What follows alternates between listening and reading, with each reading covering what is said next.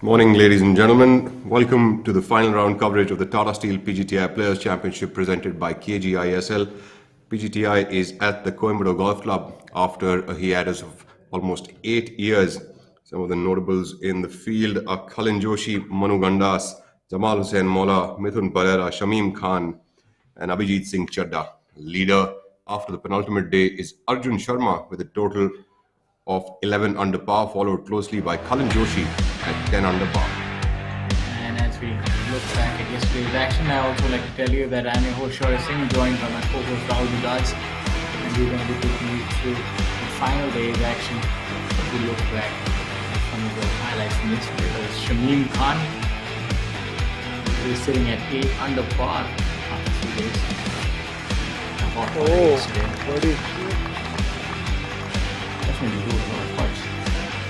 Akshay Niranjan there. Akshay Niranjan, rookie on tour, first tournament as a professional golfer, and here he is playing the leader group on the final day. Something we really don't see very often, do we, Shaurya? Yes, he's a greenhorn and he's performing straight off the bat. Just Really? put the cat among the pigeons, so as to speak. Young man, a great future ahead of him. As we have a look at Khalin, the word experienced campaigner comes to mind when you look at Khalin. A lot of pedigree there. Absolutely. Khalin's been struggling a little bit over the last couple of months, but seems like his game is coming back into shape for that off time.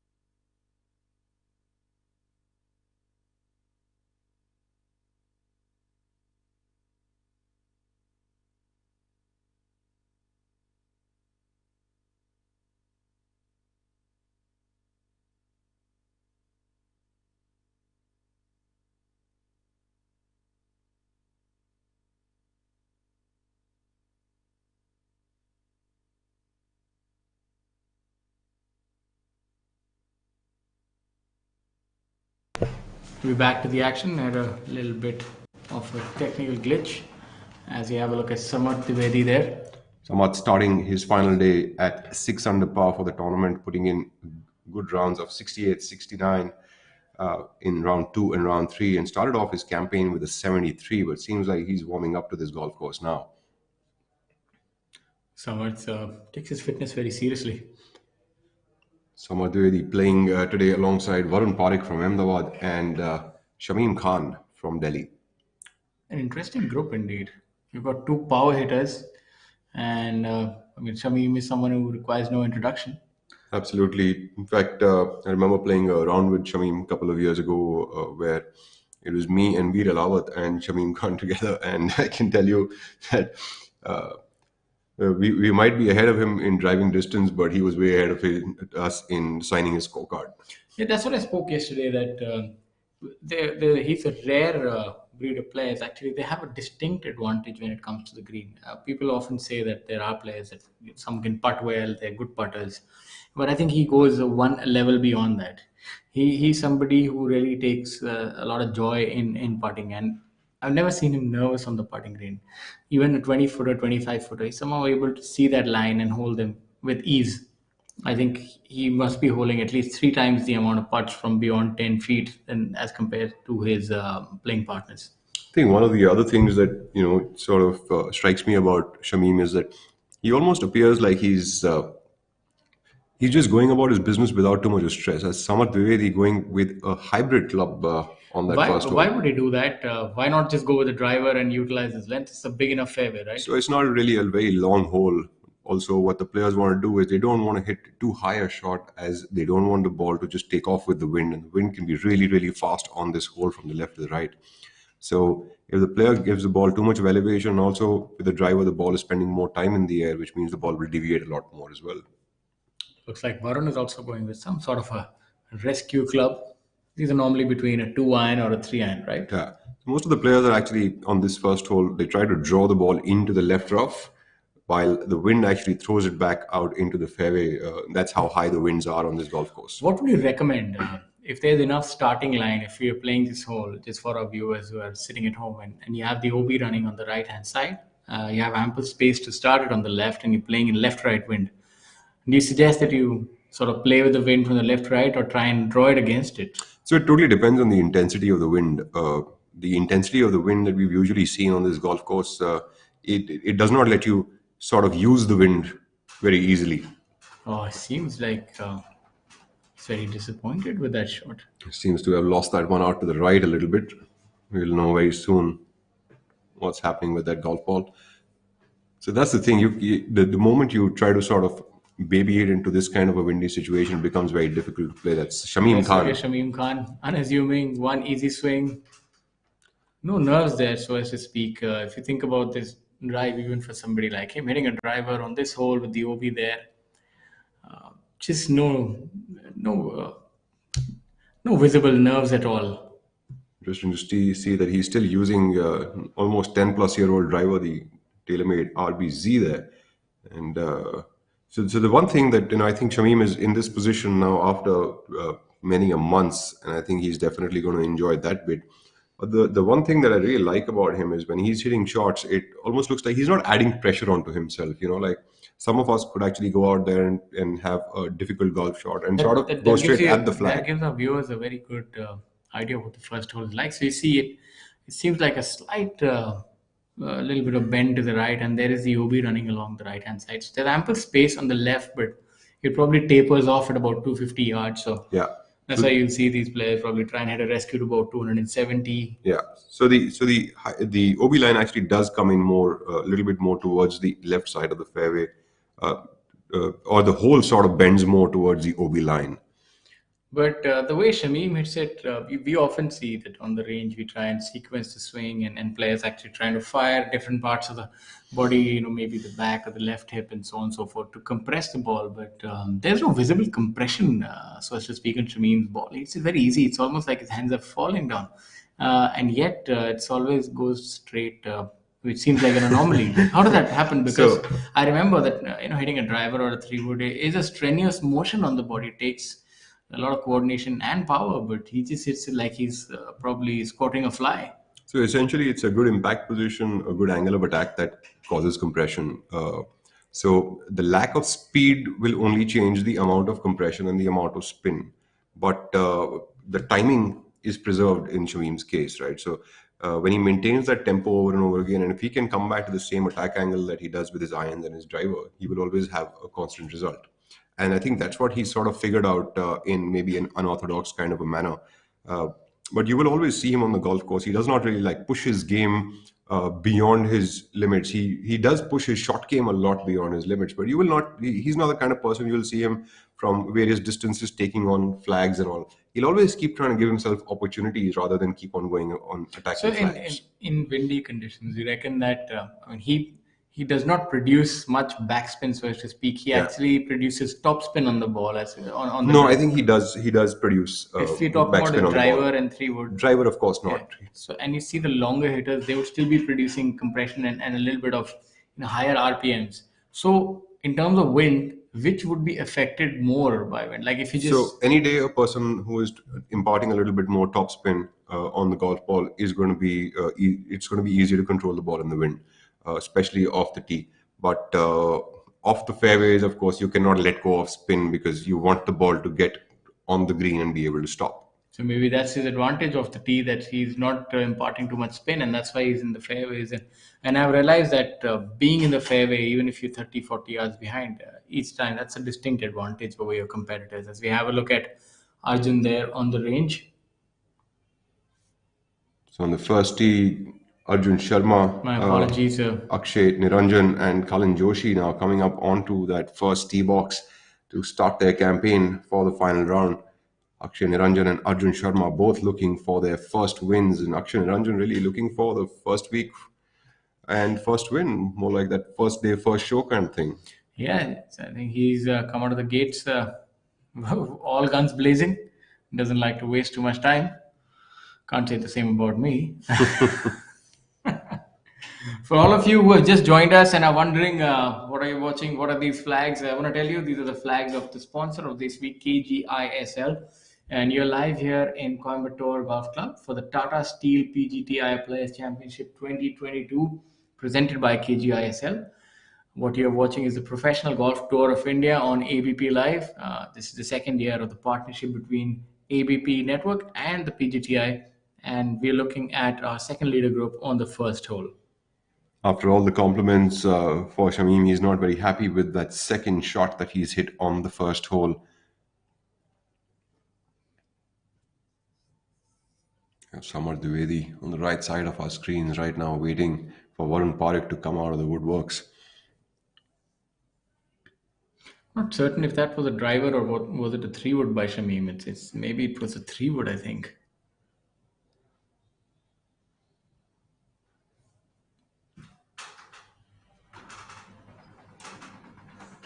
What's important that the players actually get ready for their own shot while another player is hitting. You can see that Samarth is ready to go. Not ambling about, just maybe all of 10 seconds and ready to shoot.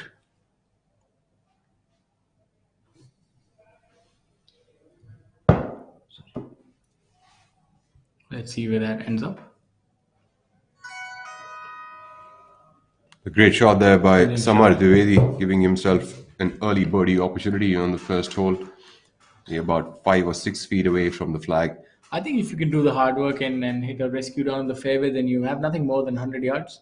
So I think a very birdieable hole. I think anywhere around 250 yards off the tee box, players will have a good opportunity. But it's not like it's a 350-yard hole, but it's not like if you're hitting 250 off the tee, you're getting another 100-yarder in. Actually, half of that, a lot of that distance is going away into the wind.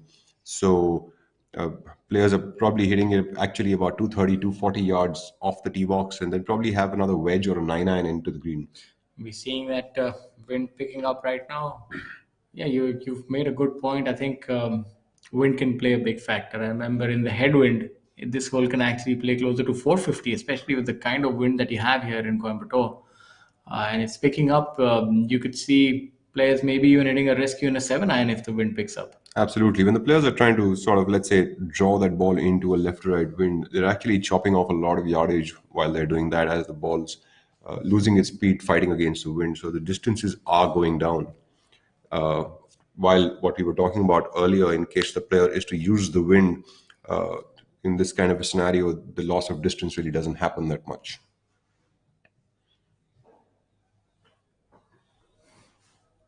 So a very young group for our final group this time. We've got Kalin Joshi as the most experienced campaigner in this group, while Kalin is very much a young lad himself. Yeah, I think he's still in his 20s for sure. So it shows you the game is definitely trending in the right direction. Youth. Arjun also, I think, should be somewhere in his late 20s, if I'm not wrong. Yes, absolutely. Akshay Niranjan, anyways, is his first event. I think that's the way to start a pro career. Absolutely. I mean, starting your pro career with a bang like that is pretty good. And so he's put up some good scores over the last 3 days. He's put up 69, 70, and 668 to get a total of 9 under par. So he's very much in the hunt. He's got nothing to lose. And if he can keep that sort of a mindset, he could be someone to look out for today. But mind you, be it Kalin, be it Arjun, or be it Shamim, It's going to be a tough fight out there today. Absolutely. Akshay now opting for an iron. That's something we've not seen so far.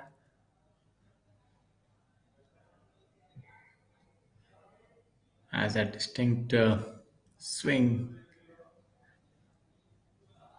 He just sort of lets go of the club later on, doesn't he? And he just sort of just rests it on his shoulder, it appears almost. Seems like he wants to hold it off and then sort of flips it in the end. It's a little confusing. We'll try to see. We'll I try to think, decipher more of his swing, but it definitely works. I think it's probably just something of a, something of a timing thing that players do to sort of create matchups in their golf swing. Definitely works. That's a telltale sign if a player just hits it and picks the tee up. Joshi going along with his hybrid as well. The thing with Joshi is that he can really keep that golf ball pretty low and powerful. Yeah. So he does have that sort of an advantage. Also, Shamim, for that matter, he can really keep those irons at a very good ball flight, which the wind it can get through the wind quite well. Even though he does not have speed on him, but he does keep it very Current nice. puts a lot of compression on the ball, which our viewers can see now. Absolutely, he goes after it. Look at that divot. That's a sign that he's hitting it really hard. Taking a divot with the rescue shows you the kind of speed he has and the attack angle. Absolutely, appears to be pretty happy with that shot. We have Arjun Sharma now coming in, our leader at 11 under par, going off that first hole now. Our leader here, matching with the background. Let's see if he can keep his lead and win this tournament. It would be quite the victory for Arjun.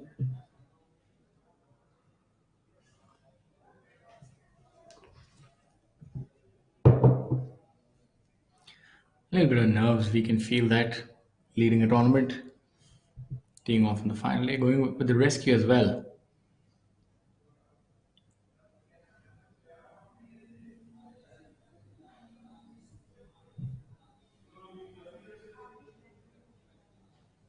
It's a good finish, but looking on a little anxiously. Seems to have missed it to the right. Not the ideal start. But we'll find out more as we continue the telecast. You want to tell us about this golf course a little more and what's going to be in store for our viewers today? So, And what kind of score are we expecting? so I think I'm going to look forward to what happens through about 6 holes, and I think that's where we're going to start seeing a little bit of spark of who's really trending in the right direction. But I do feel like realistically, it's around the 10th hole that we will really figure out as to what kind of number is going to take the title, because 9th and 10th both are par fives, and then there are a couple of other birdie opportunities as well before that. So I think we'll have to see who actually goes and capitalizes on that. That at the background there is the new clubhouse there off the golf course. What a beautiful sight indeed. Absolutely. Sometimes sitting here, you really feel like playing golf, looking at these beautiful golf courses and pristine conditions. Although we could definitely do without the wind with our playing standards now. I'm sure, So the, sorry, wind is something that won't be kind to us. the Coimbatore Golf Club is a golf course of 6,540 yards, which is a par 72 golf course situated at the Palgat Hills, which is a part of the Western Ghats, and that is primarily the reason how we get the westerly winds in here from the months of May to September. That's the highest amount of wind that they find in that area. Last time this tournament was played at the Coimbatore Golf Club. It was won by K. Prabhakaran from Sri Lanka. The most important thing about this golf course is to understand the wind, and that is what plays the most important factor in determining how to play this golf course. It's not really the length of the golf course, but navigating that golf ball through these through these winds that counts the most. I mean, when you play links golf and all, you're hitting the ball really low, but at a golf course like Coimbatore, you're not really keeping that ball very low because on the links courses the ball tends to run a lot, while on a golf course like Coimbatore that's not the case. So the players still have to take an aerial route, but they have to be able to navigate those winds and read them very well. And I think that can take a day or two to sort of understand that. That's a case of damn if you do, damn if you don't. Yeah. Because you have to hit it low, but you still have to ensure that the ball does go a fair distance, and when you do hit it low, the carry reduces. So it's probably about finding that sweet spot, and that's why you'll see a lot of players hitting a rescue. And I think the ones who are good with their rescue in the 3 wood will come out unscathed on this front nine, because the front nine would actually require a lot of rescue shots, I presume. Even the second hole, you might see players actually going with a more cautious approach. Drivers are more on the back nine, Right. and by that time, you would have a tone for this tournament and which way it's trending. Well, my feeling is what I feel when I've seen the first hole, Arjun Sharma hitting his rescue to the right hand side, and the wind is picking up, that these players could be in for quite the afternoon. Absolutely. I think it's going to be a really interesting day, especially with the number of players bunched up within a shot of each other. So we're going to see some interesting stuff happening today on the golf course. We also have a couple of other players who already made a good start. Abhinav Lohan already won under par for the day, and so is Arjun Prasad, Harinder Gupta, and Harshjeet Singh Sethi. And a couple of other players also who have started playing this round a little bit earlier today have also gotten off to a good birdie fest kind of a start. Like Divyansh Dubey already made 3 birdies in the first 6 holes. So some good stuff happening down there. So we'll be seeing a lot of changes on that leaderboard as we move along the day. Yes, the chasing pack will have to get off to a hot start if they have to challenge the leader group. Akshay Niranjan on our screens now is playing his first professional event and I just think two he shots off the pace. looks like he could be about 125 yards, safe to say. Absolutely. I think he's might be a little bit further away than that.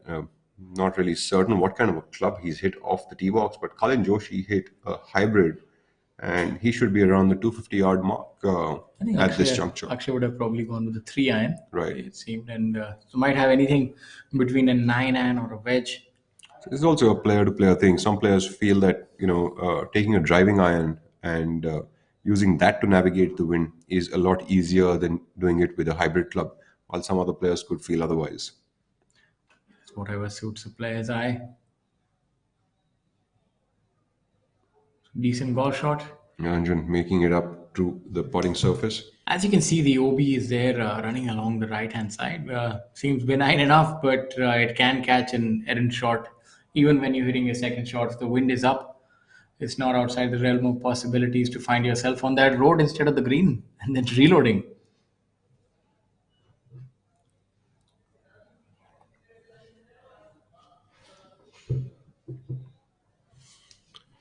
A big shout out to all of the tour partners of the PGTI: Tata Steel, American Express, Amrutanjan Fruitnik, Athletic Drive, Golf Plus, all of these sponsors and supporters of the PGTI helping to put the tour together. And this week's tournament is presented by KGiSL, an IT company.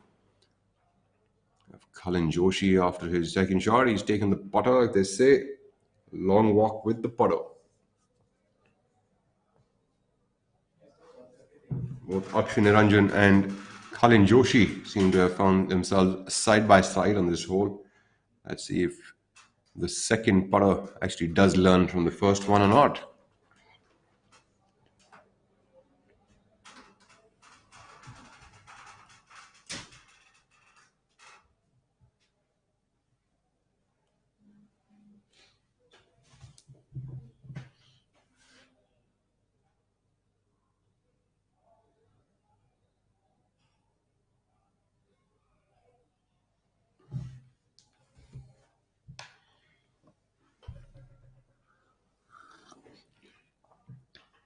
Fairway is looking in perfect condition.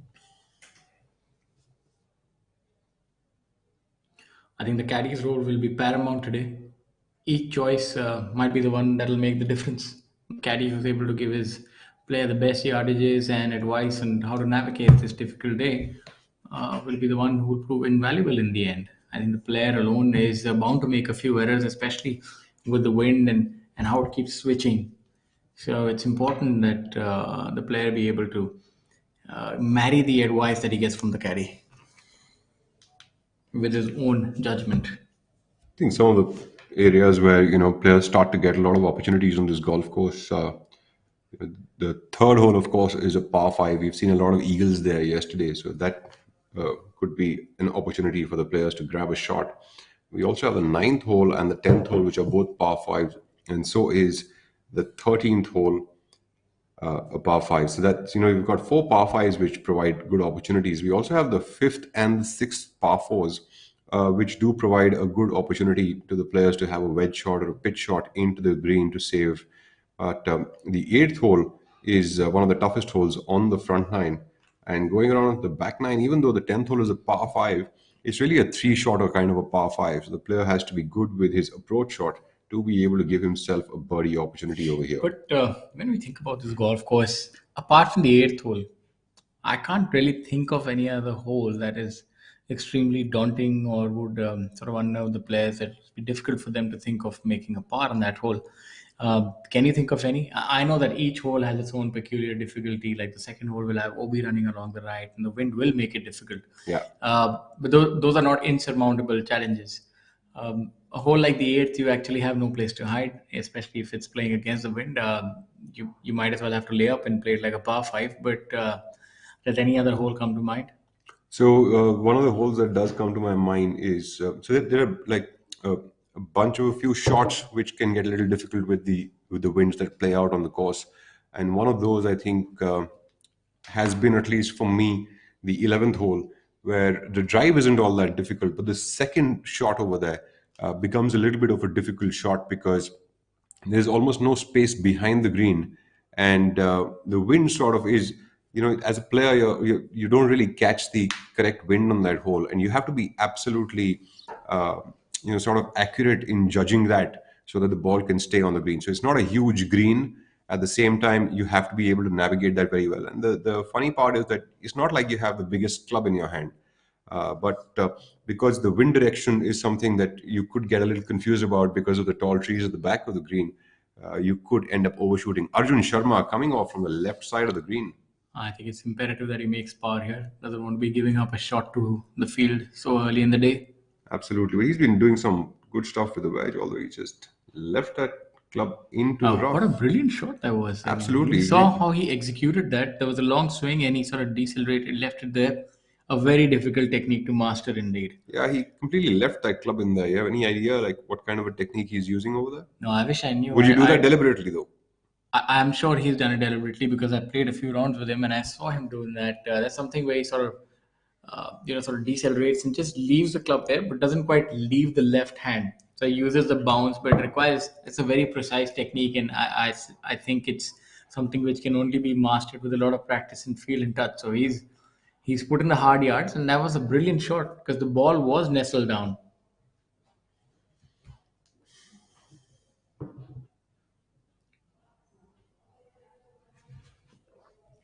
Should be able to save his par.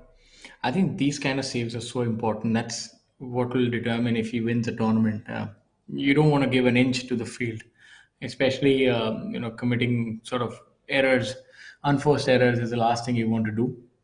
He had hit his first shot to the right, and obviously was able to extricate himself closer to the green. And now let's see if he makes his par. As we have a look at Akshay.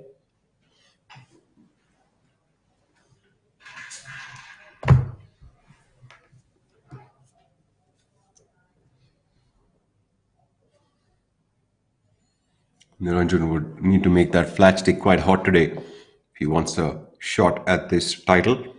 I was just thinking, between the quiet space when he was putting, because obviously we were contemplating what to say next. It almost felt like the calm before the storm.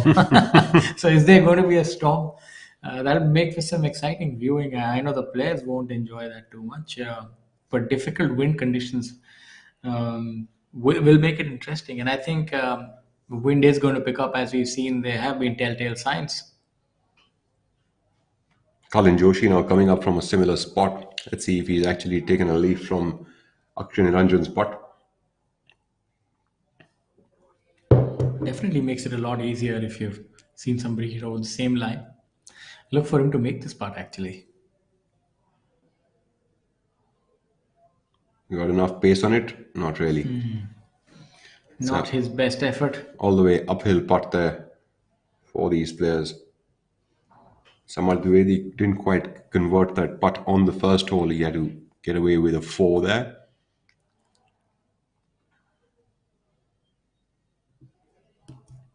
Arjun Sharma, an interesting attempt now to save par. He's about 6 feet away from the hole. This is to keep his lead. This will break a little from his right to left.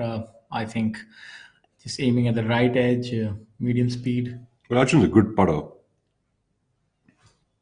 Yeah, no doubt. But this He's still also got a lot of feel in his game. He doesn't really just have mechanics. He's also got overall feel. His touch is pretty good. We saw that with a couple of other pitch shots and chip shots yesterday as well. Well, it's situations like this that a player does take, does try to concentrate a little more because you don't want to be making errors. And that's the thing about golf. Normally, from 6 feet, if you had a birdie putt from 6 feet, and you would have gone about it in a more a natural fashion. But here, you're almost trying to force the ball in the hole because you know you have missed the green and you hit a decent shot and you want to make that putt. So I guess that's what the key is, right? So they say that when you get to this kind of a situation, you want to just keep going about your business the way you would normally do, and not make too much out of it. That's That's very a well done brilliant save. from Arjun Sharma. Early morning fist pumps coming in from Coimbatore Golf Club. rightly so, he was ecstatic after making that putt. And Niranjan coming up now to save his par. That putt for Niranjan should be pretty straight up. Almost no break on that.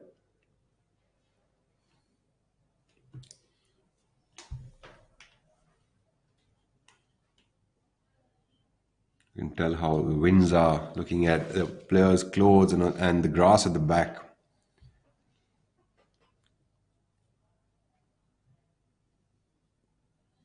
Very well done there by Akshay Niranjan. In the chasing pack would be hoping that these are the winds of change. I think, as when you get into a leader group situation, that if you can contain that and sort of not pay too much of attention to it, like that's what you can say that's something that everyone will make the mistake of sort of making too much out of it at some point of time in their lives. But if you can somehow not be spending too much extra time on that, all three players will be finishing up with a par over here on the first and move It's a on good to the start for them. second. Absolutely. And so I've noticed that when players can sort of keep their timing of their pre-shot routines pretty similar, instead of start to pay too much of attention to these shots and start to make too much out of them, I think they just tend to do a lot better going forward. And I think that when you see the better players, when you see the people who lead the pack, usually some of the guys who've got way better career graphs, you will notice that they do that very, very well. So they could go into a pressure situation, but they sort of manage that in an extremely good fashion. I think it also comes down to the level of proficiency that a person has in that particular part of the game. I've seen that the better players normally have a higher rate of repetitions in different part of the game. So when they have more confidence, they have less scatter, so as to speak. So they are more, they can back themselves up. So when it comes to putting, they know that yes, I will make a good putt.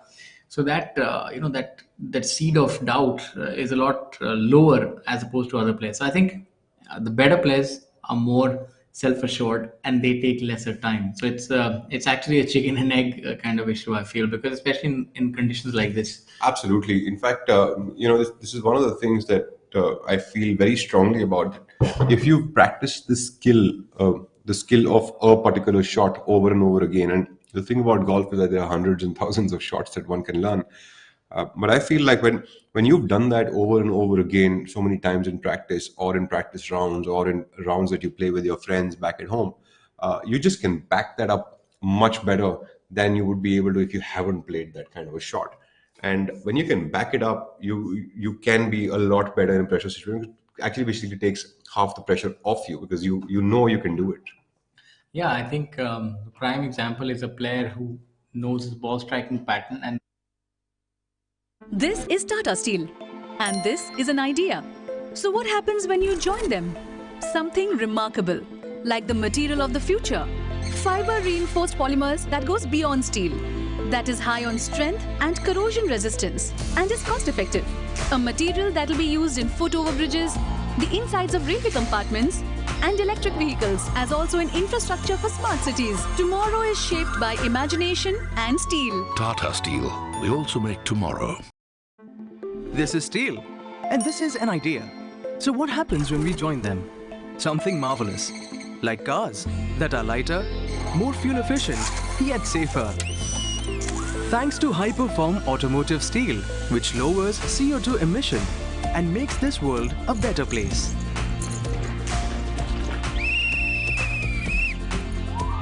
Tomorrow is shaped by imagination and steel. Tata Steel. We also make tomorrow.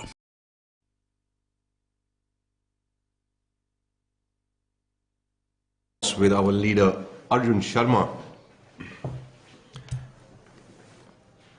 Coimbatore Golf Club over the last many years has become a very passionate golfing location for a lot of people. The number of golfers at Coimbatore have been growing steadily over the past couple of years. Sharma going with a driver.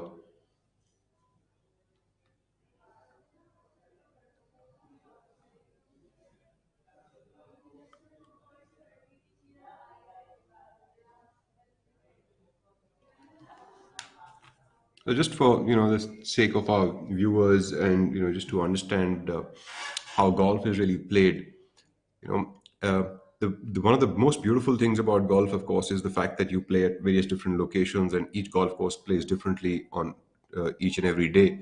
In fact, from morning to afternoon itself, the tendency of the golf courses change. But for our viewers, one thing that is very important to understand, especially if you've never played golf before, the beauty of this game is that any level of player can play with anyone just by our handicapping system. And that makes the game so interesting. So you can play with pretty much anyone, not worrying about what kind of competitive level each other have by just handing strokes or taking strokes from them. That's a very good point. If you compare it to other sports, that's why sometimes golf is often referred as the old man's game. That's very unfortunate and sort of that's a misnomer, so to speak. But golf does allow you the opportunity to play until the twilight years of your life, and that's because golf has a unique handicapping system, as you said. Now, you can't imagine playing cricket at the age of 70, can you? I mean, you probably can. Sure, but it's difficult because those games are taxing, and there are no special rules, there are no handicap systems. But in golf, you compete primarily you try to compete with your own score, and you're given a handicap. And handicap is basically the sum of averages of what you're normally expected to score. So golf course normally consists of 70 to 18 holes, which normally will have a par of 72. So let's suppose that you normally take 90 shots. A professional would normally take 72, so he or she does not have a handicap.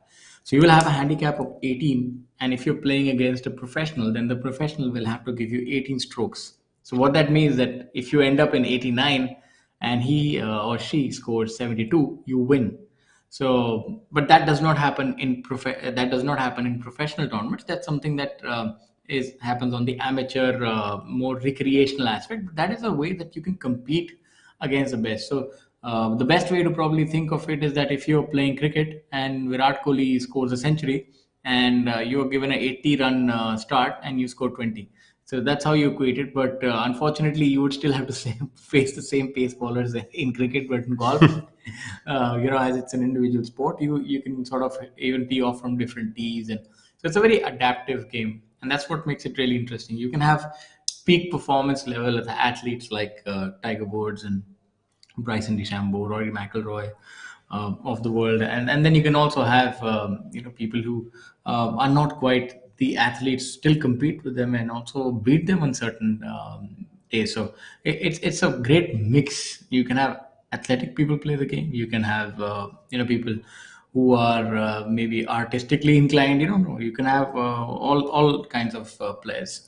And having spoken about this now, I think on a recreational aspect, golf does make to be a very a versatile sport in a manner that the entire family can play this together, right? So people can play like grandfather, son, and the grandson. Like each of them can sort of play together. Right? I would recommend that if you take it up professionally, you're luckier if your parents and everyone else doesn't play. Absolutely, because it won't give you much wriggle room in terms of excuses. I speak from personal experience. Yeah, but so this just makes a great sport to sort of play together, because you can, and you can play this to pretty much any age that you can walk.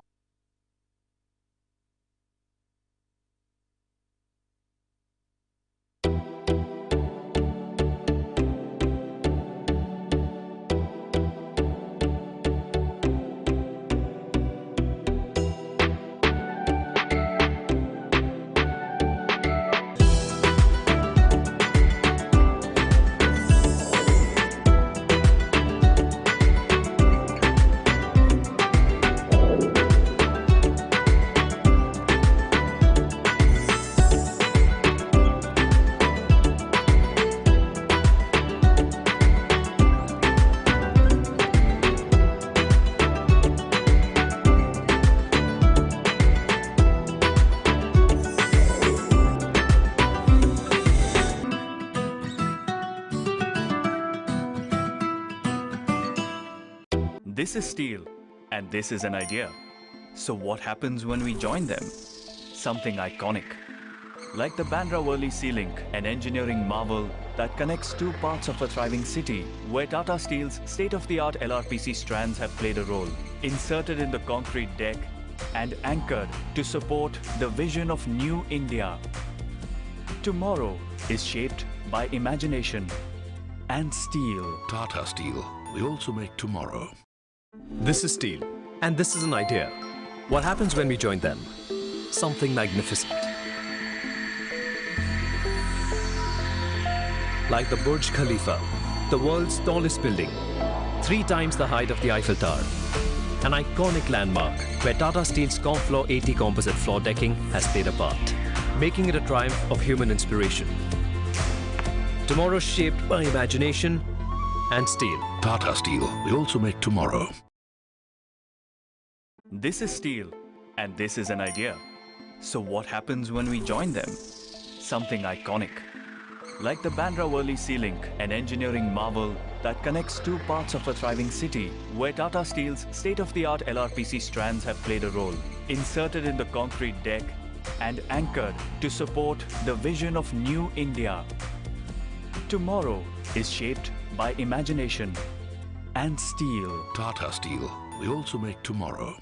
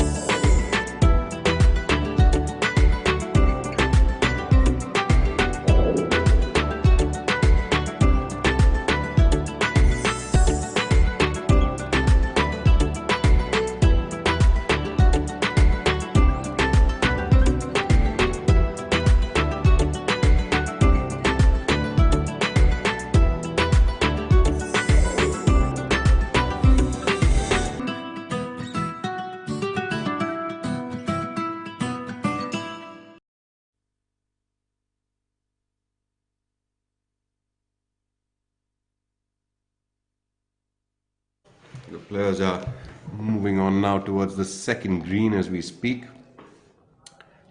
All the 3 players in the leader group, starting with consistent 4s. To start on the first hole, we have Shamim Khan, who's dropped an early shot and has dropped off to 7 under par. He's now 4 shots away from the lead. M. Dharma, who is at 6 under par from yesterday, has actually jumped up a position on that leaderboard. Warren Parekh also dropping off early shot. Amandeep Joel seems to be on some sort of a campaign this morning, starting off with 2 birdies to start his day and a par on the third hole. This takes him up to 5 under par for the tournament. I think it all started from that chip in, didn't it? Let's see if we can maintain that momentum. That was actually one really good shot yesterday. That ball didn't deviate from that line at all. So he's at 5 under. I feel if Amandeep can maybe make 3 or 4 birdies and post 8 under par, 9 under par, you never know. The seventh He's hole. really rolling the years back. Huh? He's got a form and shooting red numbers. It's really heartening to see that. We're on the seventh hole now with Kartik Sharma playing alongside Om Prakash Chauhan. Your third playing partner is Vikrant Chopra. We don't see him on the screen yet. This will give our viewers a good idea about the wind. You can see the leaves rustling there, and the players really having to think of the choice of club. I think now on a shorter hole like this, 180, but this could, players can actually have a shot taken away from them. Do you remember playing the seventh hole? It's a very interesting par three. I remember the green is green. slightly raised. Yes. The right side of the green is super undulating. And that's where we used to have a lot of problems with the flag pin position. Absolutely. And I think this was a hole due to which many tournaments had to be cancelled. Absolutely. Because In fact, if the wind would pick up Yeah. and the flag was perched in a precarious position on the slope, the ball wouldn't stop. yeah. So in fact, the right side front flag on this hole, if you end up missing your golf ball into that front bunker on the right side, it was one of the most difficult shots because you try to pop that ball up and try to stop it close to the hole where it would all roll back into the bunker again and again. And if you went a little bit extra, it would go beyond the ridge. So it was a little bit of a complex kind of a hole location. to All I can navigate. say is that it just makes for some excellent viewing. Absolutely. I mean, there's a perverse kind of pleasure that you can have seeing players deal with these kind of conditions, the wind, and it's interesting the kind of shot they would choose. Which side of the tee would they tee up? What shot shape? What kind of spin they're looking to impart? That's really important. Kartik Sharma, another steady campaigner coming up on the PGTI. He's been doing some really steady scoring over the last many months now. So started off his campaign today with 3 pars to begin the day, sticking around at a total score of 1 under par.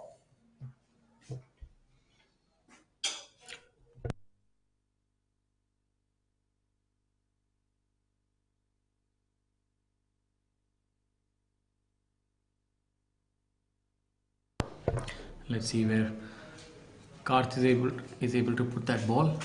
Seems like a 7 or an 8 iron that he's going with there. Seems to be a look of consternation, not too sure about where that has gone. Kartik seems to have bulked up a little bit during this off season, hasn't he? Yeah, that'll help him in this wind to ensure that he's not swept away. Vikrant Chopra here not using a tee. He's a really good ball striker. Vikrant, a seasoned campaigner, has been a professional for, I think, close to 15 or maybe even 16, 17 years. Absolutely, close to about 2 decades, I'd say. So he definitely knows how to golf his ball. Standing on the left side of the tee. That would normally mean that the player is trying to hit a draw. Oh, that was a very... Loose kind of a swing. That's not the kind of swing you'd be wanting to make on this hole. It was a very odd-looking swing, to say the least. It seems like the golf ball is okay, though. He isn't very worried about that. Om Prakash Chauhan now coming up. That's what this wind can do to you. It can make you second-guess yourself. And unless you're committed to the shot that you're hitting, that's definitely a recipe for disaster, I'd say. Chauhan comes from Mau and really packs in a punch on that golf ball. Unorthodox action, but he does Why are these players create a lot of compression on the golf teeing ball. it up to the left side. I guess it is to do with the wind direction. Probably coming off the right a little bit. That's a nice fluid swing. Looks like a swing of confidence. He's a very steady swinger and compresses the ball quite a bit.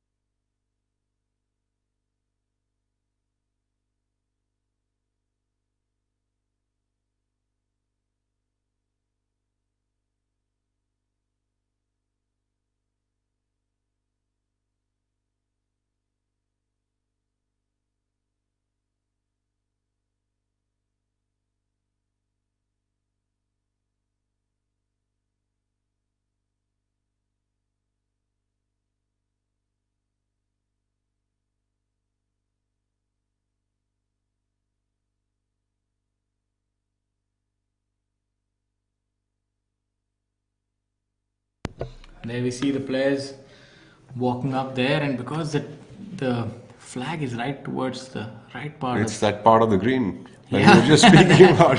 yes, I'm feeling giddy just looking at where the flag is. So the players obviously want to use more space, and that's why they're standing towards the left. It gives them a better viewing angle and more space. Also, you can tell from the movement of the flag on that green, the wind is coming in from the right side of that hole. So players would stand on the left side of the tee box so they can And start the try to ball off just a little maybe right. start a little right, Yeah, right edge of the green, and yeah, let the wind. and let the wind do the rest of the job. Now, if I was to move towards the right side of the tee Yeah. and try and hit that shot, what changes? Please explain to me why should I stand towards the left side of the tee when the flag is towards the right of the green and the wind is from the right? And realistically speaking, there's trouble on the right of the green because the flag is towards the right edge. So you still want to be on the green. So you're better off missing the same distance on the left side as opposed to right. But then why is a player teeing it up on the left? So, any sort of muscular movement or the movement of your swing is first governed by your eyes. What you see is how you're going to swing it. So, if the wind is coming from the right, what the first thing that I want to do is I want to start the ball a little bit right off my target line. When I stand on the left, my peripheral eye vision actually opens up towards the right side, so I can swing the club more out that way. While if I move towards the right side, my peripheral vision will swing out towards the left side and make the club go left and also the ball start up left. And that's exactly what I do not want. Now, suppose this wind was coming in from the left side on this hole, and then I could have definitely used the right side of the tee box. Hence, a lot of the players would be teeing up on this side. And I think this is a very small aspect that a lot of club golfers or junior golfers don't really pay attention to. But what you see is the direction in which you're going to be swinging. I thought I'm gonna say what you see is what you're gonna get. But that's really interesting. You really added another facet to sort of planning a golf shot. So it's not just the hole, the way the hole is placed on the flag. It's also a lot to do with the wind, and rightly so. So you're seeing these players actually ended up missing it to the left of the green. So when you see a golf course where the players where there is not much of wind, then you will see that the players stand on each side of the tee box depending on the kind of shape that they want to put on the ball. Right, so a drawer will usually be on the left side of the tee box, and a fader would usually be on the right side of the tee box. So that's just the way the players calibrate it. Now, over here on a golf course like this, there's the third factor also coming into the mix of the wind. There's just a lot of things to calculate. Absolutely. Now you understand why it took so much time. It's a very complicated game. Talking about that, Colin Joshi has picked up a shot on hole number 2 and made a birdie to join Arjun Sharma to tie him at 11 under par. M. Dharma also making a birdie on the third hole has moved up to 7 under par. So you've got now 3 players tied up at 7 under. Akshay Niranjan has dropped 2 shots on the second hole. So 3 players now at 7 under par, and Arjun Sharma and Colin Joshi seem to have already been separating themselves from the pack. Yes, absolutely. Now, Shamim is not having the best of starts today. I think Shami is more of a steady campaigner. I think you really can't tell what his round is going to be like until he really gets over with it. I think because he keeps it very easy, and he'll be hitting greens in regulation. He'll keep trying to make putts, and once they start dropping in, then he just goes on a rampage. Yes. Mukesh Kumar, the legendary Mukesh Kumar, on our screens, tapping that one in. Mukesh, often called Mukku. One of the things I really like about this man is that till date, with all the achievements that he has under his belt, they say in his home club that he still spends about 2.5 to 3 hours on the putting green every day. That's a lot of time. Yeah, that's a lot of time. And mostly dialing in his shorter putts is what he keeps doing over there. So one of the things that Mukesh practices a lot that I've heard is that he tries to, like, let's say he puts up multiple golf balls at about 3 feet or 4 feet away from the hole, and he tries to put one in from the left corner of the hole, one in from the center, and one in from the right corner of the hole. And that sort of just builds a lot of control in the hands. Manu Gandas not making the best of attempts there. Didn't even get that golf ball up till the hole. Another good player. Manu Gandas today playing to 1 over par and a total of 1 over par on that leaderboard, currently tied for 28th position, playing alongside Adil Bedi, who after a decent round today is already 2 over par for the day. Adil Bedi coming off an injury, sort of just easing into the flow of things. Yeah, I think what's so important that when you come back from an injury is not put undue pressure on yourself. Get comfortable, make a few cuts, and then sort of get back into the flow of things once again. Absolutely. Bangladeshi Jamal Hussain Mola today is at 3 under par. He's finished 6 holes with 3 birdies on his card so far. Zamal really knows how to roll his rock, so as to speak. A great putter. And an absolute gentleman. Adil would definitely want to make this putt. Who And he wouldn't? does. Yeah. Who wouldn't? Would you be okay with not making that putt? Yeah, I would. I would probably be thinking of my commentary career. Like if it doesn't happen on the green, then probably just talk about it.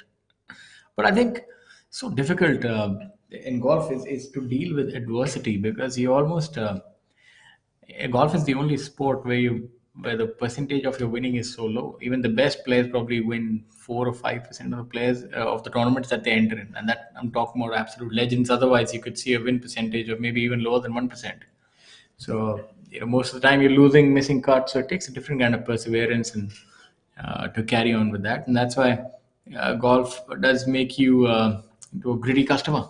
They say that 20% of your tournaments will make 80% of your winning totals. That's like the success ratio we're looking at. Ronald Can you tell us Cooker. a little bit about this hat? How does that help? Is it about aerodynamics?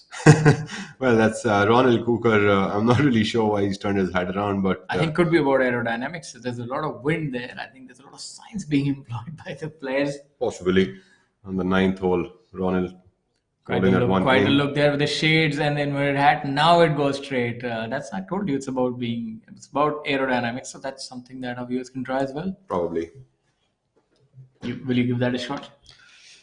I hardly wear a cap anyway, so Amandeep Joel now coming up onto the green. This appears to be the 6th hole, the par 4.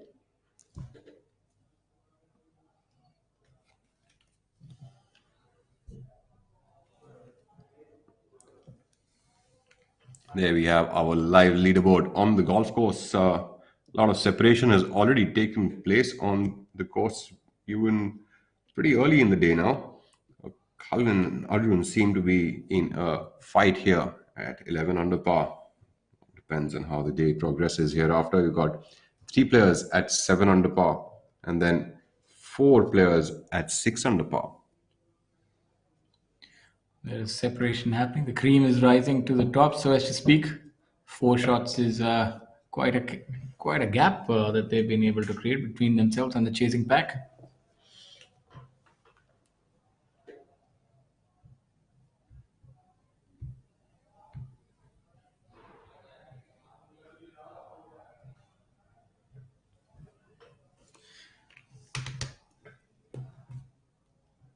So it seems like a 2-horse race, but you think the other players can join in? It's too early in the day to say what it is a party? actually going Is to it a happen. party for 2? Are they all playing for 3rd place now? No, I don't These think days, so. I don't it's think too so. I early think to say that? I think it's far from over yet.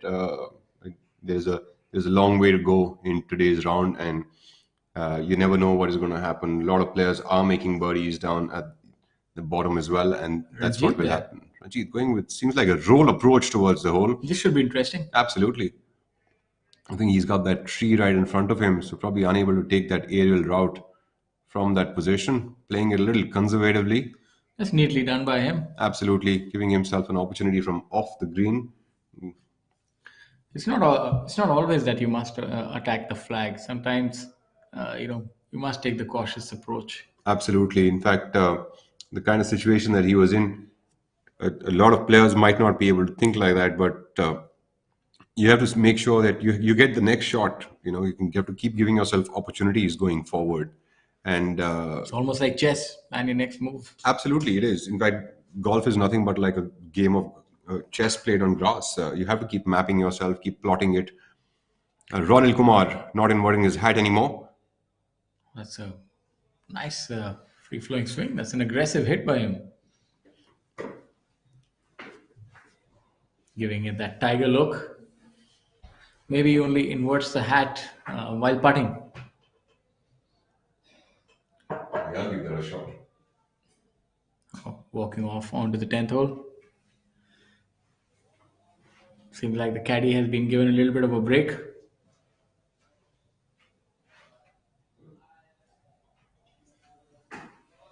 As we have a look at Amandeep Singh Johal.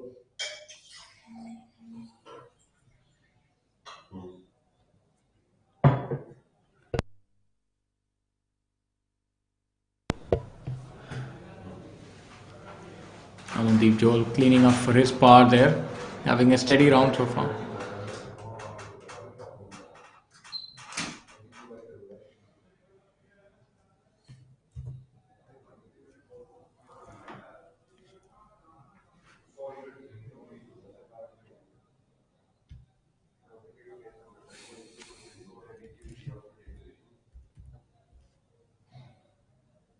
My apologies, that was Sachin Besoya there. You see Amandeep Johal on your screen right now, just shy of the green.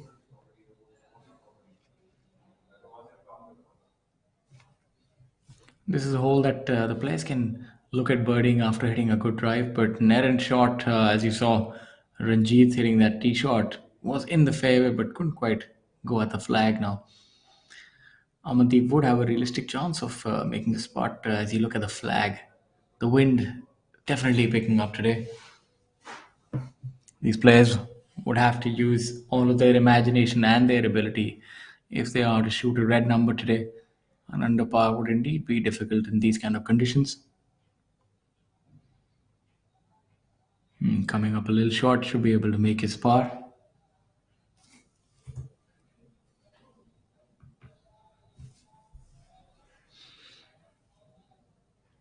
As we look at the leaderboard, see some of the notable scores so far today. Scoring has not been that good. There are a few over par scores, and people are finding it difficult, so to speak.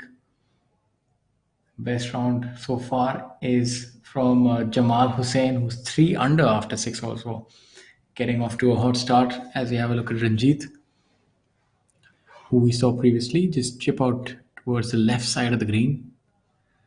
Trying to salvage a par here.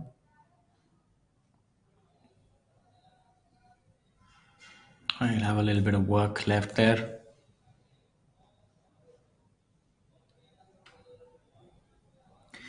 And for those of you who are uninitiated and new to the game of golf, I just want to tell you a few rules. As you would have seen Ranjit take out something from his cap and put it on the green. That's actually a metal marker. A lot of the players have these magnetic markers that they sort of attach to their cap. And in golf, you're supposed to mark your ball maybe about a centimeter behind where it rests. And that way that the ball would not impede upon one of your co-players' lines. Previously, maybe almost a century ago or more, you were not allowed to mark your ball. So it was almost like a game of croquet on the putting greens. And many a times you'd see players trying to hit a lob wedge over the other player's ball or trying to circumvent it. So obviously, all that has changed. Now, even if you have another player's marker, which is on your intended line between your ball and the hole, then you can ask that player to move the marker either ways, and then the player can replace the marker once you're done putting it. So the idea of golf now, the rules are tuned in such a manner that to level the playing field, you want to ensure that each player gets the similar golf course to the same degree as much as possible. The only thing that changes are the conditions. So obviously, nature is something that cannot be predicted. So what normally happens? Players who tee off earlier in the morning tend to have more benign conditions, and as the day wears on, you see that the wind picks up. So that has its own advantages and disadvantages. So in the morning, the ball flies shorter, especially in colder climates. You see that it's a little more difficult. The body is rigid in the morning. And the game has its own challenges, but the ball doesn't seem to spray that much in the morning. Now we're back to the action here. So you'd see that in the afternoon, when the wind is up, the players can take advantage of that on certain holes which are playing downwind and tend to hit the ball longer. So the wind does have a bigger effect on the game at that time.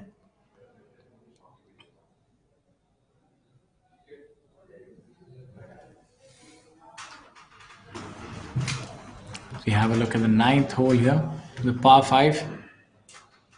So this is a hole seems to be playing downwind. So you'll find the longer hitters circumventing the given line and probably playing on the adjacent fairway and having something like a 6-iron or maybe even a 7-iron to the green. So this is a hole that is a definite birdie opportunity for majority of the players on the field. But many might still hit a 3-wood in the center and maybe another 3-wood and try to play it that way, as we have a look at this group and what they can do here. Here we have on our screens Bishmat Pal Singh.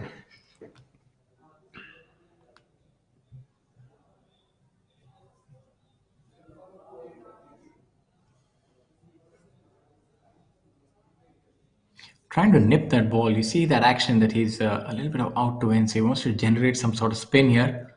I think any good pitching action or chipping action does appear to be more out to in, doesn't it? Yes, of course, and also a little steep as well. So look for this to spin a bit, I think.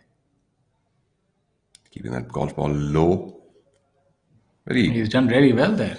good touch there. Seems to have touch as well as power, does Bishmat. Bishmat Pal Singh is playing today alongside Shravan Desai and Alap Ayal.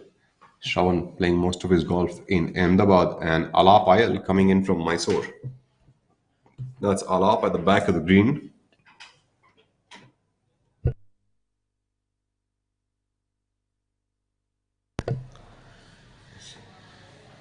Coming in on the par 5 ninth hole.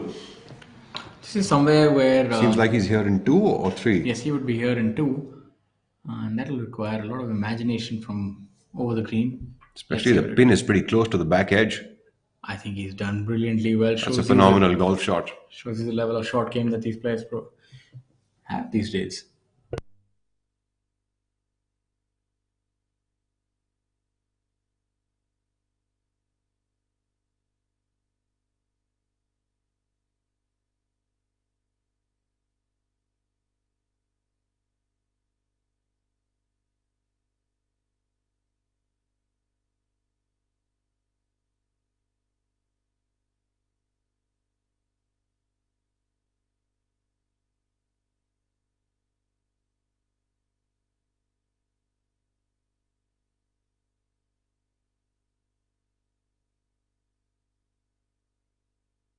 As we look at the ninth hole, the par 5 ninth, the dogleg to the right.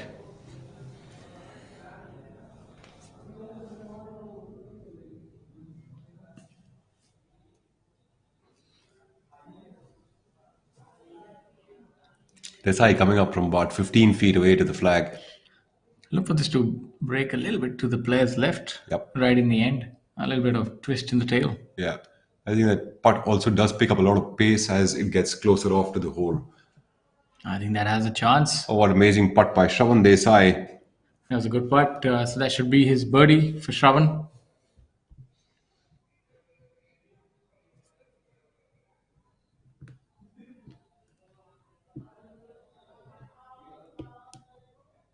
Shravan Desai was with a score of 2 over par through the first 6 holes of the day. We are still waiting for the update. Adil Bedi seems to have made an eagle on the same hole just a while ago.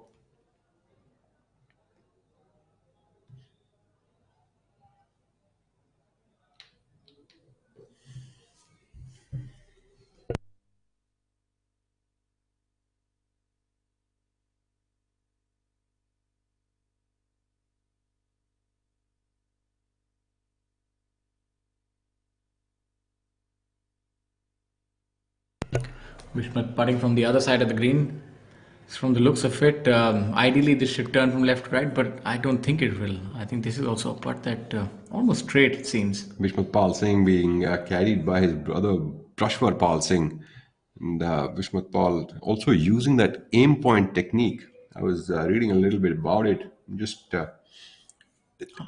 there's this thing where you have to keep your hand as far away from your body to be able to tell what kind of a line it'll break at. And seems like to he's work. using the right method. If it works for him, it works for Trishul, and seems like it might work. Beautiful birdie there. Alap Ayal now coming up for his birdie. So it would seem that all of these players could birdie this hole. This group could be 3 under if Alap is to make this putt. Well, we'll find out very soon. Amandeep Johal really raking that one up today. He's made 4 birdies in the first 6 holes and taken his total up to 7 under par for the tournament. So now we have a 5-way tie at 7 under par for third position. That would be quite the story, Amandeep winning this tournament, wouldn't it? Well, absolutely. I mean, if he can go on after this for the next 12 holes and keep that kind of a form alive, that'll be amazing, wouldn't it? And that'll be something nice to see. It'll be a change from the youth domination. I'll show you that 100%. experience matters. Absolutely. Although Amandeep Johal works very hard in keeping that youth alive. He's a really fit gentleman and keeps up that fitness level through and through. Been seeing that for the last almost a decade. Works very hard on his fitness on a daily basis. Kalin Joshi, checking what the slope is like, feeling it with his feet. It's also a part of the aim point technique, is it? Or another improvisation? Well, this is something that a lot of players do on the tour, and I've also seen that a lot of kids do it very inadvertently. You start to feel, when you're walking around, you get a sense of what the ground is doing. And they sort of use that to understand the slope a lot. Does it appear on the screen like it is about to rain there in Coimbatore? I see a lot of dark clouds. Could that portend to something deeper? Maybe there will be wind, rain, and the elements are going to play a big part. Or maybe we should just check the weather forecast. It doesn't seem like I'm much of a clairvoyant. Neither am I, but at this point it seems like it might just be a case of thunderstorm. We have Bishmat Pal Singh's mother protecting that leaderboard. You're talking about thunderstorms. We're seeing what Amandeep Johal is cooking up. It seems to be quite a thunderstorm in itself, his scorecard right now. He seems to be lighting it up on the golf course. Now, this is where this golf course becomes very difficult. As we spoke, and I think we've after spoken about this, that the final day somehow the golfing gods ensure that it's a true test of golf. The first few days are just to get the players comfortable, and the final day is to separate the wheat from the chaff, so as to speak. And there's definitely going to be one player who can sort of take these conditions and survive them. Joshi coming up for birdie.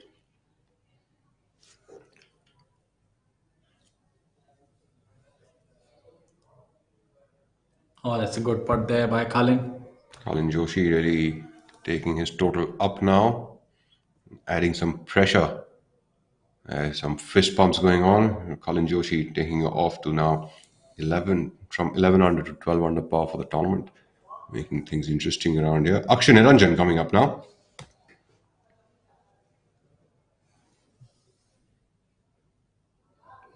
Akshay also not having the best of starts, would really want to join this party.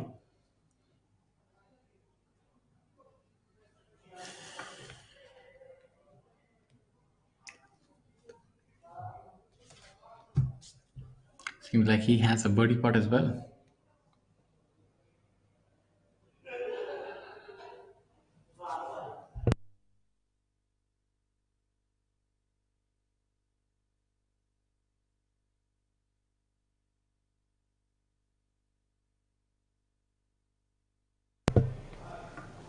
Oh, unfortunate.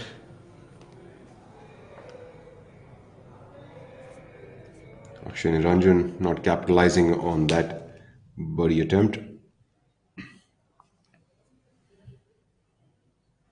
There we saw Arjun replacing his marker, and that's something that we spoke of previously. So if your marker does lie in the other player's line, courtesy would ask that you shift it and then ensure to replace it. Otherwise, you could incur a 2-shot penalty.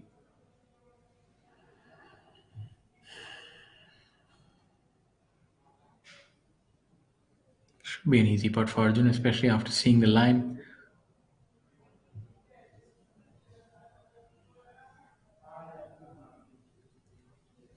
I think one thing that will be important for him if he has to have a realistic shot at winning this tournament is to maintain his rhythm and his routine. Shouldn't tend to get overawed by the situation. Absolutely. That would be key over here. Getting too attached to the result might be counterproductive in this situation. Our ball's going to break a little bit from the right. He does a good job of that, forming it up in there. Quick update on the scores as we go forward.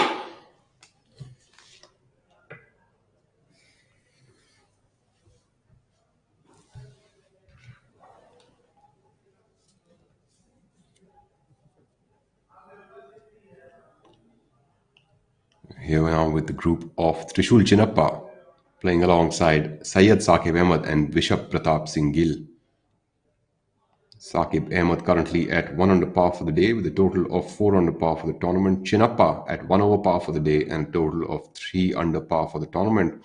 Vishap Pratap Gill keeping it steady with string of pars and staying at 3 under par for the event.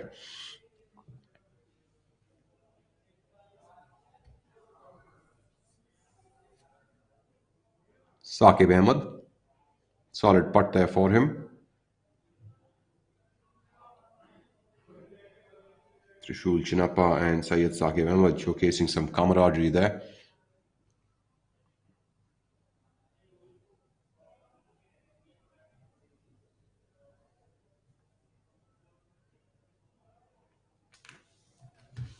Very fitness-oriented Trishul.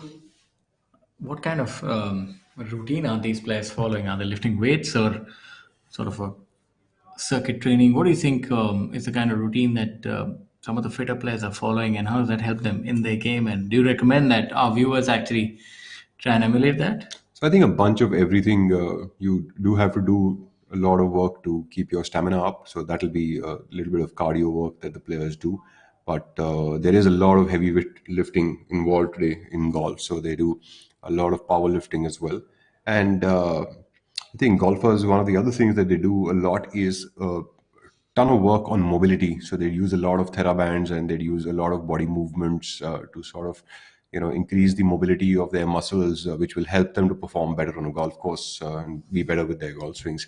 Arjun Prasad now coming off the back of the green, playing alongside Mithun Pereira and Abhinav Lohan.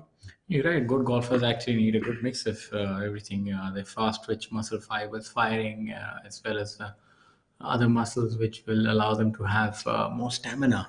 So need to be a mix of a sprinter and a marathon runner. Absolutely.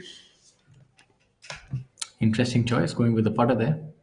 A lot of players from these kind of situations using a putter this week. Quite a surprise to watch. Arjun Prasad currently at 1 under par for the day and a total of 2 under par for the tournament. His playing partner Abhinav Lohan is also at 1 under par for the day and 1 under par for the tournament. That's a good effort there. It's Abhinav Lohan now in the background lining up for that putt.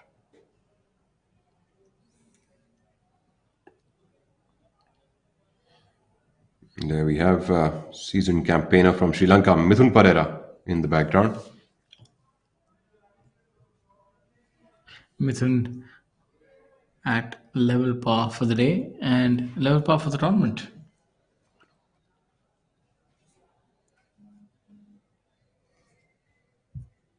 Look for this putt to break a little bit to the player's left in the end. Speed is going to be paramount on this one if he has to make this, and with the tailwind, shouldn't be too difficult to get to the hole here.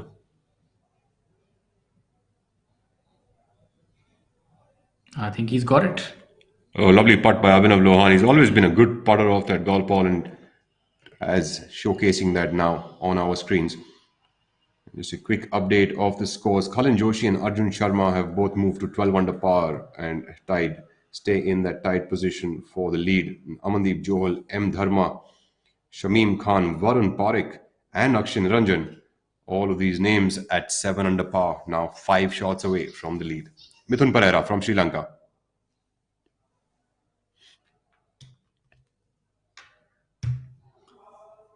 Mithun Pereira, very good short game player.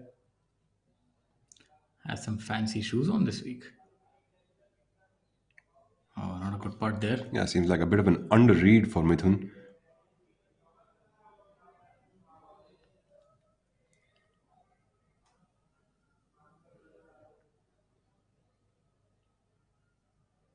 Their country has been going through some tough times over the past couple of months.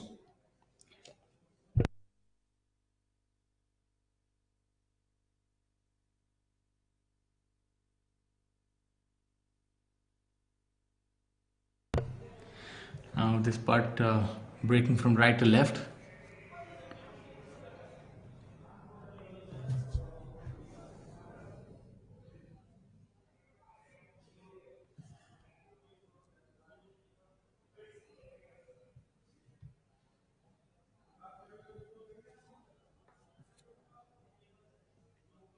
It's like that'll be a birdie for Arjun Prasad.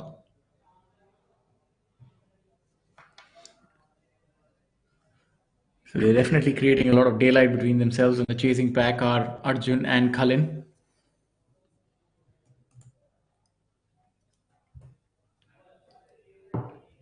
And for those of you who are just joining us right now, we'd like to tell you we're live at the Tata Steel PGTI Players Championship 2022 presented by KGiSL, being played at the Coimbatore Golf Club. You're live with us here at the ABP network. And this is the historic partnership between the Professional Golf Tour of India and the ABP network. I'm your host, Shaurya Singh, joined alongside my co-host Rahul Bajaj, as we have a look at Mr. Amandeep Singh Johal on our screens, the veteran who's turning back the clock and having a brilliant day. Here out with the driver on hole number 8.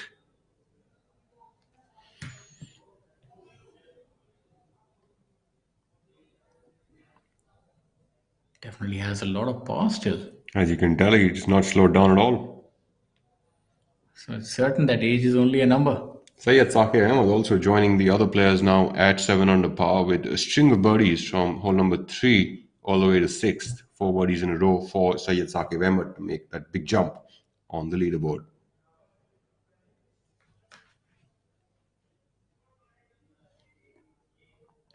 Another seasoned campaigner, Ranjit Singh from Chandigarh. Both Amandeep and Ranjit Singh are from Chandigarh. Chandigarh does produce a lot of good golf. The number of good golfers that have come up from that city probably is second to none. Looking at the names like Jeev Milkha Singh, Gurbaz Maan, Amritinder Singh, players like Ajitesh Sandhu, Harmeet Kalon, Ranjit Singh himself, Ranjit's brother Randhir Gotra. A lot of good names. I think they produce power players who tend to hit the ball long. Abhijit Singh Chadda, Gurbaz Maan, so it's full of players who have a very strong power game. Absolutely. Yes, the golf course in Chandigarh is a little longer one, and usually we've seen that the kind of golf courses that players sort of hone their skills at, they sort of tend to become like that. I see Mithun Pereira on the screen with a really weak left-hand grip. One thing that weak left-hand grip will do is never turn that club the other way around, but leads to a lot of lack of power. Nonetheless, Mithun makes up for all of that as he gets closer off to the green. Probably can hit his hybrid a lot closer than I can hit my 8-iron.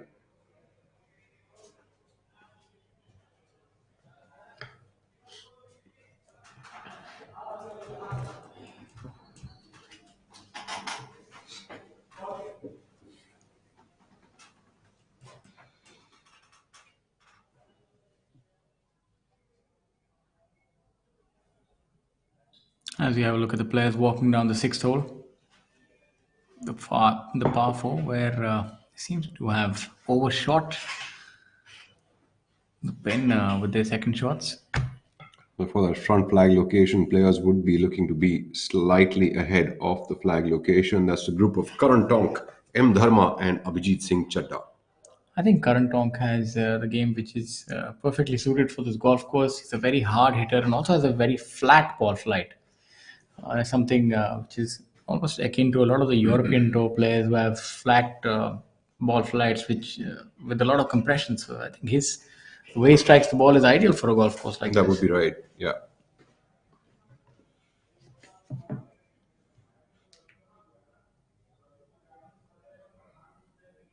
M. Dharma. Now, would be putting against the wind on a downhill putt, so that would make judgment a little more difficult. Because first you have to gauge the speed of the green and how that wind would affect that putt. And believe you me, when the wind is up and this kind of intensity, it does make a difference. And especially on holes where there is a definite slope in and around the flag. And in this case, you're seeing that there is an elevation change between Dharma's ball and the hole. The hole seems to be maybe at least a foot and a half below where his ball is. So speed is going to be paramount in this one. Seems to be a lot of break from the left-hand side of the player. So important to get the correct hit and the speed. Otherwise, you could see this ball actually go away from the flag. And the sixth hole is one of those holes where the players do look forward to making a birdie because they will get a wedge into the shot, like a pitch shot mostly, and that's something that the players are always looking forward to. As there are also holes where there is an opportunity might be to be dropping shots. So look forward to converting this one for M Dharma, although it's a little bit of a longish attempt. Front flags on these kind of holes can be a little difficult to sort of attack straight off the bat. Same Dharma with that peculiar putting grip. There's no one way. There's no correct method in how to putt. As long as the ball goes in the hole, it doesn't matter what your technique is. Has he got enough on it? Oh, that was a good effort by Dharma. Absolutely, just trailed off slightly towards the end. Check. Hello. Hello. Check. Hello. Hello. Current Tonk coming in from a similar location. Let's see if he's learned a little bit from M Dharma's putt. I think the idea on this kind of a putt would be to try and miss it on the higher side. Absolutely. That's what they normally say. It's the higher side is the professional side, the lower side is the amateur side, and it's sort of, M Dharma ain't no amateur. I mean, no doubt about that. Yeah, That's he's a prolific golfer. That's what we like to call it. The higher side is the professional side. You want to try and miss it on the higher side because it has a chance of going in. Now, this putt, as you see, it's pretty well done there. Chadda seems to have given himself more of a realistic opportunity at birdie on this hole. He is just about 6 feet short of the hole. That ball will break a little bit from his right and all the way uphill. So, giving himself a more realistic opportunity. Chadda also one of the longest hitters on the tour. That's quite a luxury to be afforded. I feel to be a long hitter, it just makes life easy. Well, I think Chadda is another person who has always remained fit and keeps working on that aspect of his life quite diligently. I think that works in his favor to be hitting it big. Of course, he's a tall person, but along with tall, he's also fit and strong. Yes, many golfers now taking their fitness very seriously. Not many gulping down burgers and cokes on the 9-hole turn. I think the general trend of sort of moving away from fast food has started, and not many people even outside of sports are having these anymore. Speak for yourself. Let's see this putt now. Should be able to make that after seeing the other two players from the opposite side of the hole. Would have gotten a good idea of the break. And that is really unfortunate. That's a little bit of an underread. That hurts. Well, that's one of the I'm things feeling that the pain right here. that's one of the things that Chadda, the day he gets that putter hot, he can go really, really low. He's a superb striker of the golf ball. He just needs to get that putter together. That's the thing about golf. You can work so hard and you can do all the right work and hit the good shot and be in the right place. But unless you get that ball in the hole, everything sort of comes to naught. Absolutely. Warren Parekh has gained one shot, two shots, in fact, by the fifth hole. So he's started off with a bogey but made two birdies later on and now had moved up to 8 under par. So 4 shots off the lead. Dharma tapping in for par on the sixth. It shouldn't be much of an issue for Karan Tonk as well.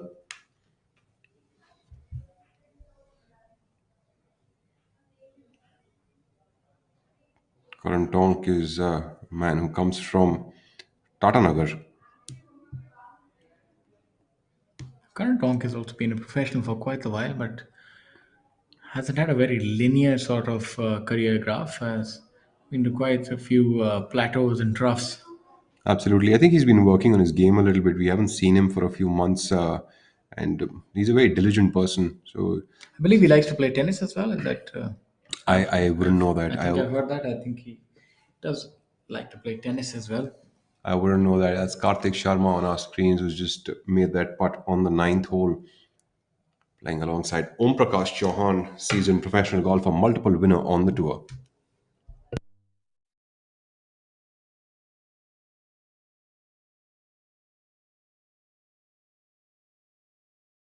Vikrant Chopra now. Very soberly dressed today. I think that'll be a good piece of information to ask Vikrant whether the wind and the broomstick putter sort of go hand in hand or not. That'll be an interesting thing to actually just know. I would think my personal bet would be that it, it it would be more of an impediment because you're further away from the ball, and in wind, if the wind would buff it against the club. It would definitely cause some sort of vibration or movement on the putter, and the closer that you are to the ball, you can sort of have a tighter grip and a wider stance. But I would think it would be difficult, but maybe the longer putters also have more weight on them, so that would act as a counterbalance. So, as we have a look at the leaderboard, Saqib Ahmed looks like he's going with a fairway metal. Also got on our screens JJ Chakola watching golf live at his home club. JJ Chakola, a former Asian Games medalist. with his father there in the background as well. Was a very good player. Was J.J. Chakola, #1 amateur back in the day.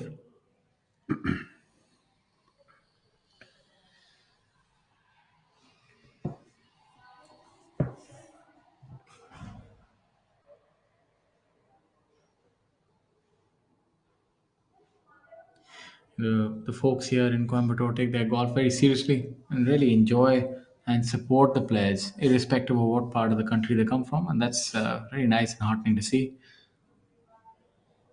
Saqib there with a nice free-flowing swing. Trishul Chinappa now coming up, going with the big stick.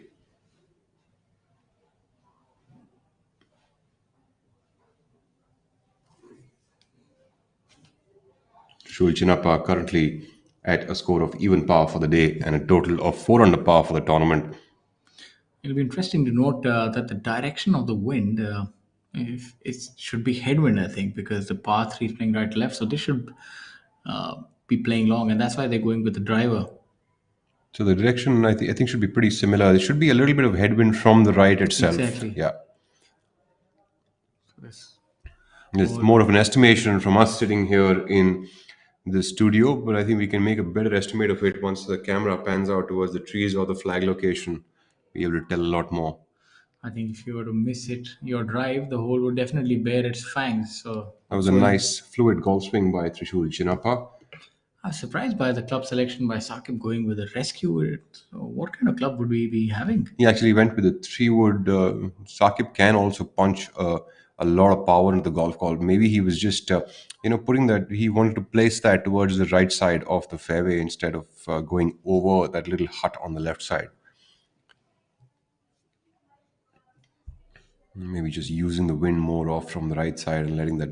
But he could have a rescue or maybe even a 3-iron in after a 3-wood. If the wind is... I think Saqib probably hits his 3-wood as far as you and I would be hitting our drivers. So, but he is a bigger hitter. If the wind is seems to have been disturbed somehow or didn't quite like that swing. Saqib is also known to surprise people with hitting 9 irons to 170 yards. So I think he might just be there with a 9-iron. Who knows? Only time will tell.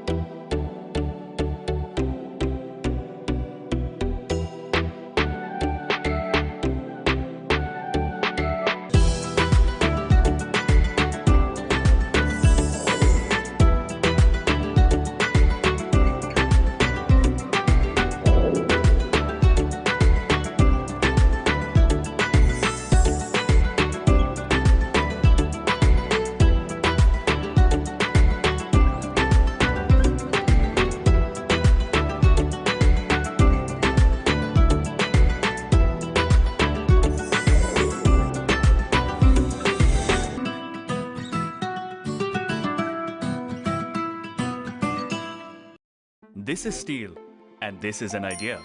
So what happens when we join them? Something iconic. Like the Bandra Worli Sea Link, an engineering marvel that connects two parts of a thriving city, where Tata Steel's state-of-the-art LRPC strands have played a role, inserted in the concrete deck and anchored to support the vision of New India. Tomorrow is shaped by imagination and steel. Tata Steel. We also make tomorrow. This is steel, and this is an idea. What happens when we join them? Something magnificent. Like the Burj Khalifa, the world's tallest building, 3 times the height of the Eiffel Tower. An iconic landmark where Tata Steel's Confloor 80 composite floor decking has played a part, making it a triumph of human inspiration. Tomorrow shaped by imagination and steel. Tata Steel. We also make tomorrow.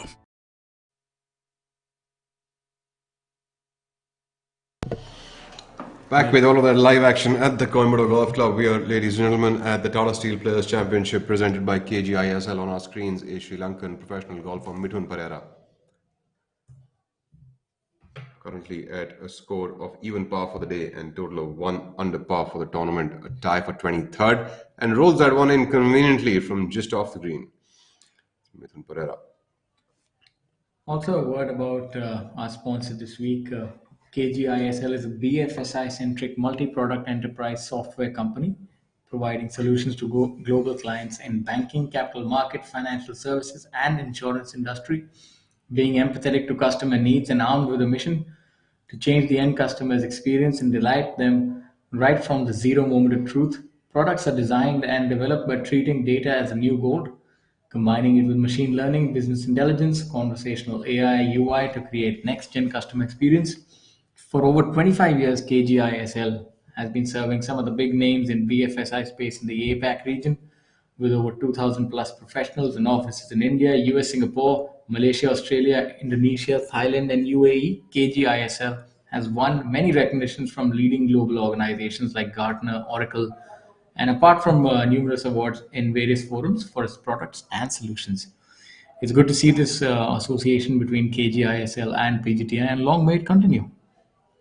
And also to point out that the tournament boasts of a prize fund of 50 lakh this week. So the players do have a lot to play for, apart from their pride and world ranking points.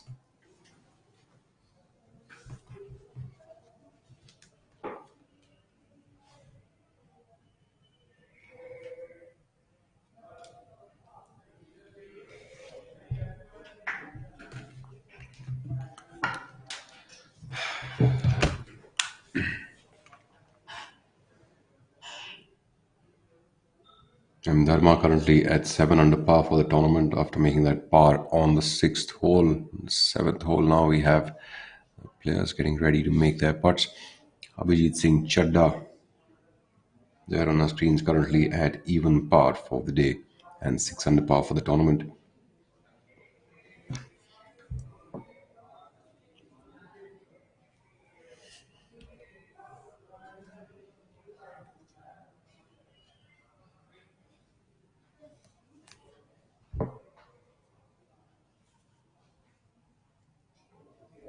Dharma with his long-time caddy.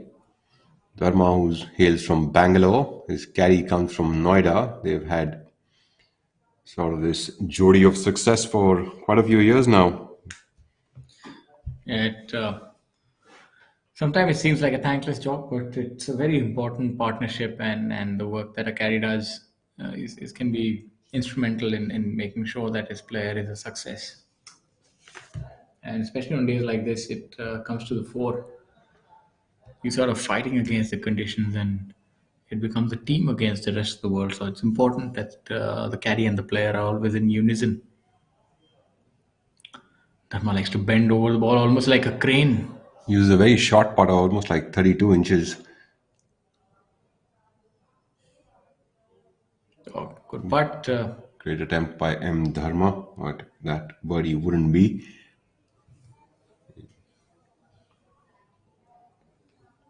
Abhijit Singh Chadda about 6 feet away from the hole. That ball should break a little bit from his left.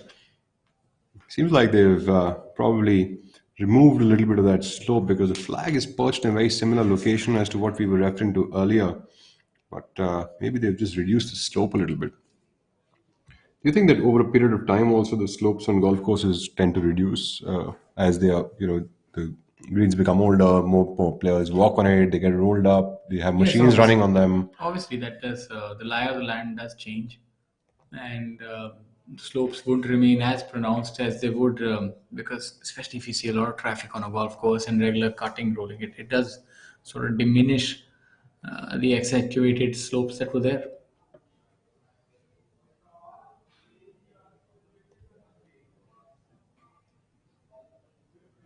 Yeah, look for this putt to break a little bit from the left and not getting the right. His putter doesn't seem to be working for him, and if you compare him with somebody like Shamim, the difference between their putting would be night and day. Yeah, that's really been Chadda's Achilles heel. His putting, he's changed his grip. He's been working very hard on his putting stroke for the last year or so. He first was working on his golf swing shallowing his golf club, and he's done that magnificently. But now his putting has been acting as his Achilles heel, even though he's been working on a ton of changes.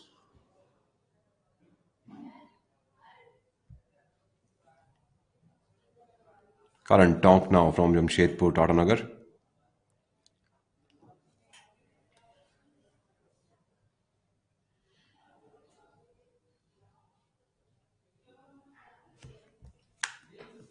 Putting is so important, especially if you're a great ball striker, to capitalize on all the opportunities that you have. Somebody like Abhijit would be having at least 15 birdie putts in a round and maybe a couple of eagle putts as well because he hits well over 70-75% of the greens, and all the par fives that he plays on are within his reach.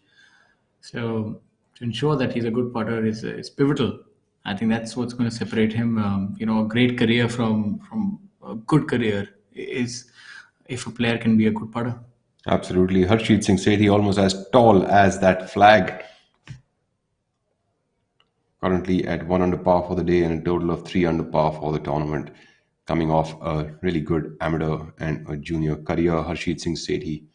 I think, if I'm not wrong, he is also in his rookie year on the tour, putting up some good numbers out there. Playing alongside Harinder Gupta today. Harinder Gupta, seasoned professional golfer, currently at 2 under for the day and 4 under for the tournament. Putting from the right side of the hole, just brushes it off on the low side. That'll be a missed opportunity. Harinder Gupta also seems to be pulling off a completely new hairstyle this week, isn't he? Yeah, seems to be suiting him well.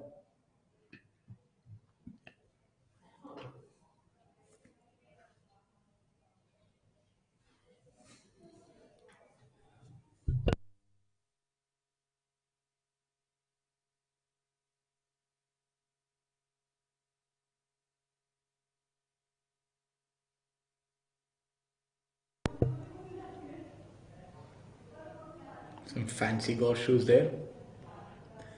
Being pulled out by Harinder Gupta. It's a good putt there. Moving off to the back nine. Gupta has also changed his putting style a little bit. Used to stand very, very close to the golf ball earlier, almost as if his putter will touch his shoes. So it seems like he's made a few changes over there. All the players seem to be, making a ton of changes and evolving. Arjun Sharma, talking about evolving, has taken off to 13 under par for solo lead over Kalin Joshi, following him at 12 under. Varun Parekh has moved up to 9 under par. As I had called out earlier yesterday that my favorite is Arjun to win. Do I get anything if he wins the tournament? What about predicting the winner? A pat on my back, maybe, perhaps? Maybe you can just pay him for another 100 X's that you've lost to him. M. Dharma, bending over on that driver. He's a very good ball striker, though, M. Dharma. No matter how unorthodox he appears, he packs up a good punch on that Seems golf like ball. the driver that Abhijit Chadha has seems to be longer than the regular length. Somehow, that's something that I can discern. It seems to be It just sort of appears to be, I guess. that could be the case. Do these taller players have longer drivers? Not really, because today's driver itself is quite long. 46.5 inches to 47 inches is what the drivers are coming in at. And if you remember about 10 to 15 years ago, drivers were actually just 44.5 inches. So they're already very long for the average man. Probably the driver length of a standard driver today is probably what is apt for Abhijit Chadda, anyhow. Okay, that's why we see a lot of players You know. dripping down on their drivers, right? Yes, and also you would hear of this that a lot of PGA Tour players as well do cut down their drivers about an inch and then use it. That's because longer the club, the more the dispersion, and it's not like that 1 inch really adds up to a lot of distance anyway. It's a nice shot from the player, just going slightly over the green on that ninth hole, looking at the group of Samarth Vivedi, Varun Parekh, and Shamim Khan now coming on that ninth green. Seem to have been Shamim Khan's approach shot. Interesting twist and turn of events today on the golf course. Good stuff happening. A lot of birdies being made. Saqib on a trail of birdies at this point in time, 4 in a row.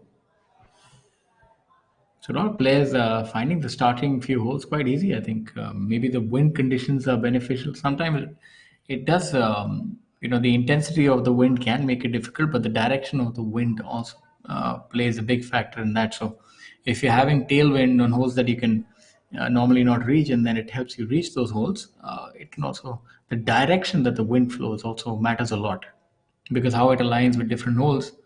So maybe the front nine is playing a lot easier today because of the wind. Karthik Sharma.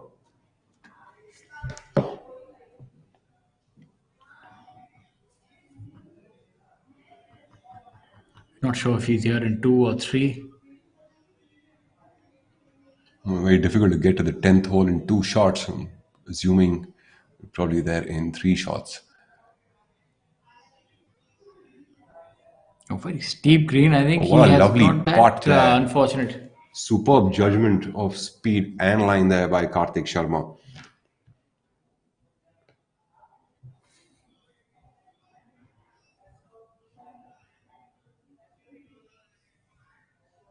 Karthik currently playing to 1 under par for the day and a total of 2 under par for the tournament. Om Prakash Chauhan from Mau now. Also 1 under par for the day and 2 under par for the tournament. Om Prakash lying most of the golf, watching his uncle Mukesh Kumar playing. He has a very unorthodox kind of a putting action, little bit of wrist, always keeps that putter face way open to the target line, but he can really putt well. Unfortunately, that putt is not going to be, but he's generally a really, really solid putter off that golf ball.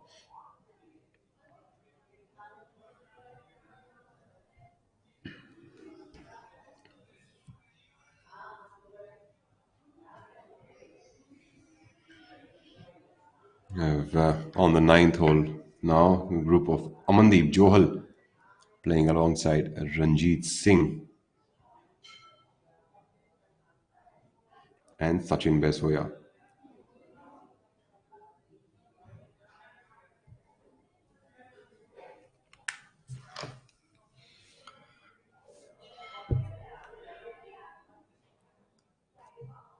Hole number 9, the par 5. A lot of the players would be looking to make a birdie with the helping wind from behind the players.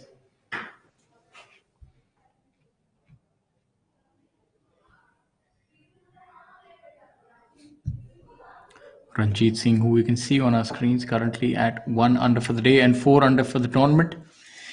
So won't be competing for the top honors, but should be looking to move towards that top 5 and try and get those world ranking points, which we spoke about previously. And just to educate our other viewers, the PGTI now is affiliated with the world ranking points, and the top 5 players on the PGTI events do get world ranking points. And these points are very beneficial. As we've seen previously, Udayan Mane was actually able to elevate his world ranking to a point that he could represent our country in the Olympic Games. So the players do understand the importance of these points, and if you're able to accumulate a lot of them, you also get invites into international events, and it does help a player elevate his stature by getting these points. And It's one of the only few domestic tours in the world. My apologies. Now, of course, it's an open tour, but it's still primarily played by players from our country. But with the advent of the opening of the tour, now you can have players from any part of the world, any country, actually compete on the PGTI. And that's what has afforded it the world ranking points. As you see that flag buffeting in the background, Amandeep Joel, who we saw previously hitting a shot over the green, so would be looking to make a birdie and move to 8 under par. And that'll be really exciting, breathing down the necks of the leaders.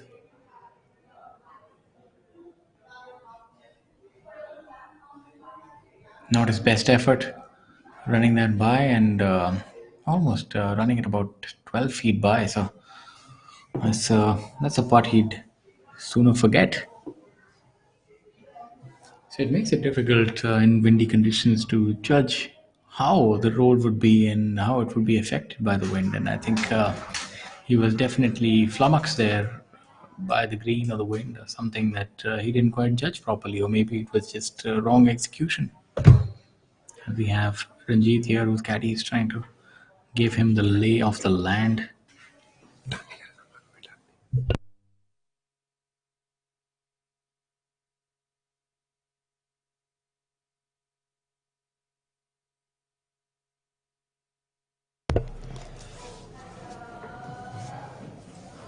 Ranjit Singh, another one of those players using an old school putter. He prefers to play that long length, ping little, in fact. That's a center shafted putter. Hardly many players are able to use those kind of putters well. Ranjit Singh, of course, can do a good job of that. Sachin Beswaya playing in that group after a solid golfing round yesterday.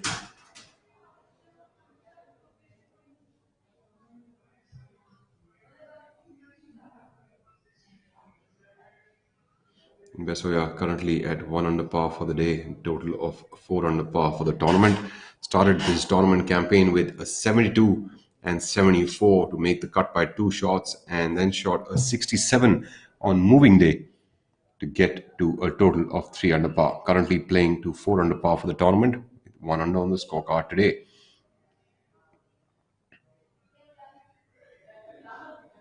Things seem to be getting really interesting atop that leaderboard, with Varun Parekh coming in with a hole-in-one on hole number 7 and taking his total up to 11 under par for the tournament. That leaves him only 2 shots away from our leader, Arjun Sharma. Amandeep Joel now putting on the 9th hole for another birdie. Let's see if he can move further closer to our leaders.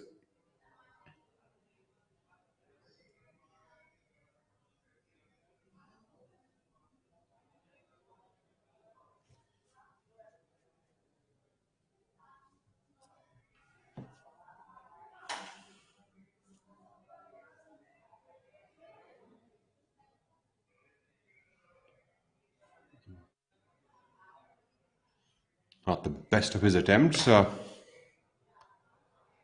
that leaderboard, we've got Varun Parekh, who started off with a bogey on the first hole, made his first birdie of the day on the 3rd, the par 5, making another birdie on the 5th and the 6th, the 2 par 4s, and then a hole-in-one on hole number 7.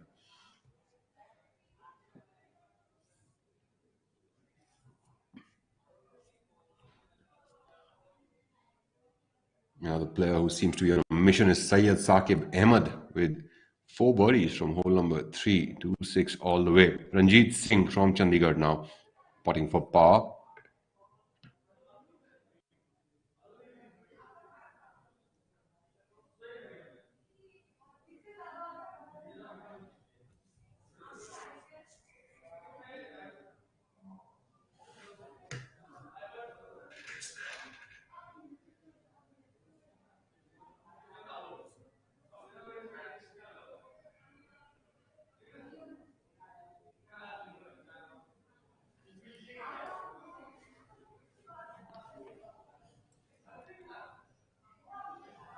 Ranjit Singh cleaning up there on hole number 9.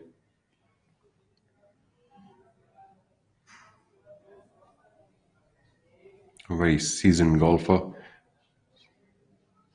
keeping on improving with time. Seems like that live leaderboard hasn't been corrected yet, but we have the live leaderboard on the right side of our screens, and there we see what is going on atop that leaderboard. Arjun Sharma still leading the way at 13 under par. Colin Joshi at 12 under par, followed by Varun Parekh now at 11 under par. We have Harinder Gupta playing alongside Mukesh Kumar and Harshit Singh Sethi on the green now.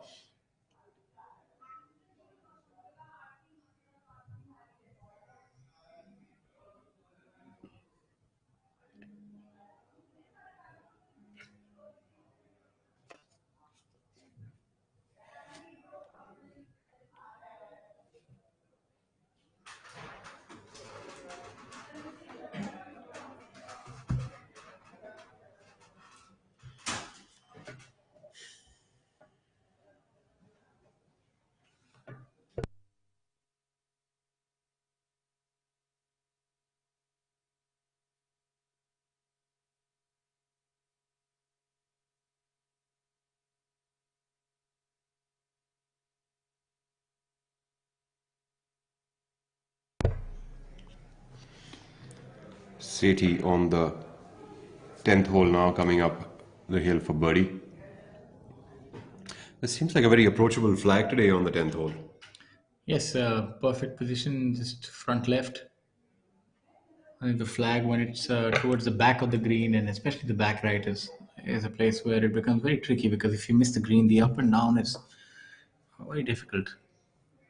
As you recently told our viewers, that Varun Parekh has made a hole-in-one, and that's made the proceedings very, very interesting. Absolutely, the gap has reduced now, and now this is anyone's game. We're seeing the top players actually take apart the front nine. I'd say, I mean, I can't even say whose advantage it is at this moment. It seems like each of the players is playing very well.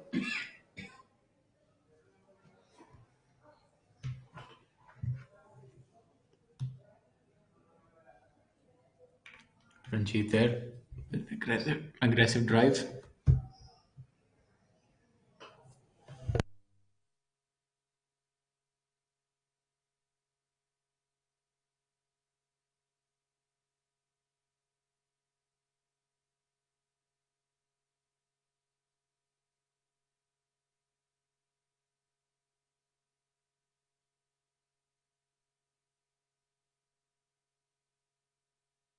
This is steel, and this is an idea.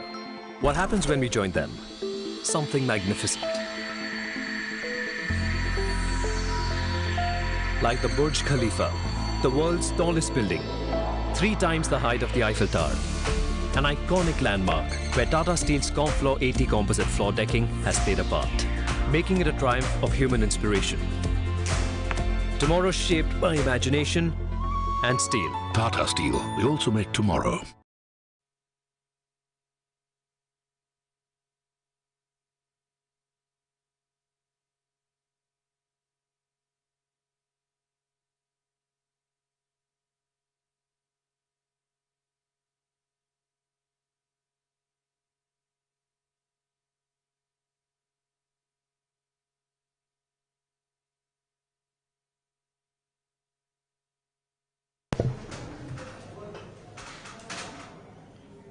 That's our leader group coming off that 7th hole tee box, where Varun Parekh has just made a hole-in-one. I think, I wonder if the players have seen that leaderboard yet. Can you tell us if there's any prize this week for the hole-in-one? Normally we have some sort of a prize fund or the PGTI does give away a memento as well as a prize fund for a hole-in-one. I'm not sure if the sponsors have put up something, but the PGTI does give a reward money on its own as well. If there was a time for a hole-in-one, now would be it. If you're chasing down the leaders, I think hole-in-one would really help your cause. Absolutely, no better time to make a hole-in-one than in Parekh's situation. How many hole-in-ones have you made in your life, and you want to tell us about? I've only made one hole-in-one in my life, and that was an absolute fluke. When was this, in a normal round or? No, I was playing a tournament my first year in Chandigarh, and was playing well pretty much the entire tournament until the final day. I didn't really start the front nine very well, and on the 11th hole, it was playing about 188 yards to the top left flag location from the right side tee box. There are two tee boxes over there. So there's a flag location on the left side, which, if you remember, there are these trees on the left side of the fairway. So that sort of cover the pin. So you know like a general direction of where the pin is, but you can't exactly see the ball landing on the green. So I hit a 6-iron over there, and I thought I hit a pretty good line and a good shot. So I just sort of picked up the tee, and I thought will be pretty good if I got the yardage right. And next thing I know, the cameraman over there was jumping, and I said, I wonder why he's jumping. I said, fine, I might have just made a hole in one. And I walked up over there, and he said, I have a problem. I said, what's the problem? He said, I just switched off the camera. Very unfortunate for you that it wasn't recorded. So what did you receive for that hole in one? A bunch of money, but I don't think men really talk about their salaries, do they? Well, it depends. Especially not on live stream going on YouTube. No, but that's surprise. That's not a salary. That's sometime. I thought you'd be going away with a racing car. No, but that's not the PGA Tour. But I'm sure in time it'll get there. You see a lot of tournaments. There's sometime a car or something else for a hole in one. Eventually, I yes. remember at other tournaments there were motorcycles and so on and so forth. We have one at the Hero Indian Open. Yeah, so let's see. Anyways, great achievement by the player, and we're obviously talking in lighter vein. And every achievement is helping the player move towards the leaders. And while saying that, Kalin Joshi has joined Arjun Sharma for a tie off the lead now after making a birdie on the 6th hole. So now we've got a pair of 13 under pars. It reminds me of that. They say that there was a shot heard around the world with James Harrison's 2 in the Masters, and that also wasn't recorded. And so maybe Warren Parekh has done something similar, and maybe goes on to win the tournament. Who knows?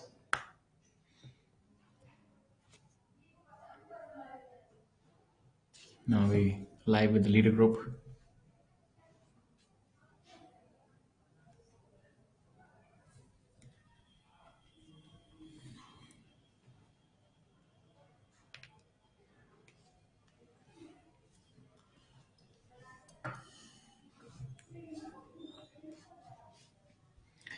Live here in the par 3 7th is the leader group.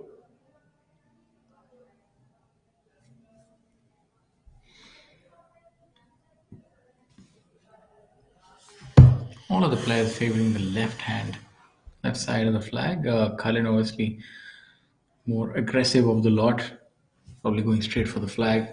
And he's in a good position as well to try and make a birdie from there.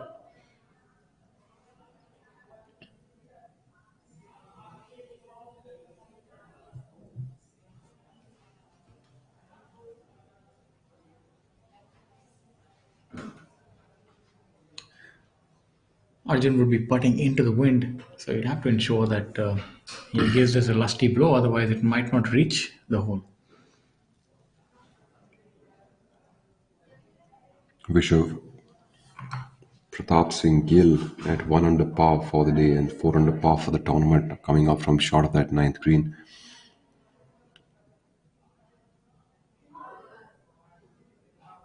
So you have that release point correct? Not really. Not too happy with that effort there. Well, that'll be a lot of work to do to make a birdie here from that location. He's got another 12 feet or so to navigate. Sushil Chinnappa is about making his way up onto the green after hitting a pitch on the green. We have Syed Saqib Ahmed from the bunker, another really good bunker player, and I think he's in a really good spot to be able to get this ball close.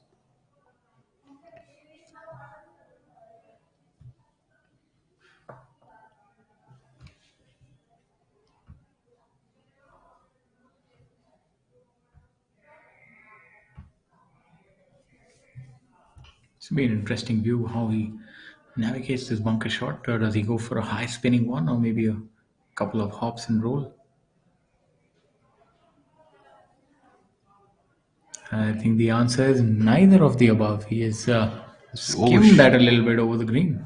He overshot that one. He's usually a the kind of action that he has would make him a really good bunker player. I think that's also a risk if you're a very aggressive bunker player because the margins are so thin. And that's why a lot of players always have that soft shot where they give it a couple of, the ball bounces 2 times and then rolls a little. Right. And the players who tend to spin the ball from the bunker more, they're more prone to these kind of shots, I feel. Absolutely. So it's mainly a release pattern difference between the two shots.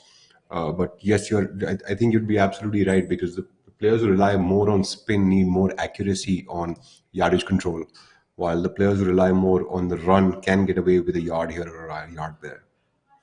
What would you recommend, or is it just on a short-to-short basis? I think mostly situational. It's depending on the situation, the lie of the ball. I think as a good player, as a good professional golfer, you should be able to hit both the shots on call whenever required. Chinnappa seems to be up there in 2 shots on the par 5.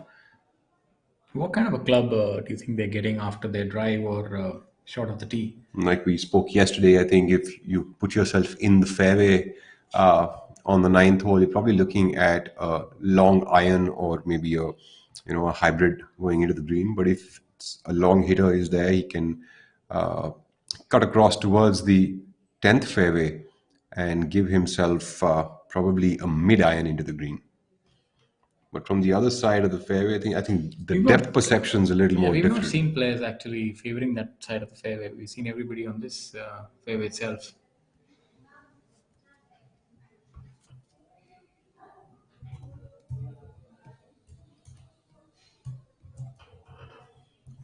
Ranjan with a good putt there.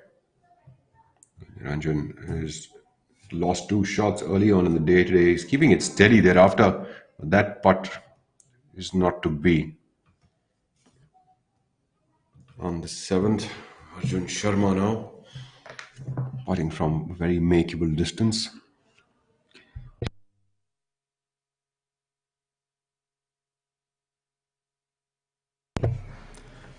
Should be able to clean up for his par. Left his birdie attempt quite short, and I think that's an effect of the wind that we were speaking of because he was putting into the wind. It's very difficult to judge. And I remember how scary this green used to be. I'm trying to see where that ridge was. Seems that it's not too visible now. Or maybe somewhere where the caddy is standing if you place the flag there. How important is this putt in the grand scheme of things?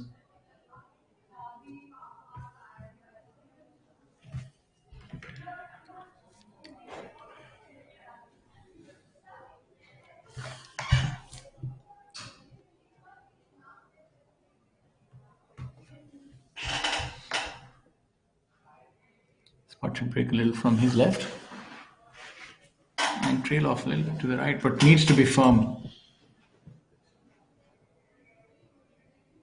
Oh, that's really unfortunate, and that was firm.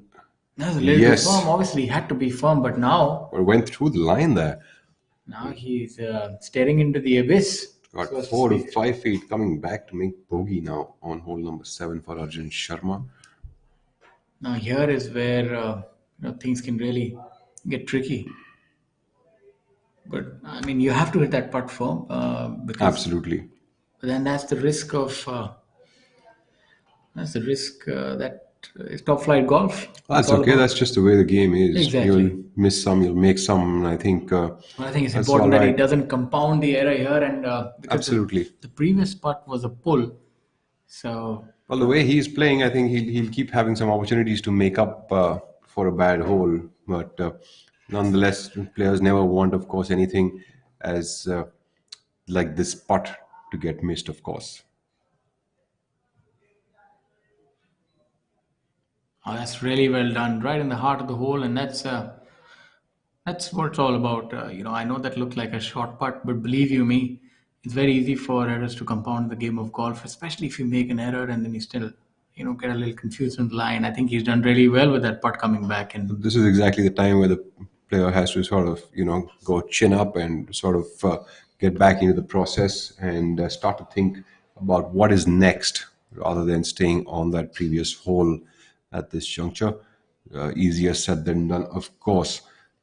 Syed Saqib Ahmed now staring down. That seems like he has also overshot his birdie attempt on hole number 9. He's got a long way off to make par now.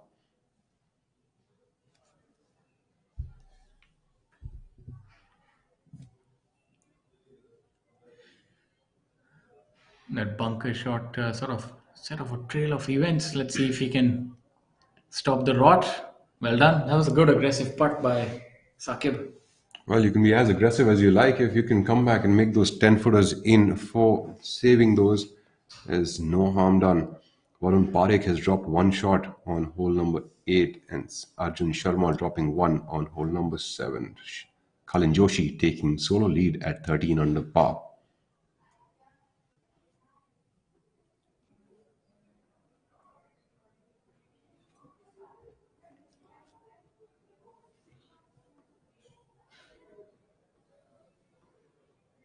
Chinappa looks like he's putting for birdie. That's a good solid putt by Trishul there. Easy peasy for him. As they say in that movie, The Greatest Game Ever Played, easy peasy lemon squeezy.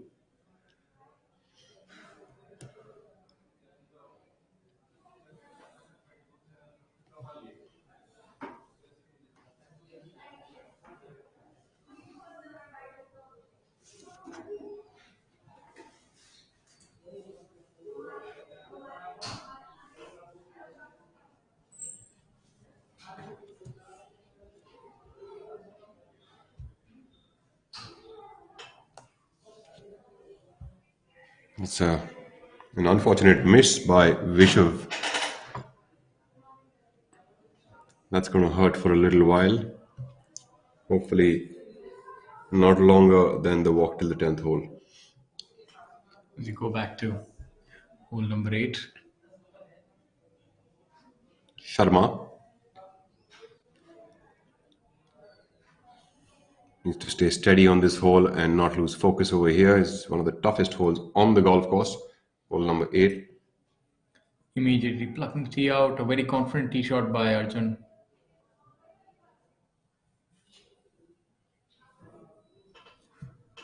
This is the time when the players need to sort of stay centered and not let that one drop shot get the better of their minds.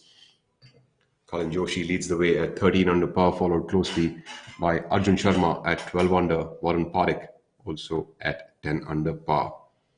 Amandeep Joel, Syed Saqib Ahmed, M. Dharma, Shamim Khan, Samar Dwivedi and Akshay Niranjan. Almost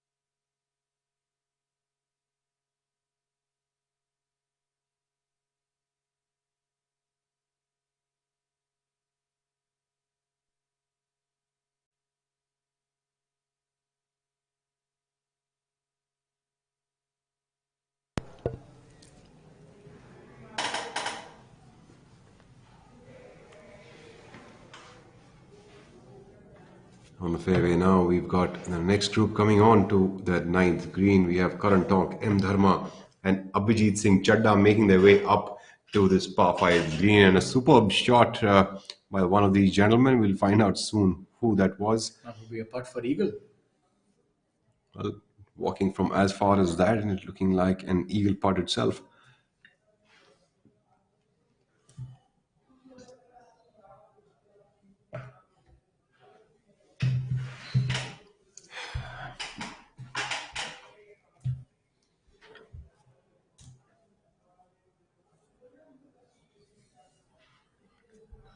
It's like That is the golf ball of Karan Tonk. M. Dharma doing his yardage.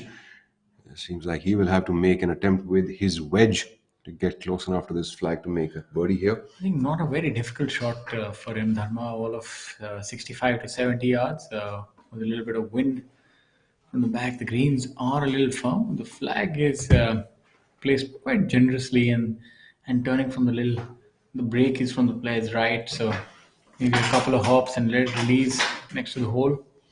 A lot of green to work with. I look for this to be close.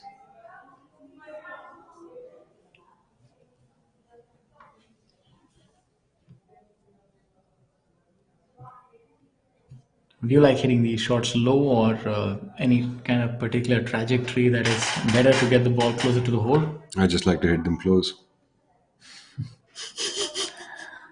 Yes, so do we all, my friend. Well, yes, usually I would prefer a more penetrating ball flight because that ball can have more spin and also get through winds a lot better. The ones that take off too high, He's also hit it low, and now, as I said, you go this is a more very, control with that traj. very nice shot. Really well done, and I think that's where he's able to separate himself from the field. You know, this is a game of inches, and this is where you can separate from the other rest of the players. Absolutely. Hitting it to about 65, 70 yards is quite an achievement. Getting the right kind of distance control on these shots is very important, and playing along with the release of the ball. And Abhijit Singh Chadda seems like he has overshot that by quite a bit. The That's, unfortunate turns and turbulences of hitting it That's a too very long. that's a very difficult shot indeed from there. I mean, he actually has to go with a flop shot, but that's a very risky shot to try unless you're really good with that kind of shot. Because a lower shot, you can't quite be sure of the bounce that you will receive from the rough. Well, firstly, I think he was trying to play a little bit of a hop, skip, and jump kind of a shot, but might have dropped a little bit shorter than what he expected the ball to, and sort of got caught in the jaws of the grass.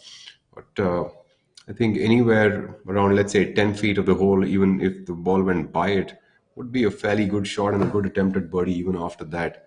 But we can't really say because unless and until we know the lie of the ball, to judge or choose the kind of shot that is to be played from there is like an extremely difficult task. It's basically not having enough knowledge but making a judgment of I it. think a lot would have been dictated by the lie. Because if it was possible, I think a player would try and hit a higher shot here.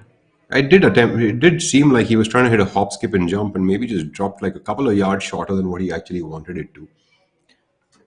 It's not the toughest, but still, it's about 20 feet and quite makeable, I think. Look how quick he is. He just came in after that shot and without wasting much time, finished off reading the line, and now he's already ready to go. Yes. Yeah. Something that seems very foreign to me, but Well, I he definitely, would be on the second hole and he'd be on the 18th, I think, by that pace.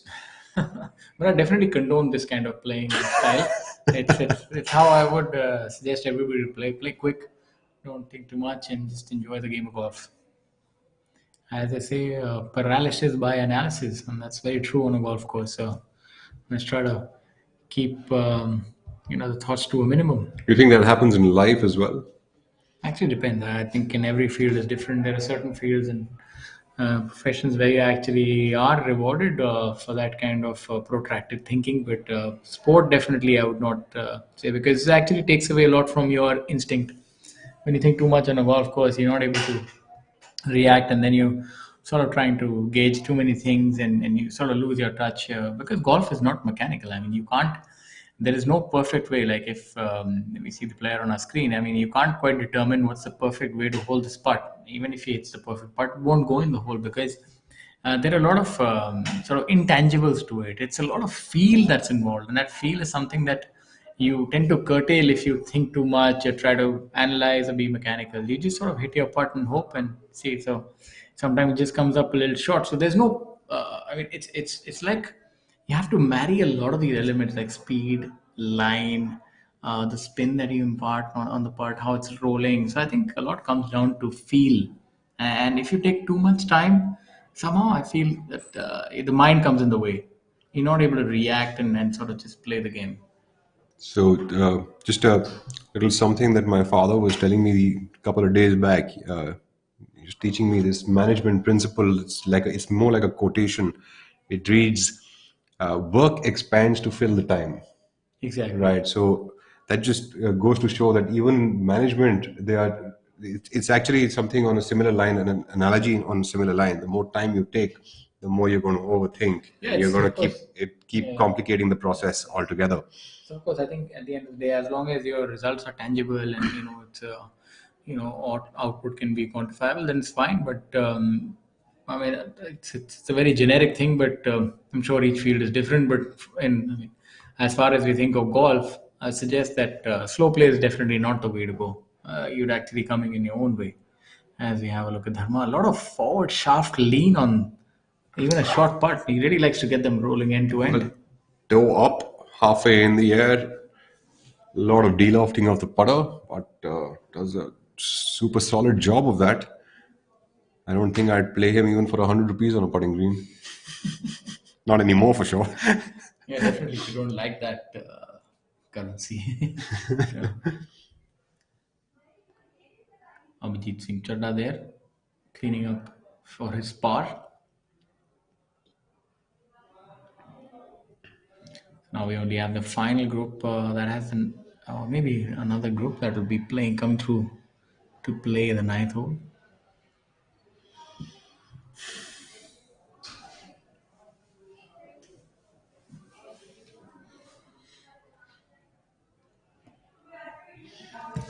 Nice camouflage bag. It's a very fancy golf bag. Luckily, we can see Dharma today. Yesterday, he was totally camouflaged I with the think golf course. Abhijit Chadda's bag and Dharma's trousers make for a perfect marriage.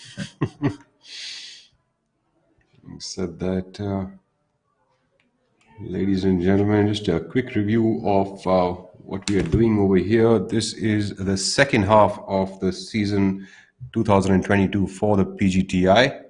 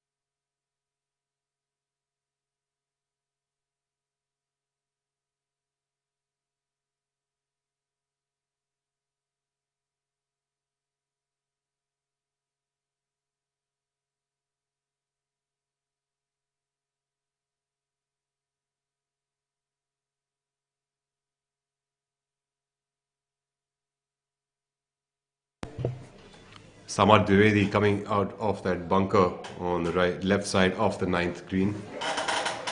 It's an interesting angle to this flag.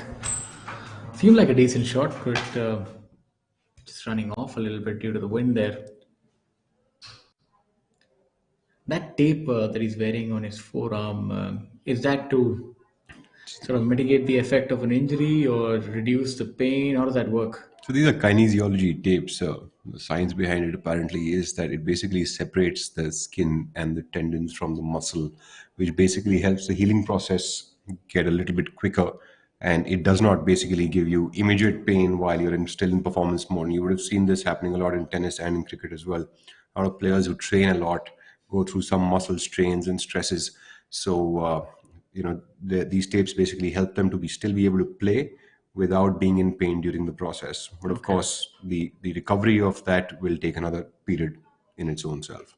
And that's another thing that viewers should note, that professional golf is itself fraught with a lot of injury. It looks like I know it looks like a benign game, but trying to hit that ball well over 300 yards has its own risks and repetitive movements. Players spend so much time on practicing and perfecting their art, and they can pick up a lot of injuries in that process, especially if they're spending hours and hours on a golf range. We've seen that over and over. A lot of careers curtailed by injury. And especially if you're the kind of player who's riddled with injuries, that can be very difficult and traumatic experience. Because professional golf is not a 9 to 5 job. You can't quite sit there and expect to be remunerated. You have to go out there and fight it out on the field. You eat what you hunt, so as to speak.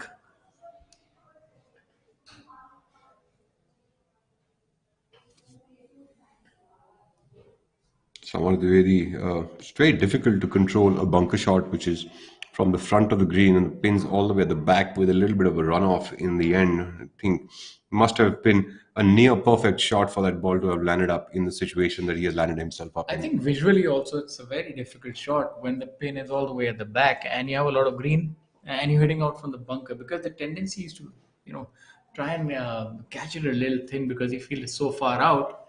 Whereas normally you can maybe hit a bump and run. I think the longer bunker shots are definitely the most difficult ones. Samar Dwivedi now putting for birdie on the ninth hole.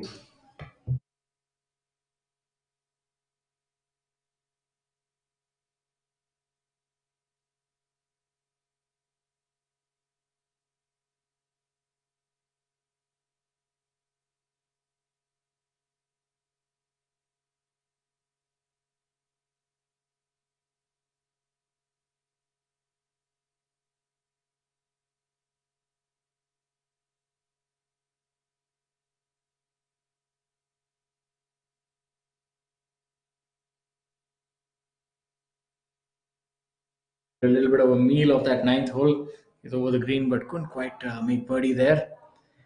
Sort of stopping his progress a little bit.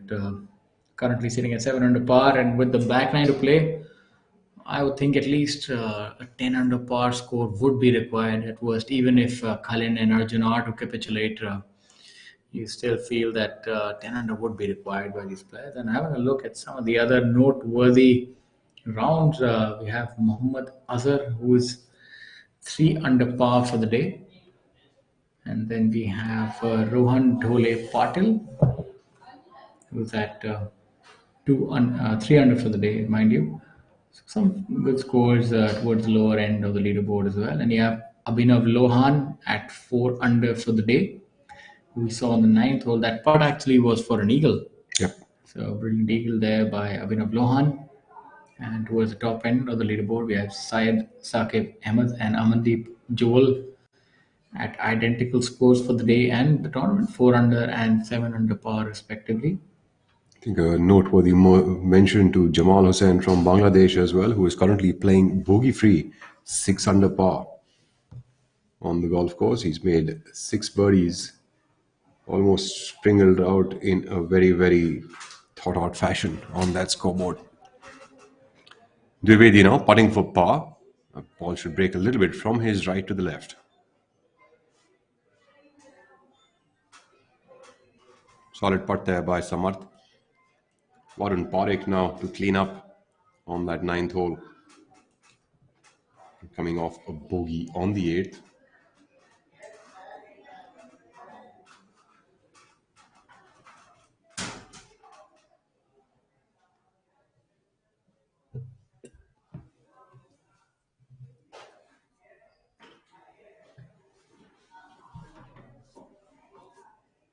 Should be an easy putt here for Warren Parekh.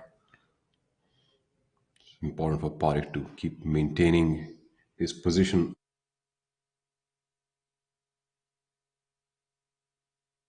Making a few birdies and get closer to Colin Joshi. I think one player that we somehow failed to mention was Jamal Hussain, who's absolutely tearing it up. He's 6 under par for the round and 4 under for the round. So he's gone out in 4 under on the back nine and 2 under in the front nine. So that's some fantastic golf being played by him, and shows you that the back nine can be there for the taking. So maybe this tournament might reach 15 under par. You never know. It'll all depend on what these players do going on forward, but pressure is mounting, and so is the tournament is becoming a lot more difficult to tell who is actually going to be the victor. Colin Joshi at 13 under, followed And that's closely us, with Arjun Sharma. Oh, hello. In fact, I was caught unawares and I was yawning at that point in time. There you go. There you go.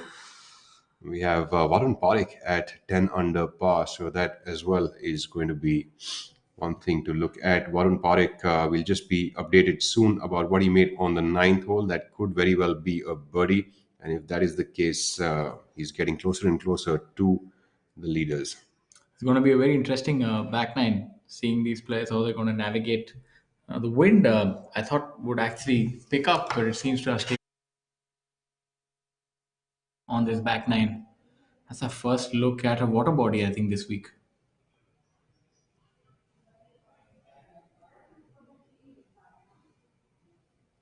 That's hole number 13, the par 5. Oh, how could I forget this hole? You've been A there very, very before. interesting story now that we're seeing that that hazard. So I was Did you make a actually 13 here? a 9. Nice. So I was actually between the hazard and the green in 2. So the story, I must tell you this. Between the hazard and the green. Yes. What in was that- left then? in that rough. So just hear me out. Just bear with me for a minute. No, but how did you make 9 from there? Just hear me out. No, So- but really, how could you?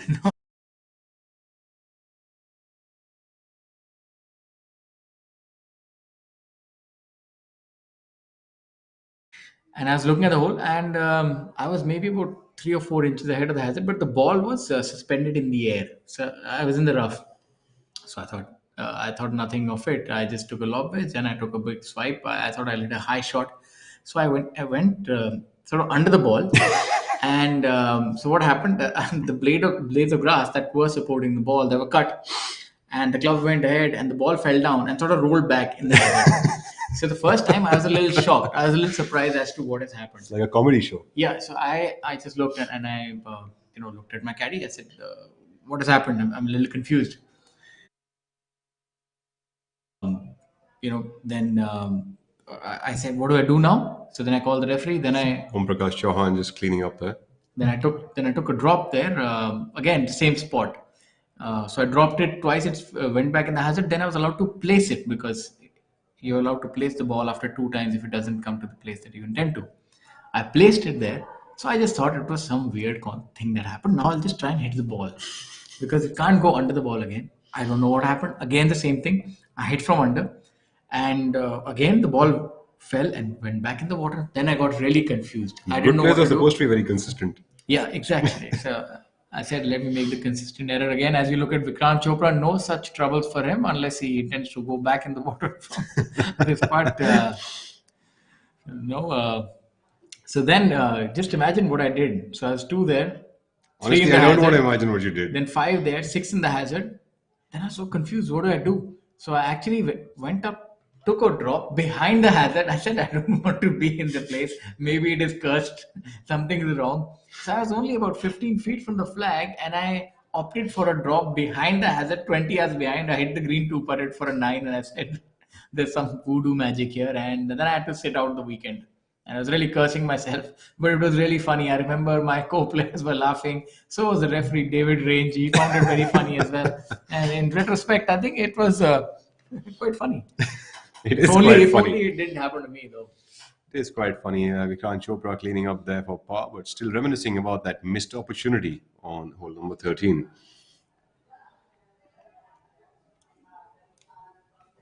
And moving on, the 14th is a nice par 3 for the players. Arjun Sharma, our leader, coming off the right side. There we have JJ Chakola riding some sort of like a motorized skateboard, it seems.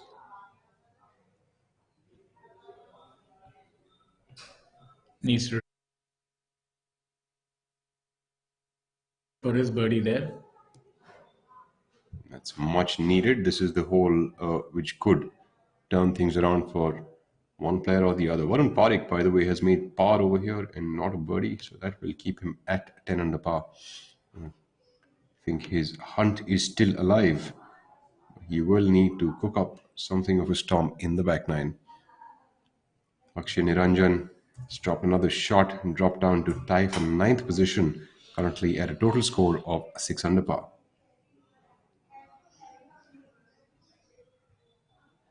Warren Parekh currently sitting at 10 under par. So 3 shots is not an insurmountable gap. I think he's still pretty much in it. Looking at him, Dharma at 8 under par. I think Amandeep Joel needs to get on some sort of a hot run if he's to compete. I think he's already done really well, but I'm sure, knowing his pedigree, he would like to win this tournament.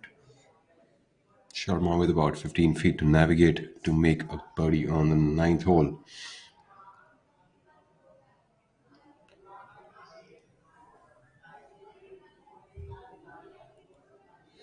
Colin Joshi coming up from the right side of the green. He's there in 2 shots. That's the first time we're seeing somebody on that side in 2. I'll look forward to getting this ball quite close. Seems to be in the rough, and let's see how well he judged this shot. It's a lot of release on that ball from where he was.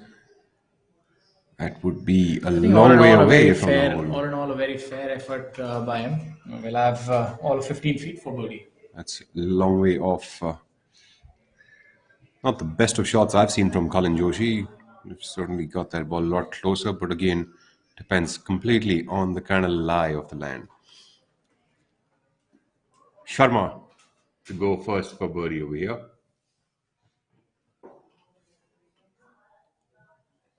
I feel after having missed the previous putt, he'll be itching to make this putt, and I think it's a very makeable putt. All of 15 feet, uphill, generous break from the right. Should be looking to hold this one.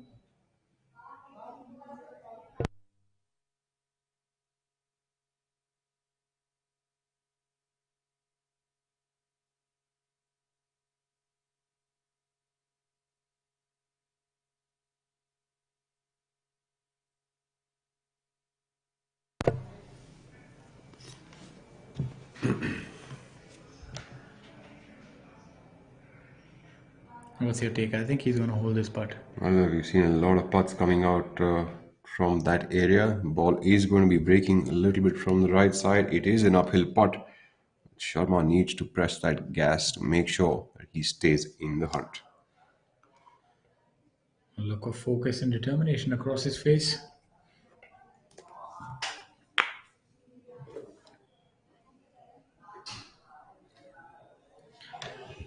We see Joseph Chakor in the back with what seems to be some sort of an air bike, or what's it called? A motorcycle. I don't know what's it called really. And that's should need to brake a little more. That's a bit of an overread, I guess, for Arjun Sharma. Sharma will stay at 12 under par after 9 holes on the final day. Colin Joshi would have an opportunity now to widen that gap, create a chasm between him and Arjun Sharma. 2 shots would be a nice lead to take out to the back nine. And the 10th hole would also favor Colin Joshi with his length.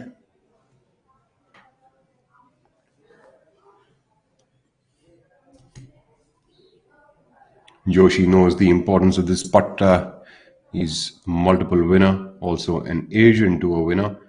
Joshi knows that he needs to keep himself going and separate himself from the field.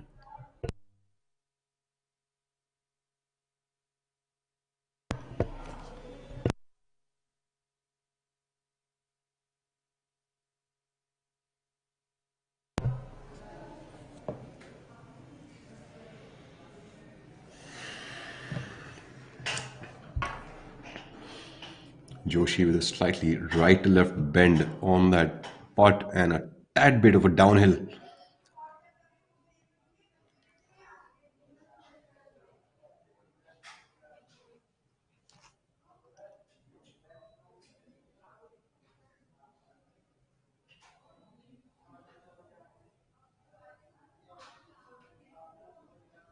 Joshi making that putt and separating himself from Arjun Sharma, going to 14 under par for the championship. That's a brilliant putt. Ladies and gentlemen, the halfway on the final day, Colin Joshi leads the way at 14 under par. We are here at the Coimbatore Golf Club watching the Tata Steel PGTI Players Championship presented by KGiSL, which is an IT solutions company. On our screens now is Akshay Niranjan, a rookie playing his first professional golf event and playing in the leader group alongside Colin Joshi and Arjun Sharma.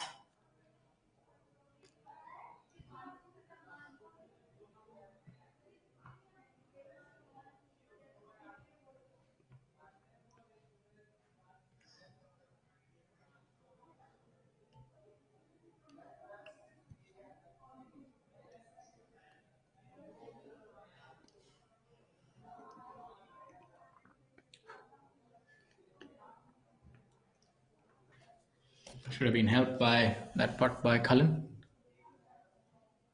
Would be looking to turn his round around. Akshay not having the best of days. 3 over par and 6 under for the tournament. Seems to have pushed that a little bit.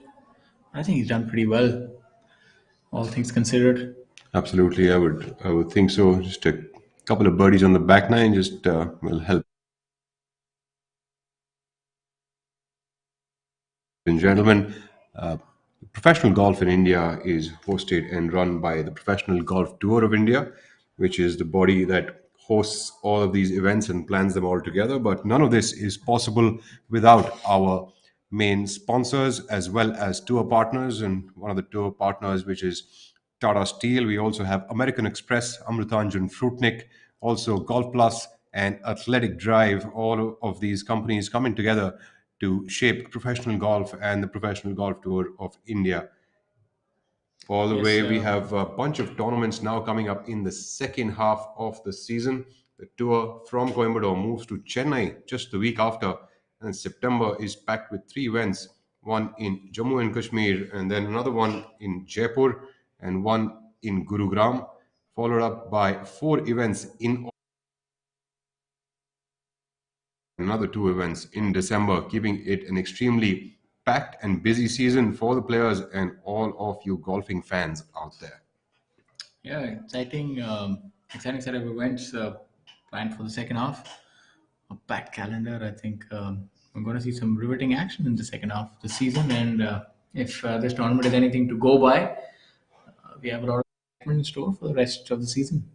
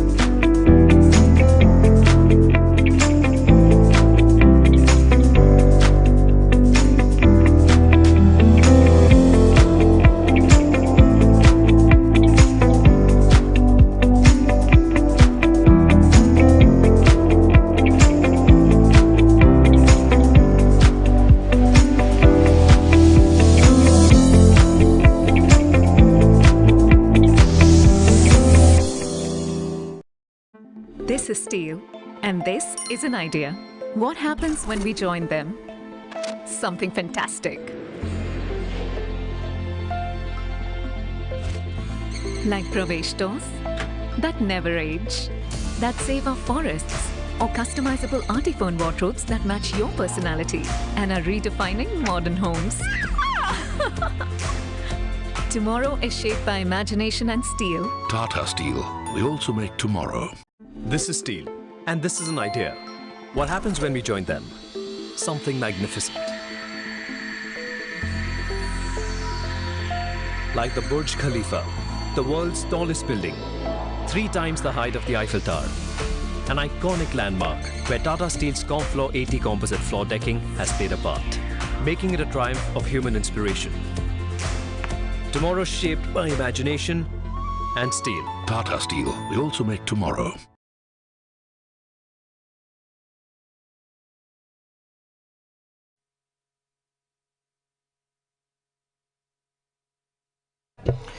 Getting back to the live action, we have a look at Shamim Khan on hole number 10. Shamim has had a pretty uneventful day so far.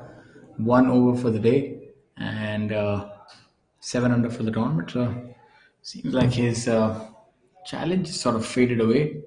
Had a brilliant day yesterday with the putter, but nothing seems to be going in the hole so far for him. Maybe he can turn it around, shoot a 3 or 4 under on the back 9, and then hope for the best. I think it's important that the chasing pack get a number and put it on the board, and then wait and see if the leaders falter.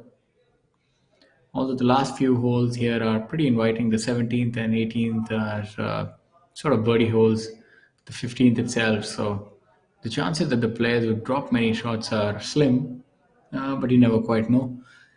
And currently, Kalinet Joshi leads at 14 under par. And for those of you who are just joining us, I'd like to tell you that we are live at the Tata Steel PGTI Players Championship 2022, presented by KGiSL, being played at the Coimbatore Golf Club. And the prize fund of this tournament is rupees 50 lakhs. So there's a whooping prize money on offer.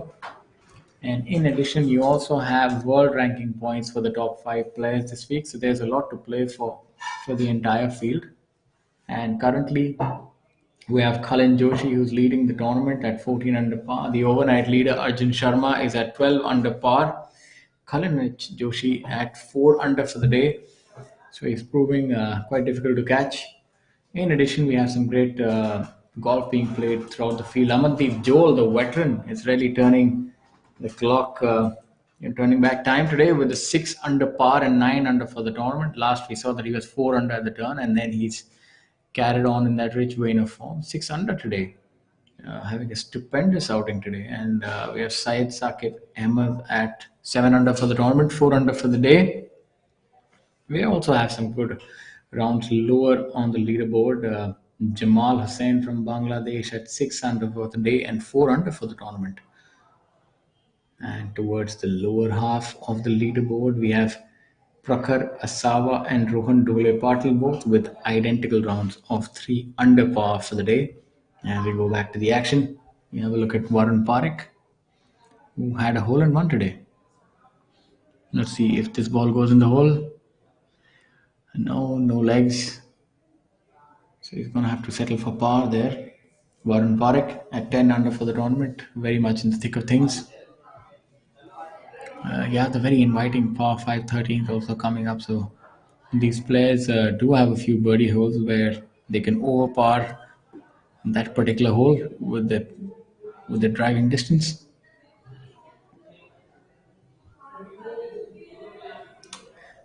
Samarth Dwivedi there on our screen. Samarth is at 7 under for the tournament and 1 under for the day so far. I can't quite ascertain if that putt is for birdie or par, but it seems to be that it's a birdie putt.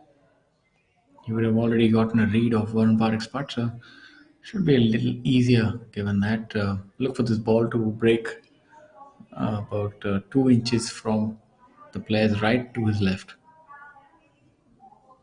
So right-handed players seem to favor the right-left putt, It's a little easier to hold as opposed to the left to right part. On a right to left part, you tend to leave the ball at the apex of the line and then let the slope and the green do the rest for you. And even if it's not perfectly struck, it has a good opportunity of going in the hole. Whereas on the left to right part, it has to be perfectly struck. And that's brilliantly done there by Samarth, moving him to 8 under par. Yes, that was definitely a birdie. A fist bump with the caddy.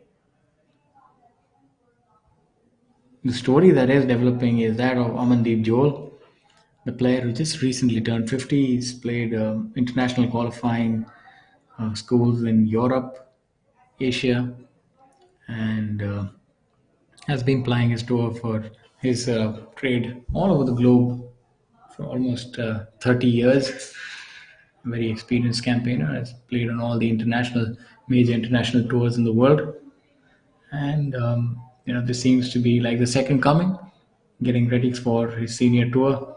And, no better way than to be 6 under par after 12 holes on the PGTI and challenging the young guns.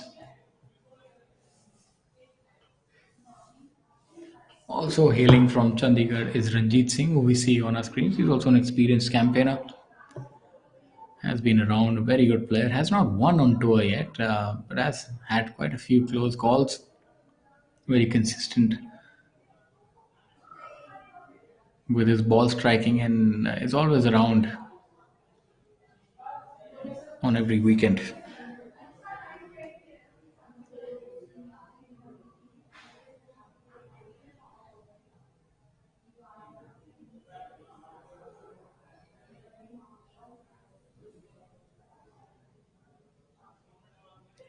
Seems to have misread the speed on that. Now we'll have a putt of 5 feet coming back on hole number 15.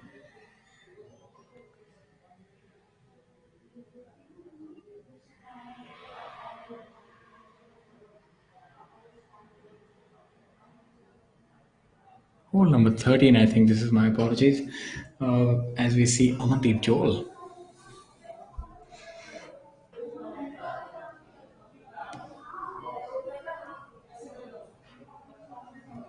Very important putt for Amandeep. Seems that broomstick putt is really working well for him.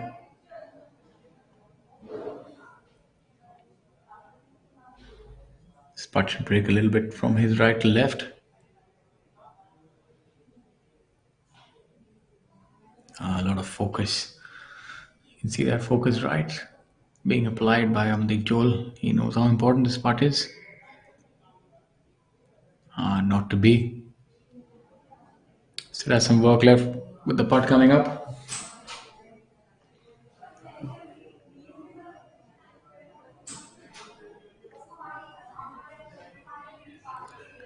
Playing alongside Amandeep Joel is Sachin Besoya.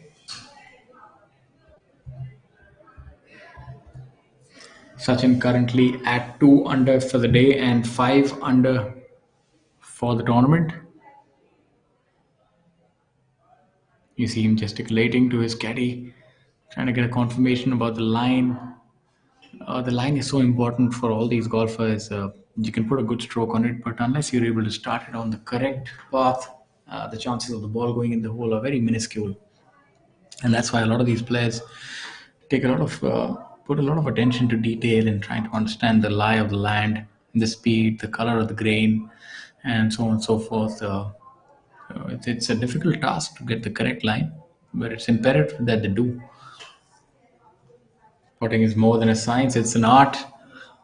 And let's see if he's mastered it on this hole. That's a brilliant putt there by Sachin. That would move him to 6 under par.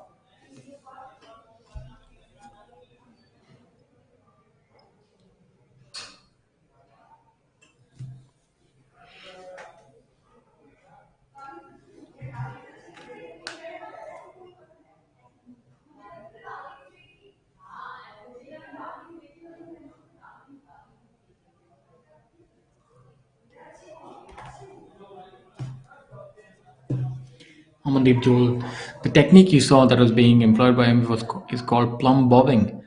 That's how you try to gauge the slope by looking through the shaft of the putter and trying to align it with the flag. I'm not quite sure of the specifics of the technique, but it was employed quite a lot in yesteryears. Not seen that much now. It seems like he's a traditionalist, and that seems to be working well for him. Ranjit opting for the flag inside. That's the change of rules that has come into effect over the last few years to speeden up the state of play, and he does well right towards the center of the cup, hitting the flag and in the hole.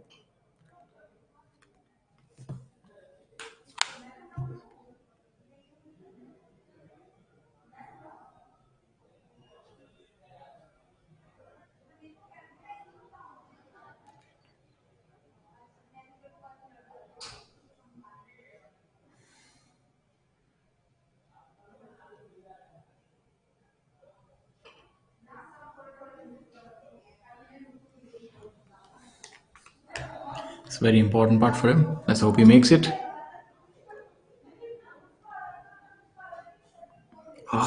Seemed to have tugged at that. Not what we were expecting. Seems like he was on in two and would walk away with the par. Very unfortunate there. Yeah, as we look at our leaders here walking on hole number 10. The 10th is a long par 5. And with the prevailing wind conditions, it seems to be playing into the wind, measuring at about 580 yards. So you can estimate that the wind would make the hole longer by about 70 odd yards. So the longer players may be hitting a driver and a 3-wood and getting somewhere close to the green, but the rest of them would be hitting a driver, 3-wood, and a sand wedge then.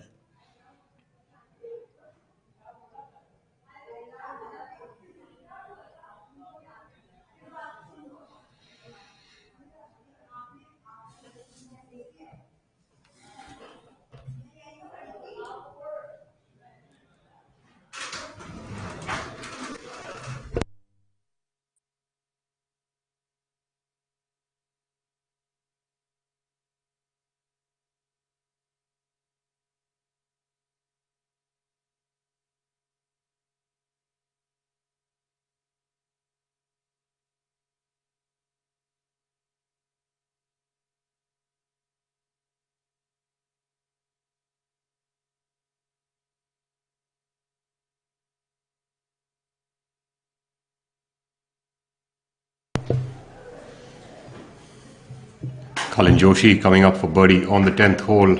Seems like a bit of a misread for him. Almost a straightish kind of a putt. Hardly had much of a break on it. While we see that Amandeep Johal has made another 2 birdies on that scorecard and has moved up to 9 under par.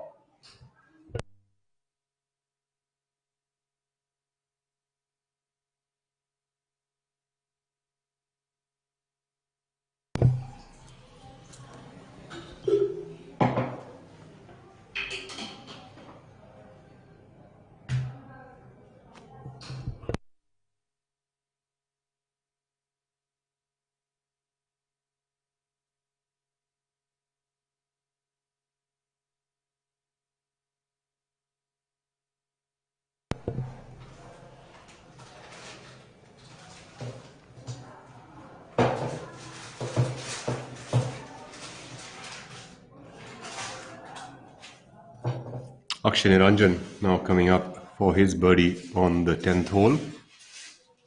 Like a little bit of a left-right breaker for him, going slightly downhill as well.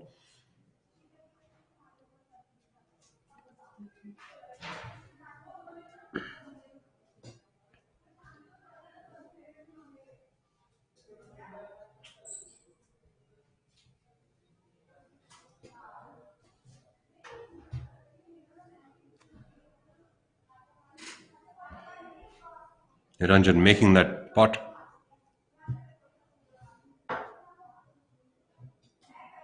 Arjun Sharma now, our leader from yesterday at 12 under par, currently 2 shots off the pace.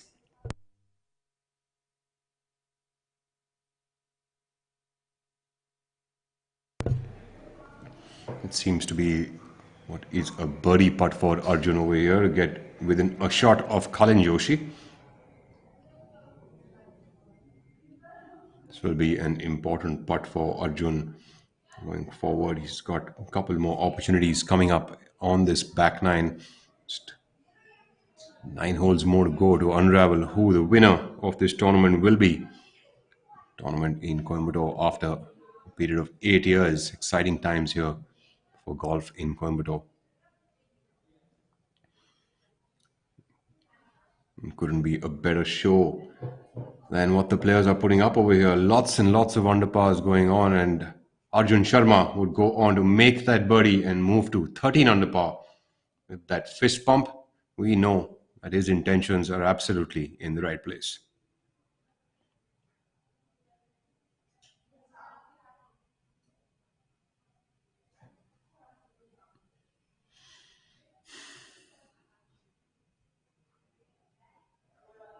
Akshay Niranjan making a birdie as well to cover up for the damage that has been happening on that scoreboard for him, making a birdie on the 9th and the 10th to bring himself back up to 8 under par for the tournament and a tie for 5th position as of now.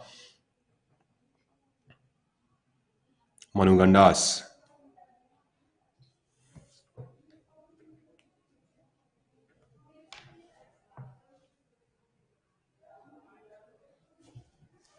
Manu Gandas from Gurgaon, also a winner on tour, currently playing to 1 under par for the day and a total of 1 under par for the tournament coming up on the 18th hole. And leaves himself about a 15-footer going downhill for birdie. Playing alongside Adil Bedi, who's coming up with his second shot now. Adil Bedi from Chandigarh.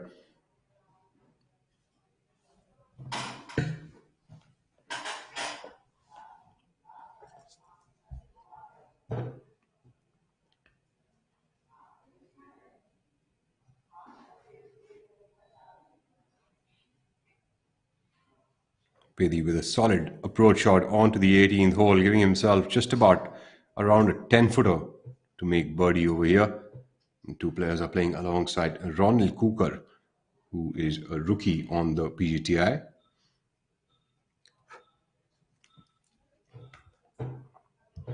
Currently, the 2022 Order of Merit on the PGTI is led by Ajitesh Sandhu with a total prize purse earning of 42,90,750 rupees.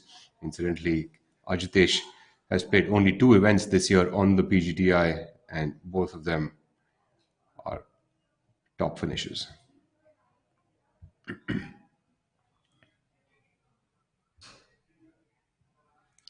Finished.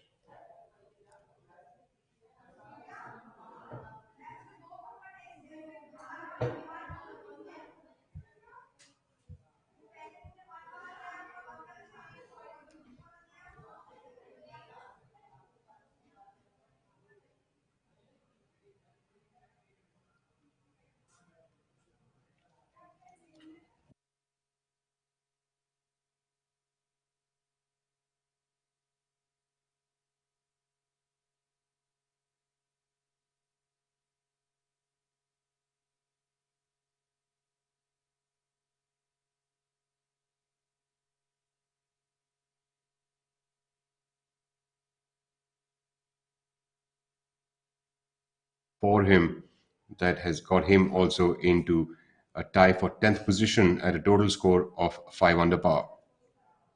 Starting the tournament with a 71, followed up by a 73 and a 72, keeping things steady for the first 3 days. Seems like a little bit of a late charge, but a charge nonetheless for him. Manu Gandas now coming up from the right side of the green. My apologies, he didn't make it up onto the green. Seems like that was Ronald Cooker's ball that we seem to have mistaken as Manu Gandas's. Gandas coming off the rough. You can see the rough is quite thick over here in Coimbatore this week. The ball is perched up on top of it. You will need to really control the spin on that ball and make sure that it releases properly. But it's been difficult for the players to judge the rough over here. Most of the players coming off the rough, not really getting the right judgment of the release pattern of the ball. And Nas has about 20 feet now to save par on the 18th hole.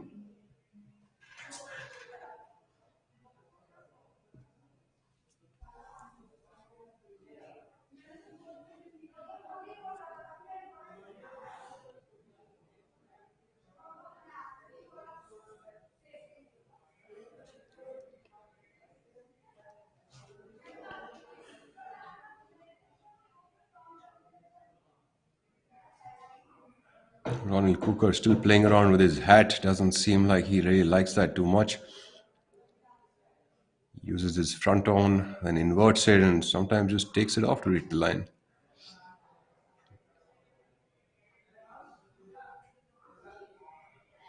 Lots of players using the thick fatso kind of grips on their putters, just like Ronald.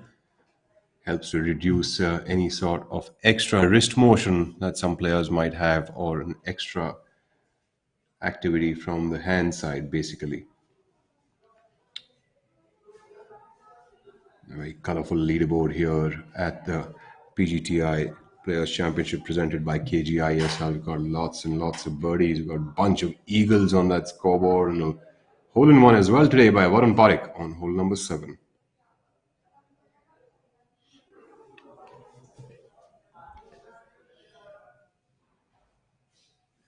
Cooker getting a little bit of help there from his caddy for the line.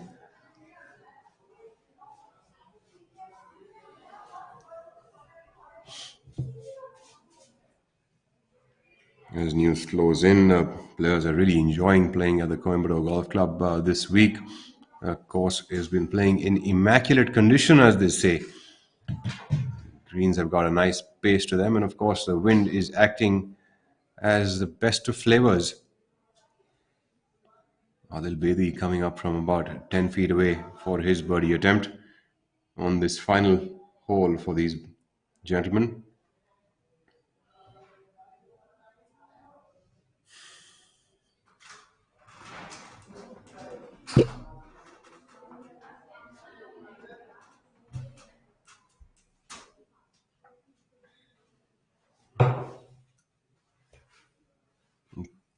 Putt should break a little bit from the right to the left for Bedi.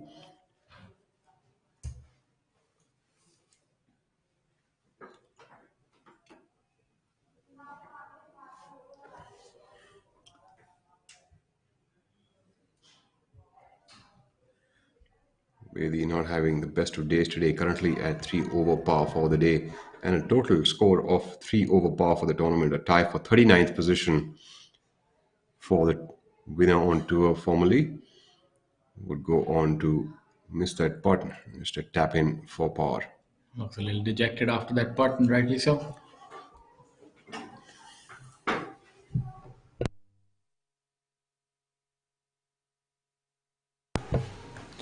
So here at hole number 18.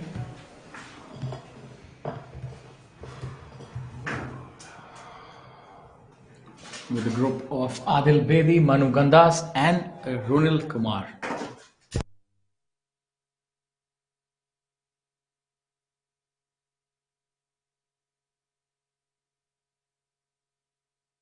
Look for this putt to break a little bit from the right, and just about going in the hole for Ronil.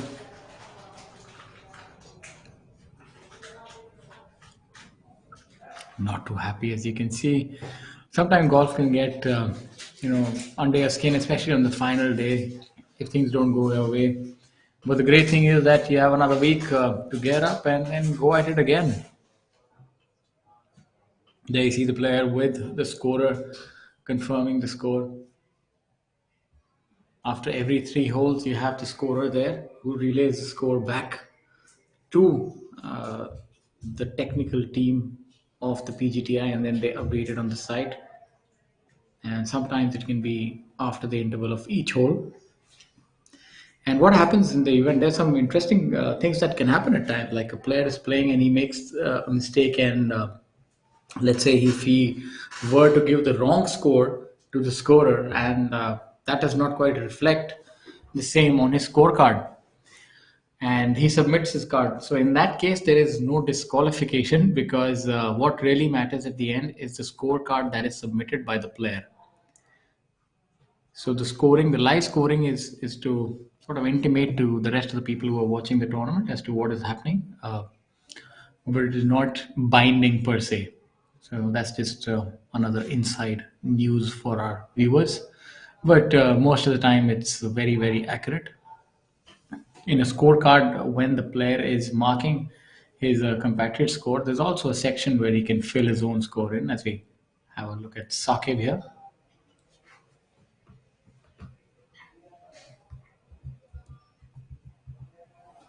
Saqib at 2 under for the day and 5 under for the tournament.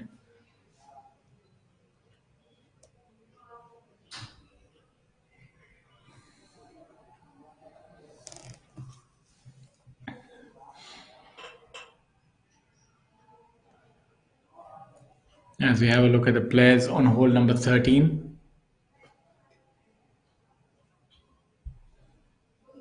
The par 5.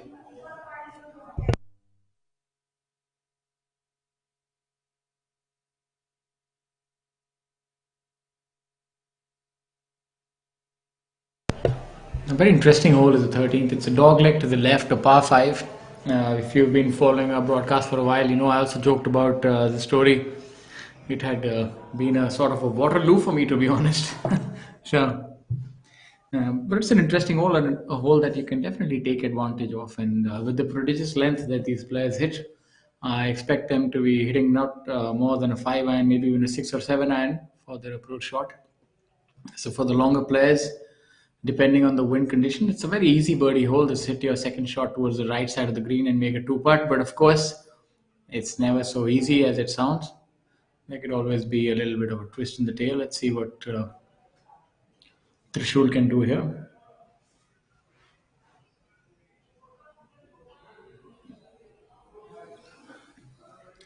Seems to have gone through the line. A very aggressive putt.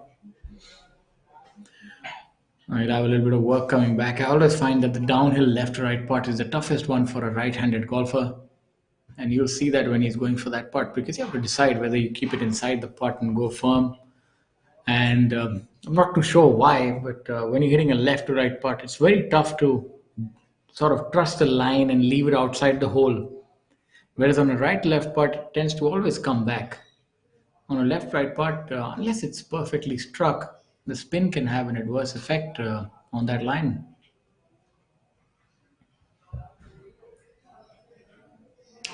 Cleaning up there.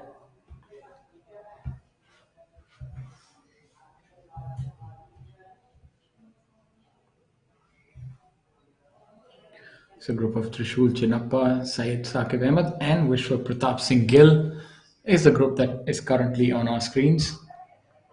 And we can see Trishul with what seemed to have been his birdie putt. Now he has a par putt all of about 3 feet with a little bit of... he's done well, made that putt.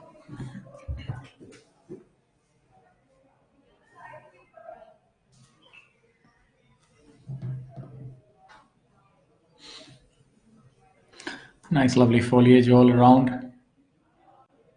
But believe you me, when the players are playing, that's the last thing they notice. As they say, when you playing golf, please do stop and smell the roses. I think that's a saying which is coined for normal rounds in tournament golf. I think it's always business as usual, unless you're faltering. Then you think about philosophy and the meaning of life and trees. But when players are on and they're competing in the heat of battle, there's a lot of things that are going on in their mind. There's conversations with the caddy. They're trying to analyze the mistakes they've made, see if the ball is acting the way that they expect it to, the greens, and there are a lot of things that they actually think of. It actually takes me back to that one old advertisement with Tiger Woods, where he had calculated everything, and then he stops and he said, "Oh, I forgot the Earth's rotation." So maybe that's a little extreme, but you do get the point. I think that's what makes this game so unique. There's so many discrete factors that can actually end up affecting a golf shot that a player must trends with all of them and also factor them in.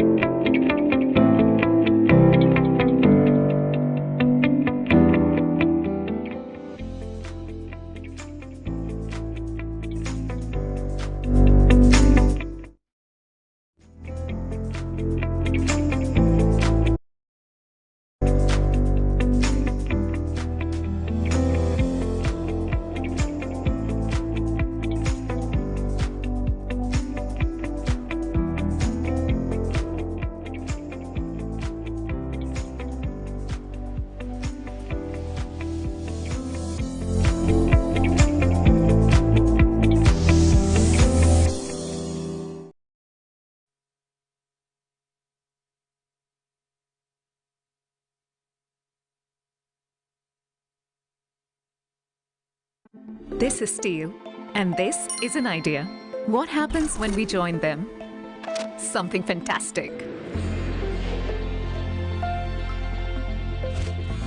Like Pravesh doors that never age, that save our forests, or customizable artiphone wardrobes that match your personality and are redefining modern homes. Tomorrow is shaped by imagination and steel. Tata Steel. We also make tomorrow.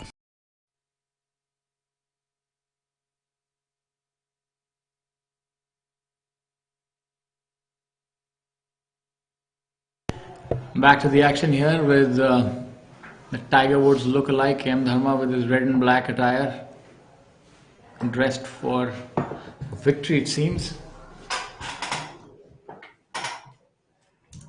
Still within striking distance at 8 under par for the tournament, as we get the latest news that Colin Joshi is at 14 under par and Arjun Sharma has into the 13 under par, has remained at 13 under par. My apologies. The Amandeep Joel at 9 under par, and M. Dharma, who we're seeing, is at 8 under par. As we move now on to the 12th, 13th, and the 14th holes, we're going to be seeing a lot more birdies coming up to understand who is actually going to be. It's an interesting shot for Dharma. Seems that he laid up, must have been in trouble off the tee. I think if a player tugs that drive a little bit towards the left side of the fairway, the player has to lay up because of the tree line on the left side. Enough area to be able to elevate that second shot over the trees. That's a decent shot there as we pan towards the green.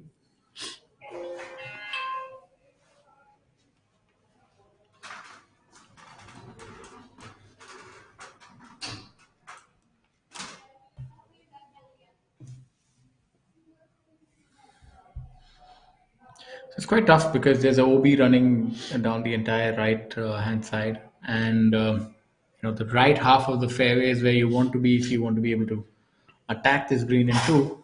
So there's just a narrow little shoot that you have to aim for, and especially with the driver. It's generally a natural instinct to sort of tug a driver a little bit towards the left side. Yes, you want to be away from that OB. And with these windy conditions, shots get swept away with the wind quite easily. So you tend to see a lot of players even using 3-wood on that hole and try to be on the right side and then maybe attack. Absolutely, because it's not really a long hole, and if you're in the right space, you could actually get a very easy middle iron shot towards the green. Where you have Abhijit Singh Chadda now coming in from the fescue on the right side of the hole. This could be interesting. I think he would have been trying to go for the green in two, and a net-in shot has landed him in this predicament. And that's all right, not too bad from there. A lot of release on the greens when players are coming off the rough. I think that's the reason they're finding it very difficult to sort of understand how much of a release pattern it'll be. And also, since the winds are so high, greens are drying out as the day moves on. So the course is getting harder and harder as the players go through the rest of the holes. Current Tom coming from the right side of the green here in two.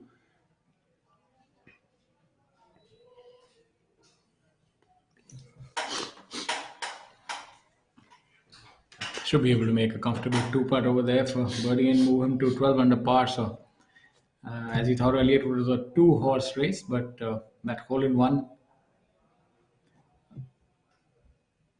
has definitely helped Warren Parekh move to 11 under par. As you have a look at Karan Tong, who's at 6 under par, and this putt would move him to 7 under par. My apologies, this putt would move Tonk to 8 under par. Superb attempt though for Eagle, for Karan Tonk.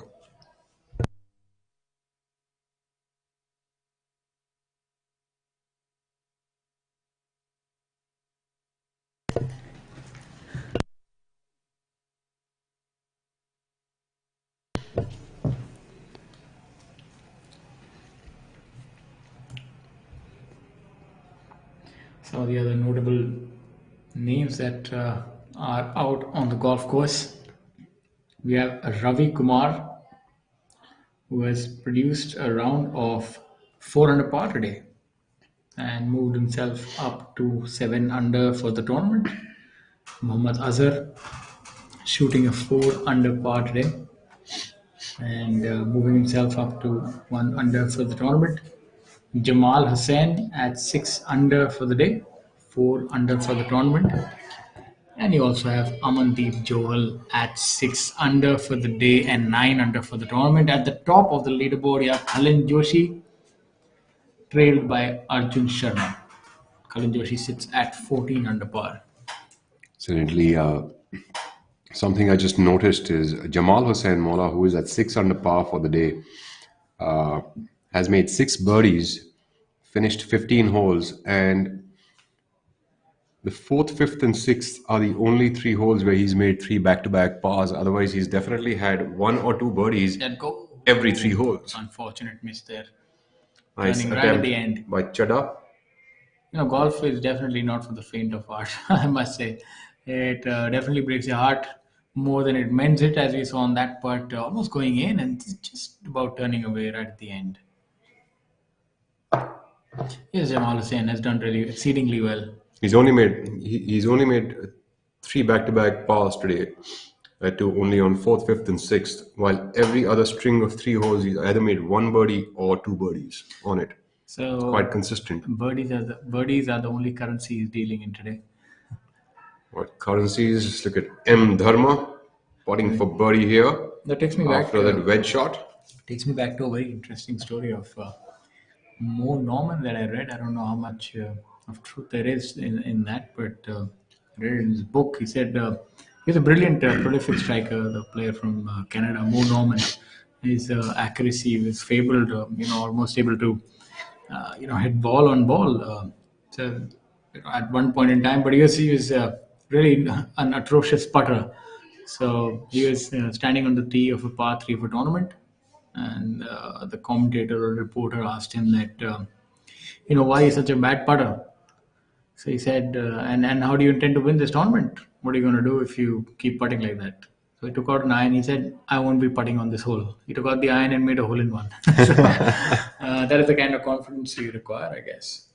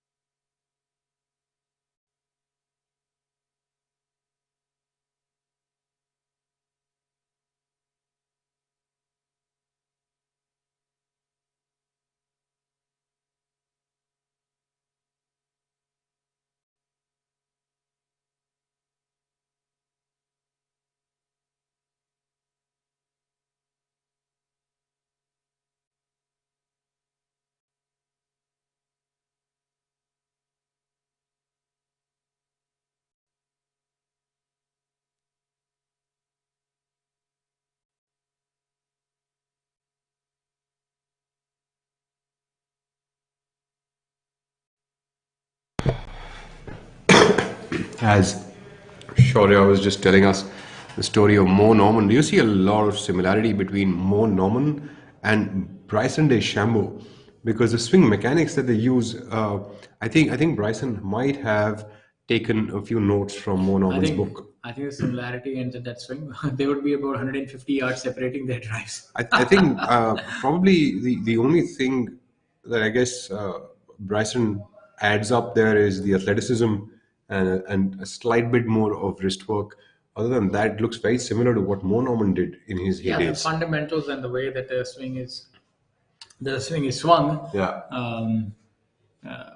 Pardon my pun, but it's at the same plane, very little hinge of the wrists, and I would actually say it's a strongman swing.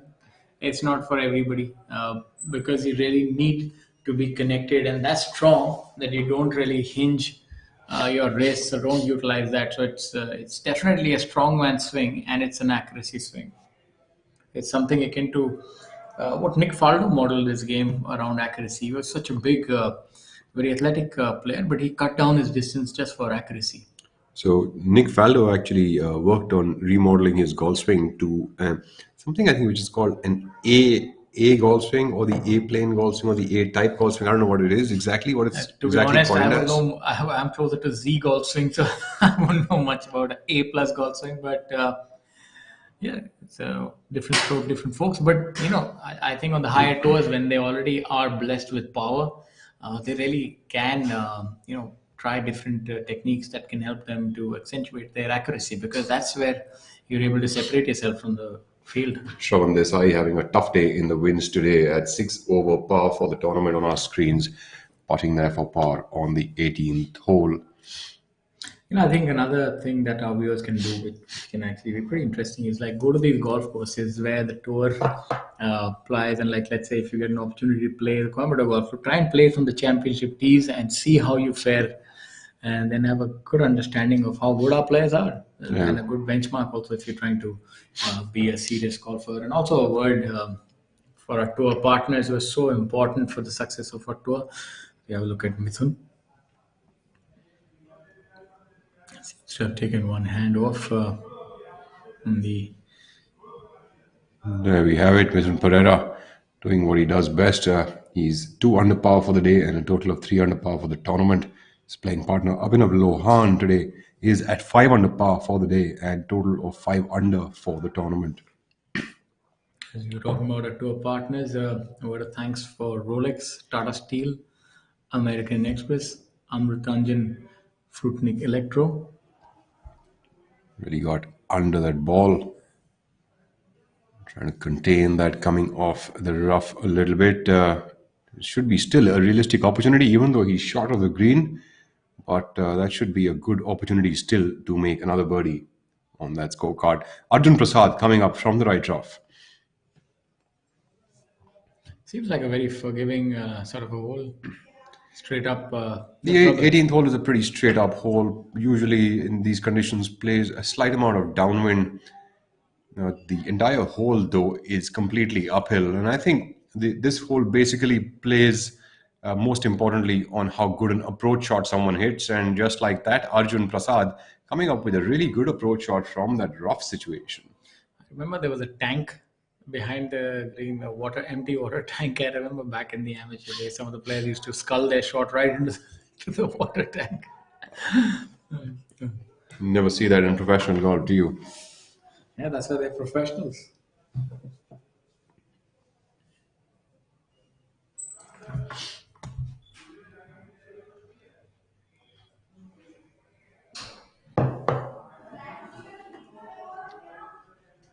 So all 3 players with pretty good opportunities for birdie here. Mithun Pereira with a slightly longish attempt, but Mithun is known to have a really, really good shot game.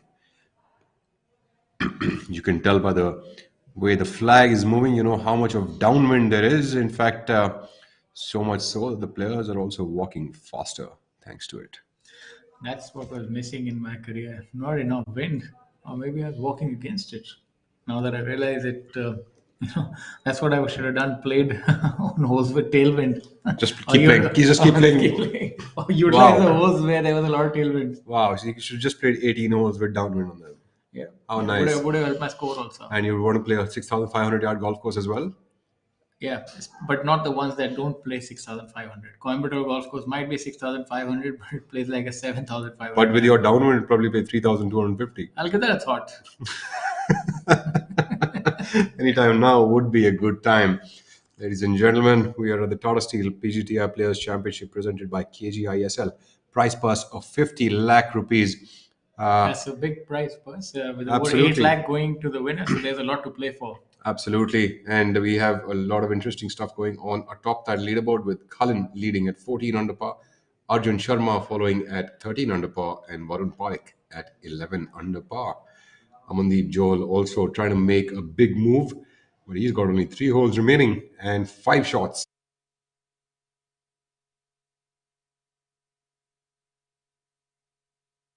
Exceptionally So well. far. I think he would be ruining that miss on the 13th hole.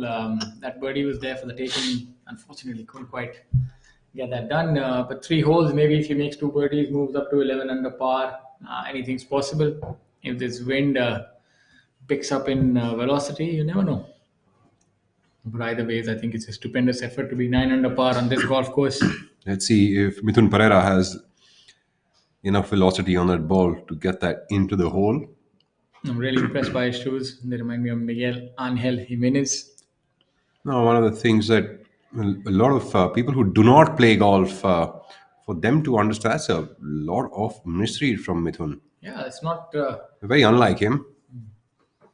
A lot of, for the viewers who probably don't play golf or probably want to play golf, even in putting, it might seem like the easiest job, to just roll a ball on a short grass surface straight into a hole. But actually, with the amount of undulations, the way the grain moves, and the speed control, downhills, uphills, and whatnot, it is one of the toughest parts of the game. In fact, you can. They say that it's easier. Sometimes there are players who can navigate 600 yards with 2 shots, but just those last 60 feet could take them 3 to 4 shots. You're right, and it is difficult. But also, I think the good thing about golf, let's say that golf is a great equalizer, that no one player is blessed with all abilities. You normally see that the power players tend to struggle on the greens or not as proficient as the shorter hitters on the greens. And that somehow, it's almost an innate ability. So the golfing gods do that to sort of level the playing field. So somebody like Mithun Pereira, even if you have putting matches with him, a long hitter would rarely beat him, maybe out of 10 times, 2 times. So that's where the field becomes equal. But obviously, I think the greatest asset in golf is long hitting for sure. Abhinav Lohan leaving that putt short on the 18th hole. Didn't give it enough of a hit, did he?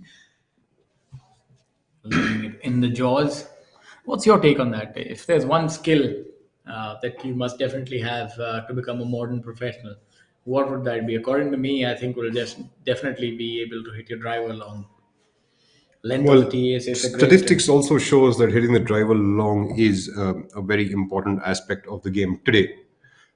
Having said that, I feel like you need all parts of the game to be in good shape. I'm not saying that you have to be the best at everything. You probably have to be really, really good at 1 or 2 aspects of the game, but definitely be above average in the rest of them. So I'd say driving and putting definitely are 2 aspects that every player should be really, really good at. And after that, everything else, I think the player needs to be definitely above average. Having said that, that's what brings me back to the point that everything has to be really good. And there are books that actually showcase to us that hitting good approach shots is as important as all of the other things that I'm talking about right now. So if you don't give yourself good opportunities with your irons, even if you're the best of putters, you're only saving pars. You make a valid point, but I think somehow iron play is also secondary to driving, because driving is what sets up the entire show. That's a great part there, talking about a show. Arjun Prasad with a superb birdie coming in from the rough on the right side on the 18th hole. So if you can drive the ball well, you give an opportunity to yourself to maybe hit a shot. And statistically speaking, if you're in position A on a fairway, no matter how bad you hit your irons, you'll always have some sort of chance at birdie. But if you're mishitting your tee shots, it's very difficult to recover from there. Pereira cleaning up for par there. Abhinav Lohan, the former Asian Games medalist, coming up to tap it in for a par himself. Finish up this nice positive campaign to finish this tournament in the final round. God. News coming in that Arjun Sharma has made another birdie on the 12th hole and tied for the lead at 14 under par. Really fantastic by Arjun rallying back the way he is after that slight blemish. He's not letting Cullen breathe, and Cullen isn't letting Arjun breathe. It's almost, I was about to say Karan Arjun, but this is a Cullen Arjun. Let's see who ends up on top. I think what the players just did on the green there, they thank each other, take off their hats and shake hands. I think it's another form of a dying art of respect towards each other, I see that a lot of people these days don't do that. I don't see you doff your hat to me. I think by the end of the year, yeah, you don't do it either. It's not good, Rahul. I think at the end of we this must round, start wearing a hat and tipping it to each other. Well, with the way I am losing my hair, I think I'll be in a hat all the time now onwards. Yeah, mine has already turned to a different color. So, yeah, that's what they say. Growing pains.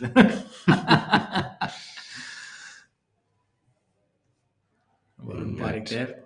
That water hazard, which has been very friendly to Shaurya Singh, my co-commentator.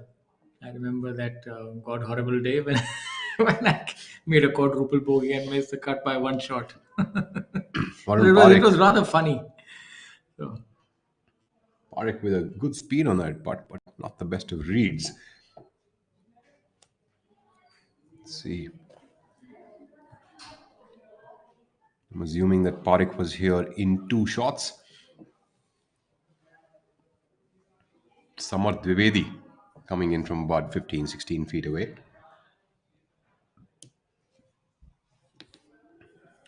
Dwivedi also a certified fitness coach. As you can tell, he likes to stay fit himself. Very athletically blessed and a hard worker. I think all these tapes and all also make you look a lot athletic, don't they? Yeah, actually, I'm thinking I'll put a few tomorrow. Commentary is over tomorrow. Maybe the next week I'll be wearing a couple of tapes. They make you feel like a soldier. You just come back from a war with a war wounds. Yeah, this is a very fancy tape that he has on. Let's see if that will help him make this putt. Nice stroke there for Samarth Dwivedi, but not enough speed on that ball.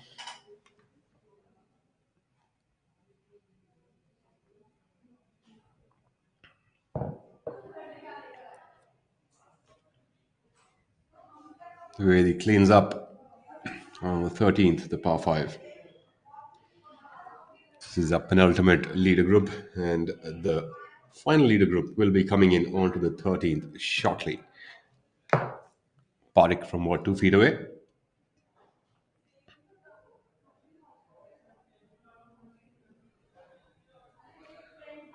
Waiting for a score update on this hole. M. Dharma with a string of birdies, taking his total score to 10 under par, making a birdie on 12th, 13th, as well as the 14th holes. I think these players are making it very interesting for all of us viewers.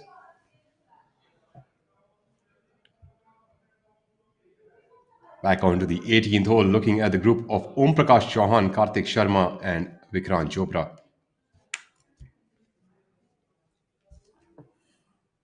Vikrant Chopra coming off that left rough on the 18th. It was like a bit of work to do.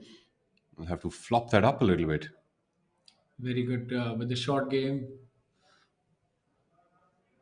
Around the greens, a lot of wizardry. Let's see what he's able to pull off here. Unfortunate miss it seems. Maybe it's the commentator's curse. Or jinxed by the commentator. Possibly.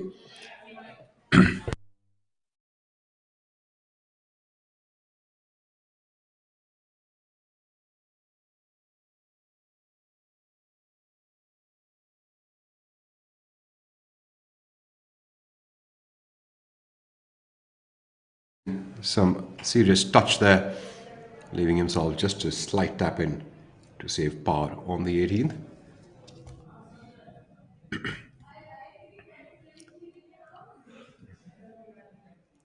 Karthik Sharma seems to be scanning that green.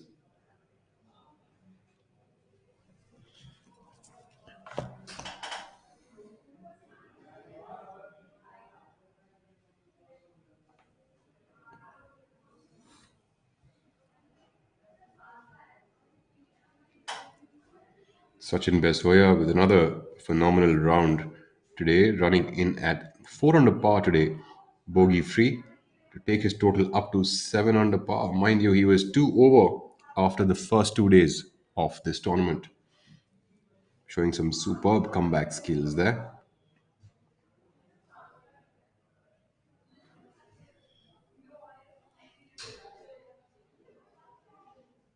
Now Vikrant Chopra there, trying to undo some of the damage. Seems to have kind of rushed that downswing.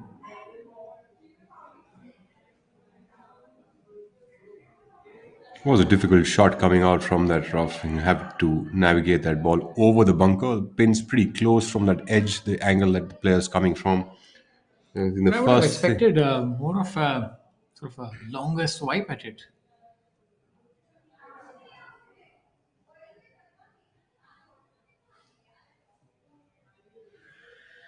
Not too sure about the line, or maybe disturbed by somebody in the foreground.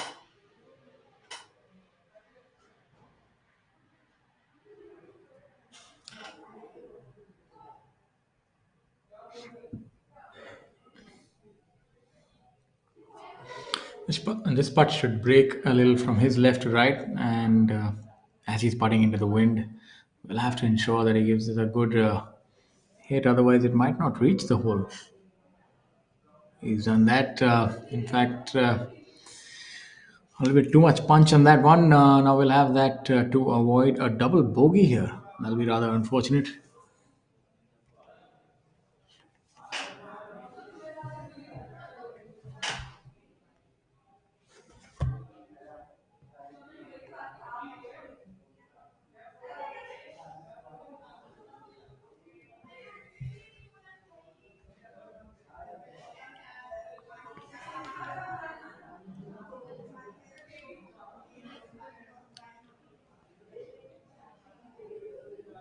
Karthik Sharma seems to have taken a little bit of a while to get that read in.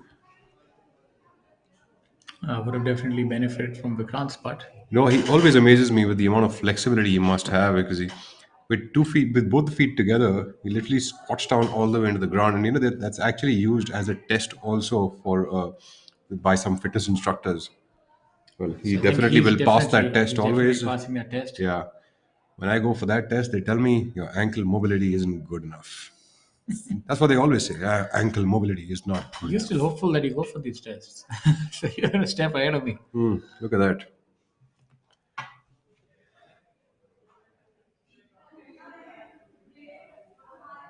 This is a multicolored sort of putter shaft that he has. Those are the new stability shafts that a lot of players seem to be using. I'm not certain how good are they technologically, but yes, a lot of players seem to be using them these days. They do come in fitted with a lot of various putter brands models as well. But doesn't that seem to be almost like an oxymoron? I mean, a putter stability, a putter, you're not swinging a putter at that speed. So, how would the shaft really, or is that something to it, or is this just a gimmick? What do you think? So it's a it's a question that needs a lot of reading and researching before I answer it. To me, the only thing that I take back is, if it was really that stable, everybody should make a lot more putts, isn't it? So yeah, that question always remains. I'm not sure if it's really adding to the stability or not adding to the stability, but even though the putter swing, the stroke of a putter is very short, even then the shaft does have a little bit of play on it. So there is a slight amount of kick that always comes in. Yes, Now, whether this kind of a shaft really stabilizes that putter face or not, and for it looks whom, nice though. is $1 million question. It looks nice. And I think that's. I have to say that this. For nice, I have another option. You know the wraps. Yes. Just use a wrap on your shaft. You can Yeah, make have it a have different. whichever color you like. Maybe make it look like a lightsaber from Star Wars. Sure, whatever you like. I used to use a lot of tennis wrap powder grips, and I used to use like various colors Okay. of it, just sort of like to change the way it felt, and Was it you not could to do try that. and lower your score, or just That never try happened really, right? So I mean, modest? I used to be a pretty decent putter A at the modest time. man is Rahul Bajaj, a very good player in his own right. I'm sure you still have a lot of game. You've been a fairly good professional, and Well, I'd like to believe so. is that game still there? Are you still able to shoot under pars, or how's your game when I you haven't last really played? played a full round of golf in 4 years now. So I do play 9 holes every now and then with the kids I teach, but that's pretty much about it. Do I really fare well in them? Yeah, maybe like 1 and 2 rounds is something that I do okay in, and one, but I do surprise myself sometimes as well, It's good. You're and still able to. positively so. It's still good. You're able to teach kids. Whoever I play with normally teaches me. Now my When game I has become as such. when I was The kids that teach me, and I Kalin know Joshi next to this. he's almost there. Lucky for him, he's not in that thick stuff because I'm telling Luckily, you, he's using the that's a putter. trap. That's a trap. Colin, please beware. Stay away from the water.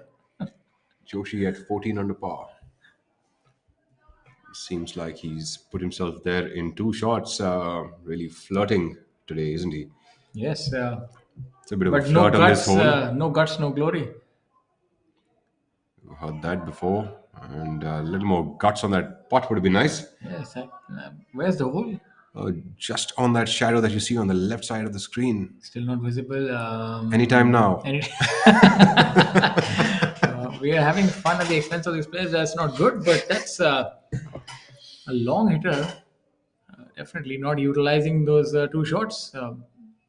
That is a very poor effort from him. Let's see if he can make that putt coming back. That'd be a bit of Arjun, work. who is there, I assume he would be there in 2.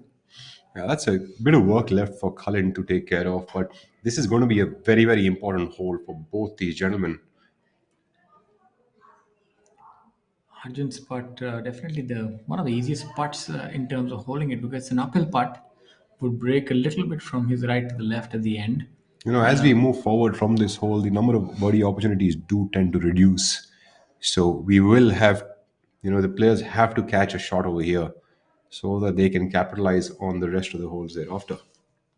Talking about birdie opportunities, Arjun Prasad has birdied his last 4 holes, so I'm sorry, but I beg to differ. Seems like there are birdie opportunities, especially the way these players are going. So, I mean, it seems like every hole is a birdie opportunity. I remember the par 3 was so difficult, the 16th hole. They're making mincemeat of that as well. So, these players are pretty good. Even the 14th, I remember, was a tough, difficult hole.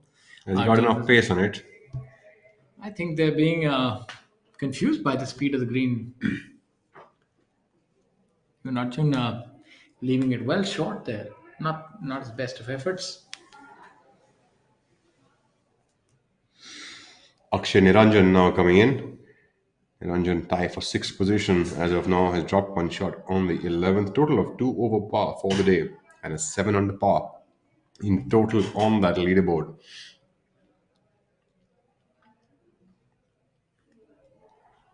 Niranjan could definitely do with a birdie or two.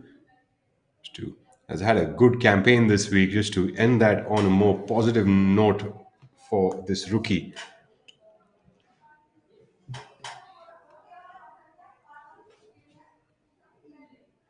First tournament, leading the way, it can be quite a nervy day. Yeah, absolutely. I think he's done well, handled himself with dignity and poise.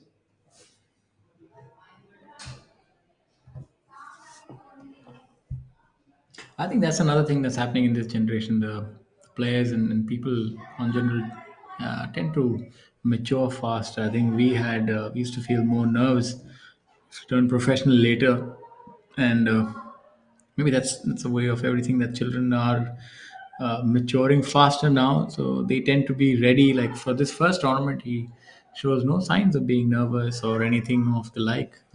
I mean, his game has not quite fired today. That's a different thing, but I don't see any sign of nerves per se.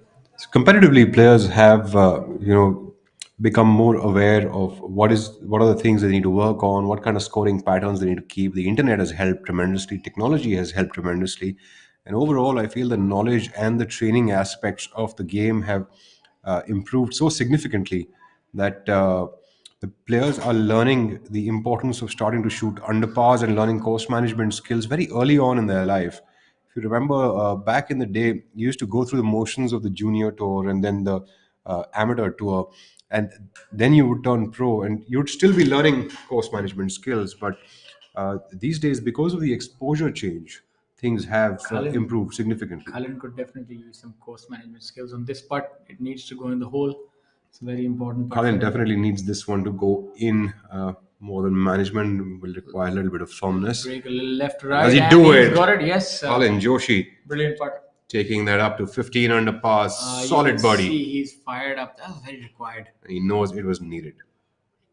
These kind of putts are very important to keep your momentum. Otherwise, they can sort of derail you. It feels like a gut punch after hitting two brilliant shots. Being there in two and then not finishing up on the work is rather disappointing. Otherwise, Arjun Sharma now has a little bit of work to do as he needs that birdie to stay in the lead. and it's almost like a bout of heavyweight champions now. Colin Joshi has already given the roundhouse. Now Arjun Sharma has to come up with his uppercut. Boxing match is this now? Let's see if he is able to land that punch. In the blue corner. Now weighing in at about 150 pounds. Arjun Sharma. All right, let's see if all that anticipation. We might have a commentary job for you in boxing as well. I'll take any job that's offered as a commentary. I love talking. I can even commentate on your normal golf rounds if you call me. That's all I can do now on a golf course. Unfortunately, my playing skills have eroded magnificently, and I learned when I played with Arjun. But what a joy it was! The last round we played, he shot an 8 under par at Noida Golf Course. So Sharma looking solid on that putt. that is very unfortunate. This is an unmitigated disaster. It's painful. That Seems is like a going to very be a bit of a costly move there. yeah. That's for not the kind of Arjun error you want to Sharma. be making at this juncture. I hope he doesn't regret that later. That was a big mistake by Arjun. And that's what pressure can do, and especially with Cullen making that putt. And you might not agree with me, but I think at times like this, it does matter what the opponent does. They know, both of them know that it's a two-horse race, and if the other one makes a putt, it does put a little bit of pressure on the leader, and that's unfortunately seemed to have succumbed to that. But he'll have opportunities to right that wrong as we have a look at Ranjit Singh. What a beautiful sight there. The trees, the shrubbery in the background. Let's see if we can end in style. Ranjit, very, very steady swinger of that club. One of the best drivers of the golf ball I've ever played with. Playing alongside today, Sachin Basoya and Amandeep Joel, both the gentlemen who are taking the leaderboard by a storm. Amandeep Joel. Joel has squashed the golf course today. Coming off that right rough, similar position to where Arjun Prasad made birdie from. Can Amandeep Johal make another birdie on the 18th hole? If the lie is decent, then it should be a shot where he should look to maybe just pitch it a couple of yards short of the green and let it release closer to the flag. Look for this to be close. I have a feeling he did a really good shot here. Seems to have maybe tugged it a little bit. Just a tiny bit. Yeah, and that tiny bit is going to be magnified because the greens are firming up due to the wind. Let's hope he makes a par and ends this round at 6 under par. Good for our viewers to know that usually if you're coming in from the rough, the club can tend to get stuck in the grass and close a little bit. And that seems like exactly what has happened with Amandeep Johal here. Playing partner coming up onto the green and giving himself about 20 feet away from the flag location. That would be Sachin Basoya. Sachin Basoya, who's jumped up multiple positions on that leaderboard and gone up to the tie for sixth position. He was in the middle of the pack just until yesterday. We have Arjun Sharma now on the 14th, par 3. It's a very difficult hole. Players would be having a long iron here, maybe even a 4 iron. Arjun Sharma. Body language says that he's pulled it a little bit to the left. Gallery's clapping. That's a good sign. So he's hit a good shot there. And that was quite important for him after that mistake. And the fact that he's teed off before Cullen, does that mean that Cullen made a par on the last My one? sincere apologies, ladies and gentlemen. Both the gents have made a 5 on hole number 13, which is a par for them. So Cullen was actually there in 3. Yes. So no harm done. The heavyweight championship is still on. It seems like Warren Parik is still in the game. He's only 2 shots away. And he's also playing in another group, so he's not got as much heat on him as these two gents have. Absolutely. It's always good to go under the radar. Parik could actually also turn things around. He just needs even 1 or 2 more birdies could get Warren Parik in the hunt as well. Staring it down. Just calling it a stop. Stop. No. Doesn't like it. I think it bounded a little bit too much, more than he expected. That's all right. Now that peculiar follow through. Backswing is fine. The follow through is Lot of wrist action, a lot of club it movement. reminds me a little bit of the US tour player Brendan Todd. Brendan Todd, is it? Is that similar kind of setup where he's almost hands are a little lower, almost the toe of the club is a little up, and then it's How he opens that club face through the impact area, opens it up and also adds some loft to it. they are Looks like he's hit a good shot there, Akshay Niranjan. good shot by Akshay. Niranjan also making par on the 13th hole.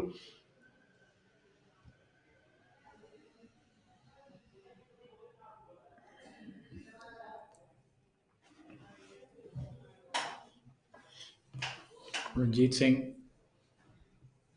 chipping in from a very good position. This position-wise seems like a very makeable chip. Yes, but we've seen that it's been difficult for players to navigate how much the ball will release after But it from pops that on the green. somehow that angle seems very inviting. Let's have a look at how it is inviting. Maybe it's just on the camera. Maybe not so friendly when you're actually down there in the heat of the action. Absolutely. Pretty much chipping across this golf course has seemed to be very difficult for the players. And mind you, these are the best short game players in the country. Amandeep Joel coming up with that broomstick putter from the back of the green on the 18th. From a position like this, sometimes I feel the putter is useful, but if there are some inundations or a change in slope, any iron would be better. Just pitch it on the green first. But Amandeep opting to go with the putter. Let's see if that is the proven choice.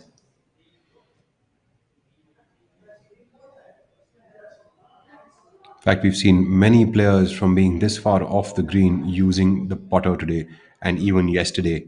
That's a very good That's a effort. good putt. Definitely seems to be the correct choice. Still have about 4 or 5 feet to go to save par. Nonetheless, seems like a good effort from where we are looking at it from. Sachin Besoya from about 20 feet away for birdie.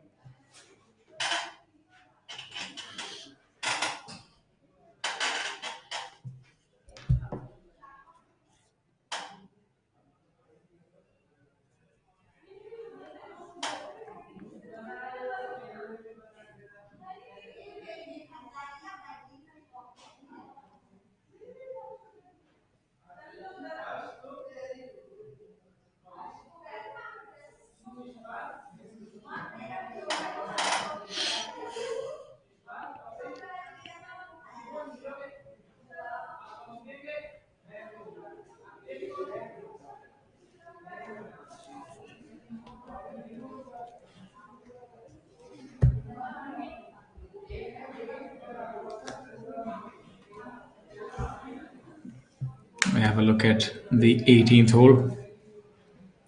Ranjit Singh was there in front of our screens.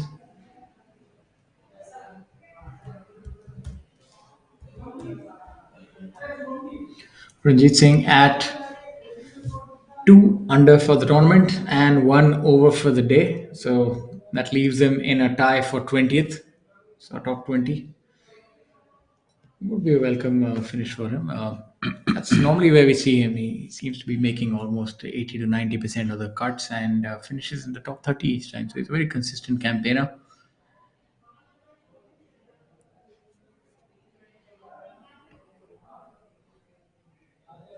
Rohan Dhole Patil is at 5 under for the day. So he's moving from strength to strength and at 1 over for the tournament.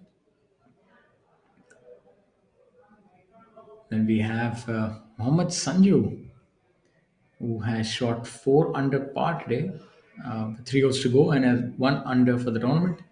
Jamal Hussain from Bangladesh ending the day at 6 under and 4 under for the tournament. Arjun Prasad ending in a blaze of glory, 5 under for the day, with 4 birdies ending his round and 6 under for the tournament.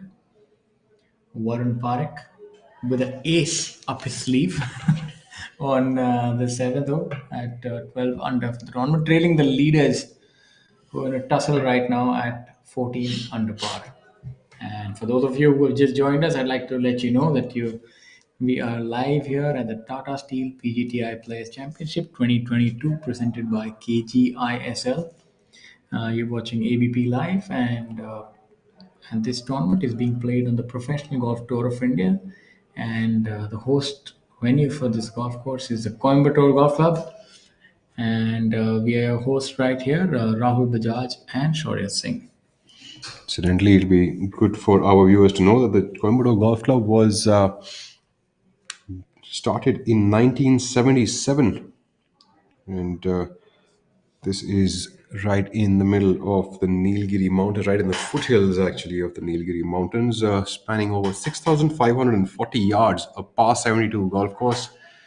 Its major characteristic is the winds at the golf course that are found. Prize purse of this tournament is 50 lakh rupees. We have 126 players who started competing at the start of this week, now left with only 60 players. Amandeep Johal missing that par putt will be a little bit of a hiccup just on that last hole. It's like a bit of a mystery. It was a pretty straightish kind of a putt for Amandeep there.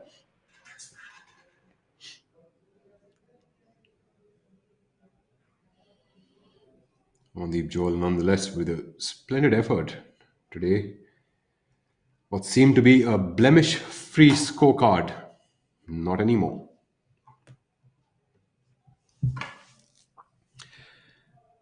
A big thank you to all the tour partners who helped to keep the PGTI going across various cities in various states, hosting professional golf events and helping the game of golf develop and grow in the country, providing opportunity after opportunity for professional golfers to rise.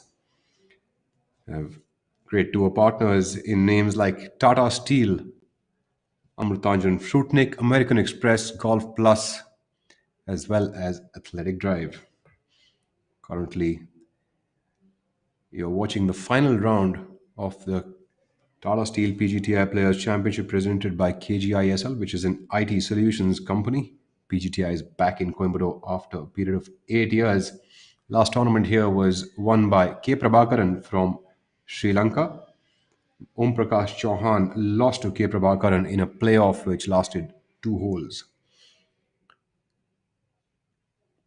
The tournament currently is being led jointly by Arjun Sharma and Kalin Joshi, and we are left with the last 5 holes to decide who the champion will be, or will we have a playoff?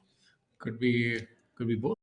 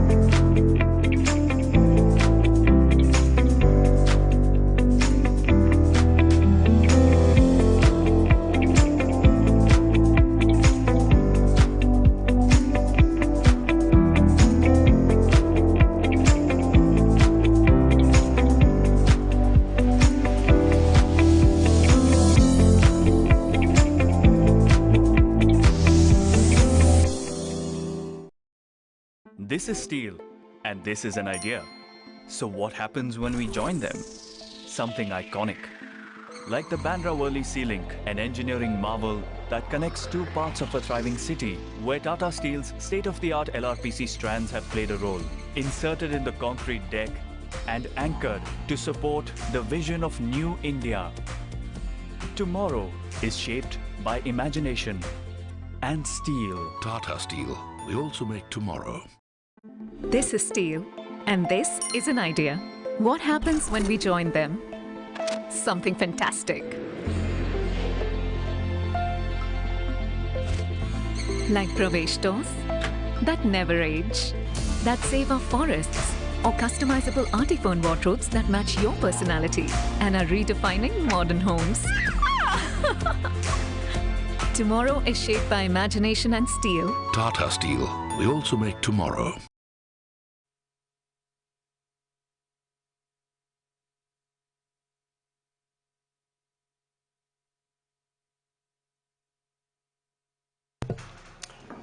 Back to all of the live action from the Coimbatore Golf Club. Abhijit Singh Chadda on our screens currently. Abhijit today playing to 1 over par for the day and a total of 5 under par for the tournament. Dropping a bunch of positions today for him on the leaderboard, getting just outside the top 10. Tied alongside Syed Saqib Ahmed and Karan Tonk at 5 under par. Top 10 currently is comprised up till the score of 6 under par. At 6 under, we have ties between Samar Dwivedi, Shamim Khan, Harinder Gupta, as well as Arjun Prasad. Arjun Prasad, who has just sneaked in and made his way into the top 10 by shooting a 5 under par today with a string of 4 birdies to end his campaign. Very promising young player based out of Gurugram. Absolutely, and very hardworking player as well.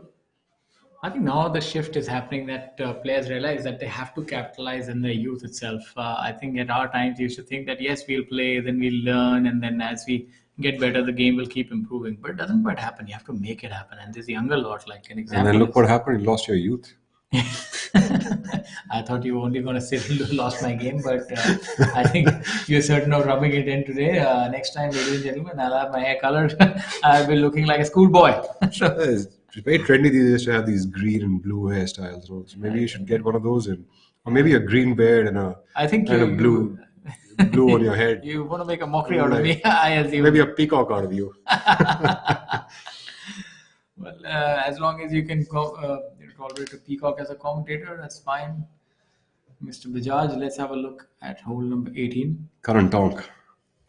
Karan Tonk also quite far away from the ball. Karan Tonk also, coming in with 4 decent rounds after a very long time on the leaderboard, with a total score of 5 under par.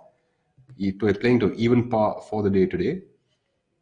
Tonk has put up scores of 72, 69 and 70 over the last 3 days.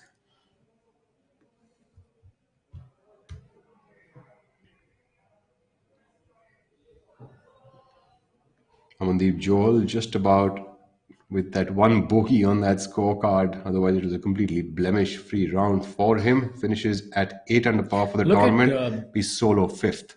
Look at M. Dharma. He really leans into that golf ball. The left hand, a lot of shaft, forward lean.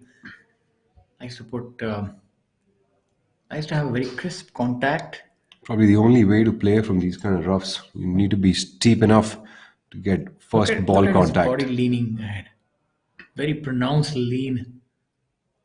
I think that's the way to do it. He's hit a brilliant shot there. We saw that yesterday as well. He does prefer to lean forward, but most importantly, from this kind of a rough, you don't want to make too much of grass contact. So leaning forward and staying a little steep is always going to be a little more beneficial. We saw a lot of players losing the club into the grass over the last 2 days, because you can imagine the thickness of the rough over here.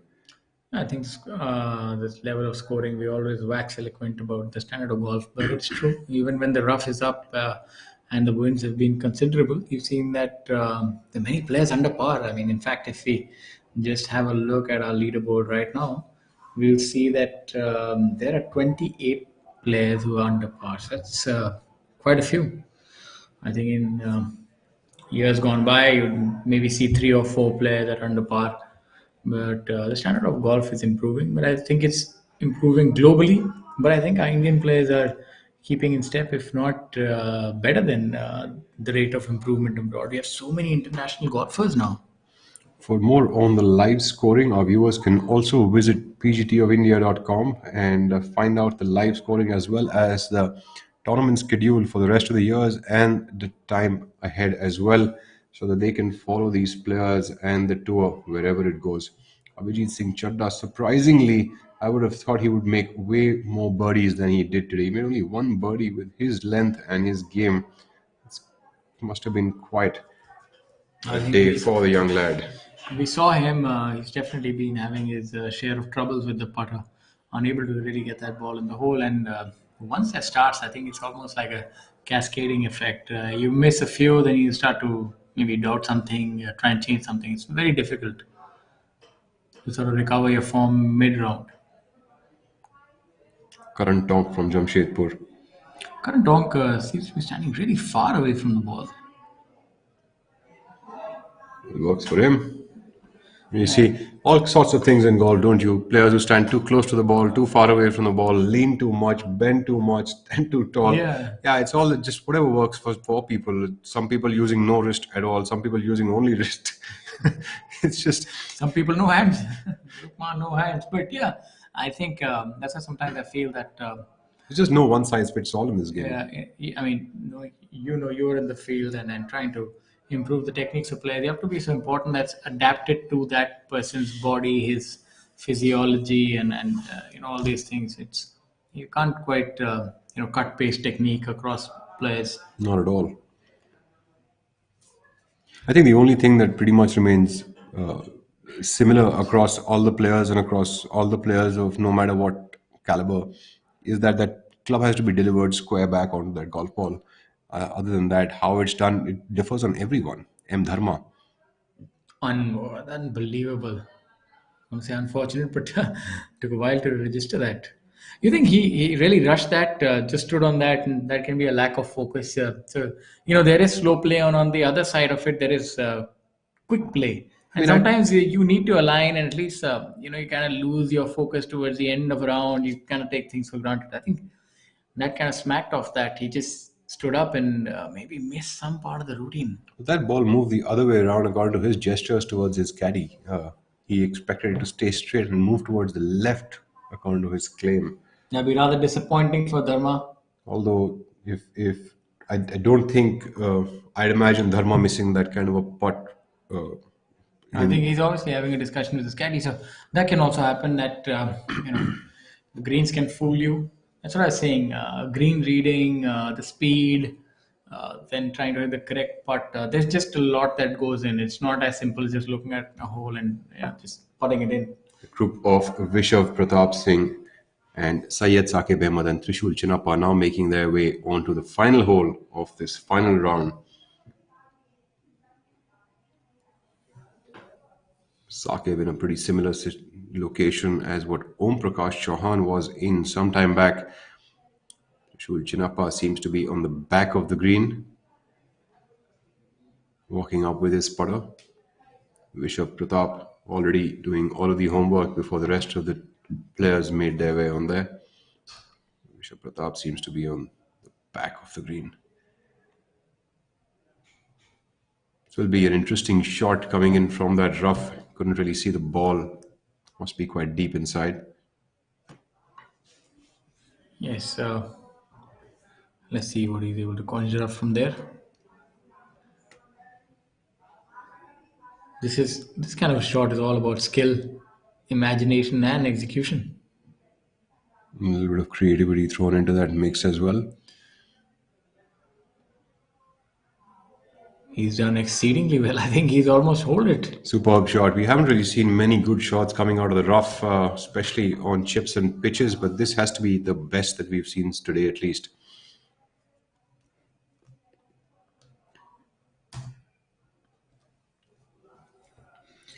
Shamim Khan making a couple of birdies and moving up to 7 under for the tournament, but he has also had a double bogey on 12. So I think Shamim sort of running out of steam on the final day.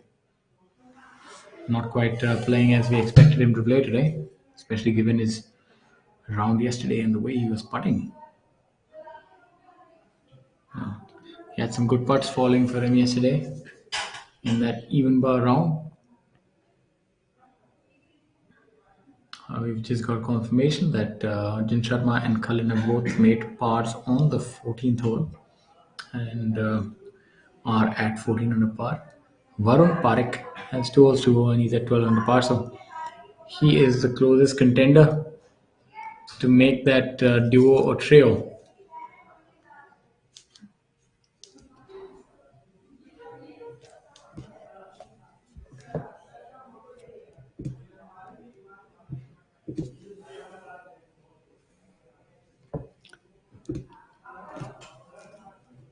You think a chip from that area would be a lot more realistic to hold from the front part of the green? Or, well, probably it's not spinning at all. Maybe that's why the players are taking... Chip always has more chance of going in.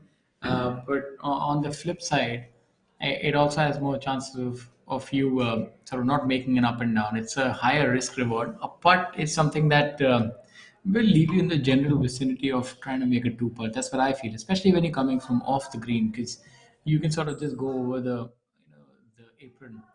I think it's because of the reduced spin on the greens as the day moves on, because usually you don't see these players taking out putters from this much off the green. You'd see them be pretty aggressive. And maybe because the ball's jumping on the green a little bit. It could also be because the greens are firming out and the wind is up. So that could be a factor as well. So the players are a little risk averse. It's better to just make your 2 putt, give it a chance, as opposed to risk dropping a shot. And as we go on 15, this could well be a birdie putt, because the 15th is a short par 4 for these players. They would be getting a drive somewhere in or around the greens. Colin Joshi trying to kick that one in from where he was. Really catch it.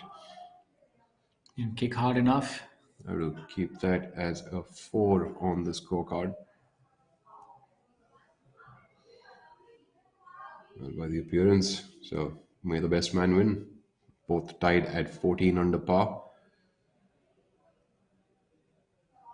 Akshay Niranjan now sticking around at 7 under for the tournament. 2 over for the day.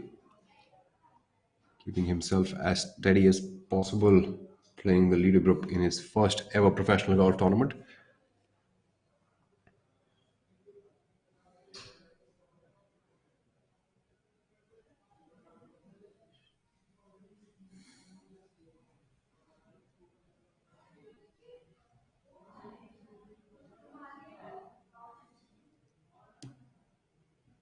Niranjan makes that birdie on the 15th.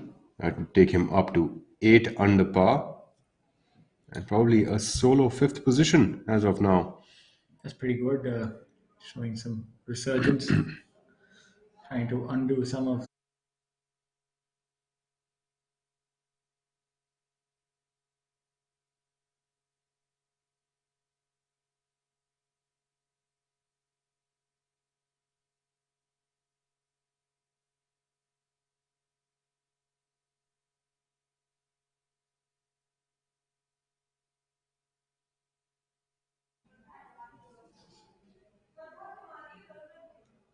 this should be a mere formality for Saqib.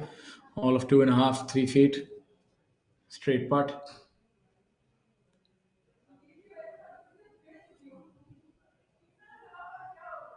Makes that. Syed Saqib Ahmed with a pretty good campaign today on the golf course, finishing up at 2 under par with a string of bogeys on the back nine. The front nine went really, really solid, finishing with a total of 5 under par so far, with the latest update still awaited.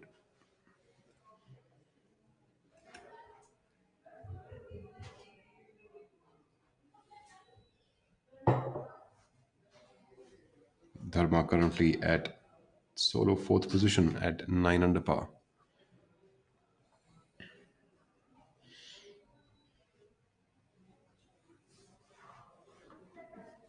Chinappa currently 1 over for the day and total of 3 under for the tournament.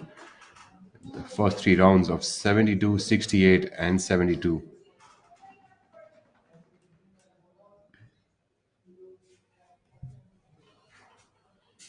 Makes Rolls that that one in conveniently.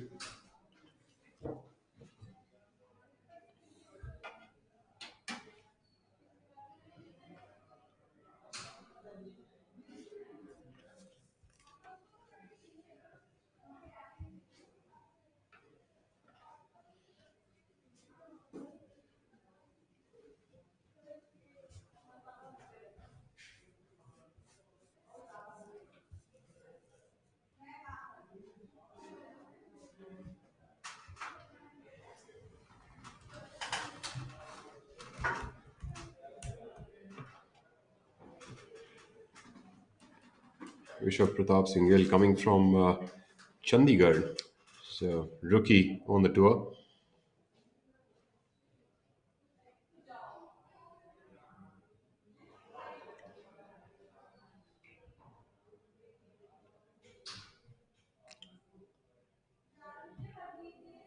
we live at hole number 16. Interesting par 3. Seems to be playing quite short today, only 135 yards. So with probably going with a 9-iron or The wind's up the front though.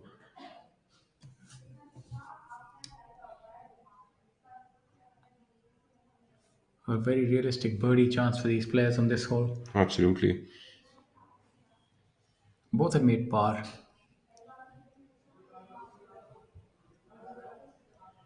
Oh, Seems like a bit of a hands-only approach there for Arjun Sharma. Does that ball get up onto the green? very dejected. Let's see where that ball has gone.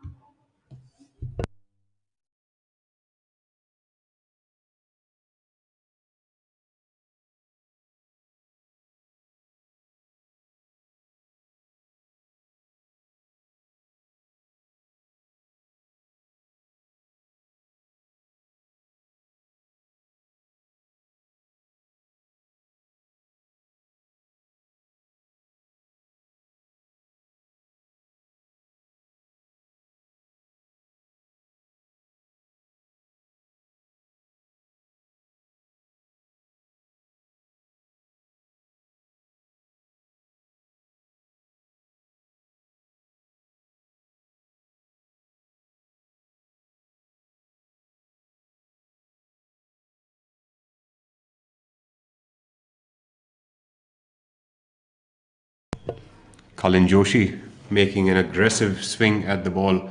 He knows he has to create some damage out there on the golf course as holes are reducing and the tie between the player remains. I think both have hit shots that they're not completely satisfied with. So we'll soon find out. It'll all depend on where they have landed up after these. It seems like Cullen Joshi has found himself on the green. His caddy has handed him the putter.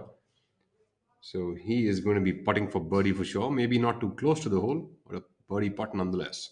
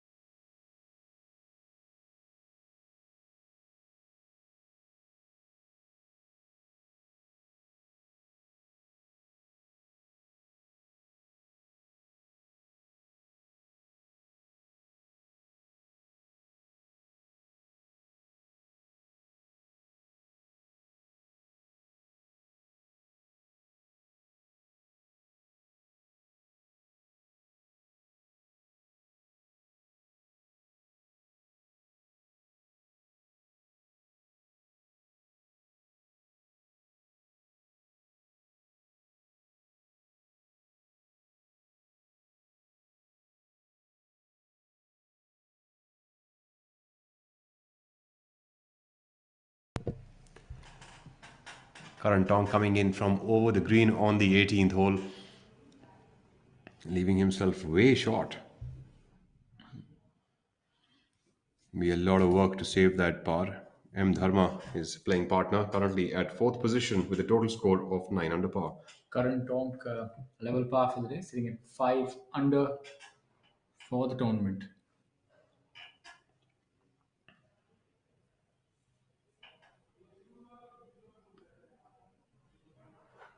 For all of you who are just joining us for the last few holes and all of the action which will be coupled in over the next couple of minutes, you're watching the Tata Steel PGTI Players Championship presented by KGiSL.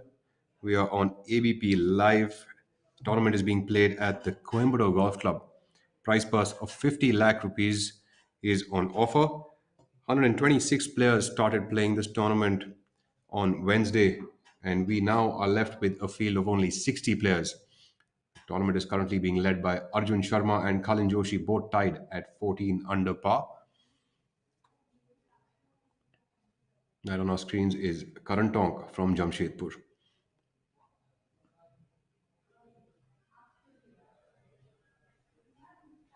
Professional Golf Tour of India is responsible for hosting and developing professional golf in India, and the tour has done exceedingly well in putting up a superb calendar for 2022, developing professional golf and giving professional golfers opportunities across the country and across the states.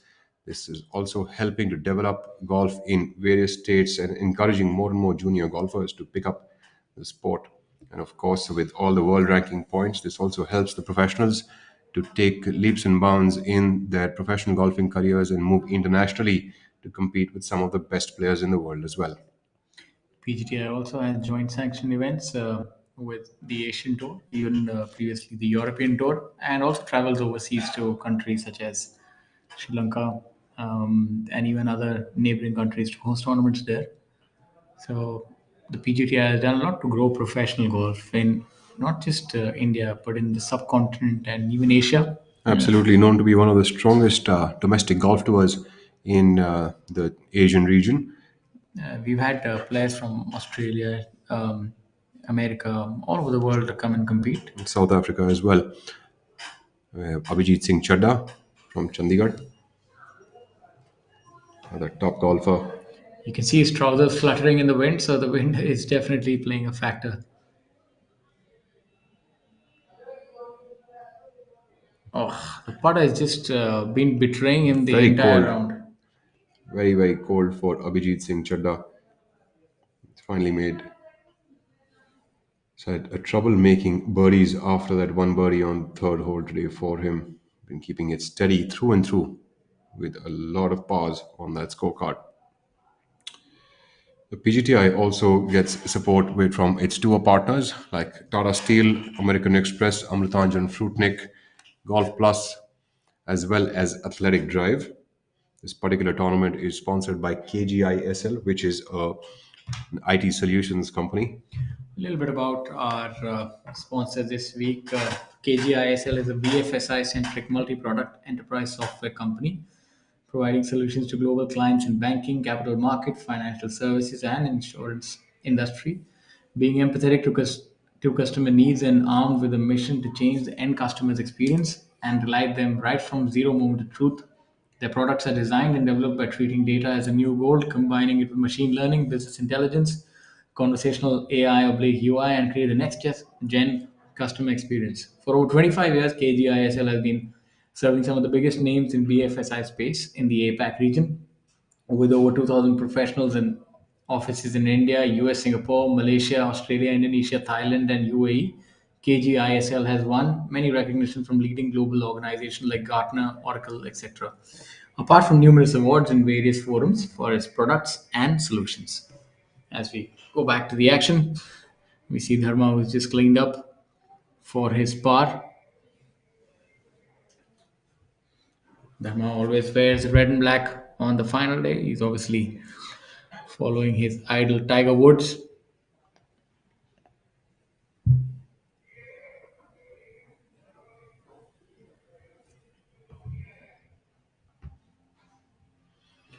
Akshay Niranjan there as we We're going back to the leader group. Hole number 16. From the looks of it, this would be a par putt, I think, because he was quite disappointed with his tee shot. It's going to be pivotal, this hole. Absolutely, this is Arjun's par putt. The situation seems to be getting... With the 17th and 18th the way they are, we've not seen many birdies, to be honest, even though 18th is a very short hole. But maybe the wind is playing a factor.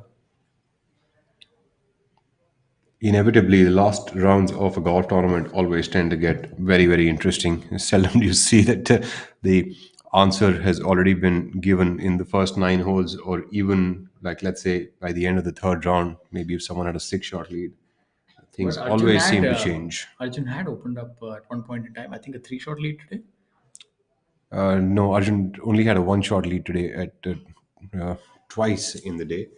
But Cullen has also kept his foot on the gas through and through. Both of the players, Cullen has not made any bogey so far, and Arjun with just 1 bogey on the scorecard earlier, unfortunately. Very disappointed turning the other way. Expected that to turn from break from his left, but yeah, I think that had all of us fooled.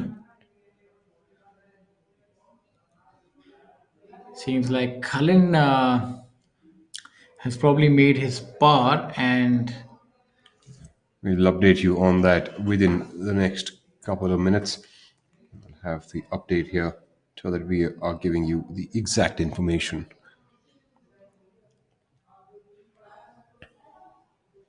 That's what seems to be the Palghat Hills, which is a part of the Western Ghats, as we are told.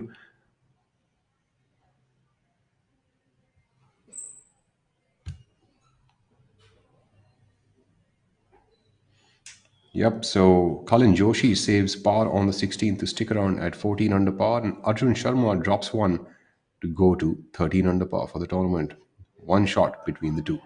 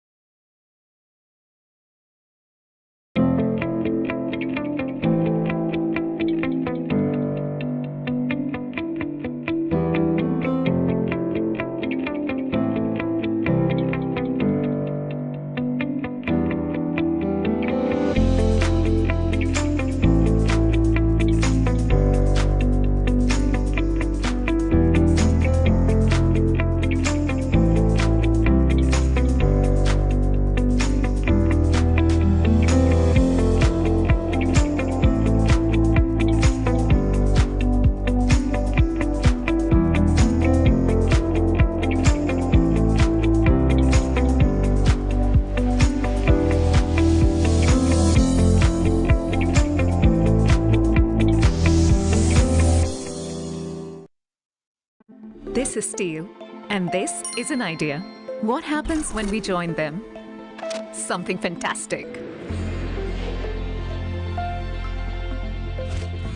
Like Pravesh doors that never age, that save our forests, or customizable artiphone wardrobes that match your personality and are redefining modern homes. Tomorrow is shaped by imagination and steel. Tata Steel. We also make tomorrow. This is Steel, and this is an idea. So what happens when we join them? Something iconic.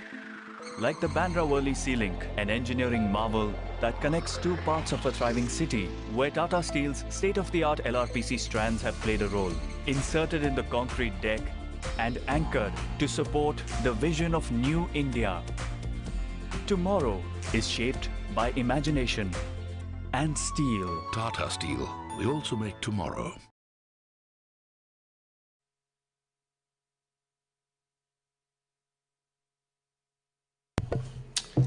Back with the action happening live at the Coimbatore Golf Club. For all of you joining in, this is the Tata Steel PGTI Players Championship 2022 coming to you live from the Coimbatore Golf Club. This is the first tournament of the second half of the PGTI season.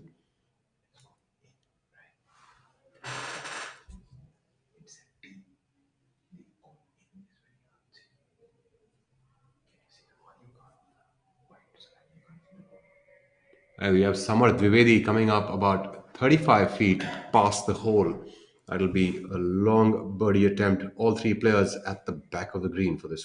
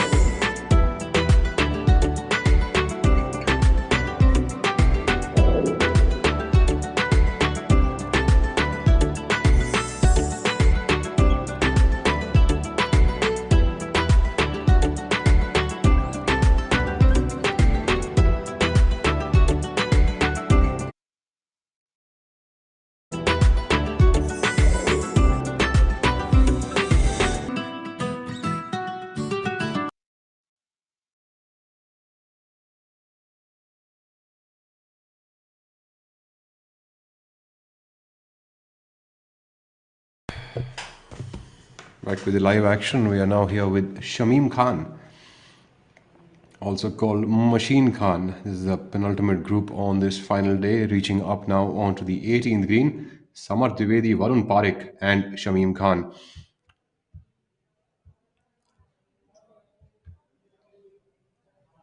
Shamim currently at a tie for the 8th position with a 2 over par for the day and a total of -6 on the scorecard. He's tied alongside Samar Dwivedi, his playing partner.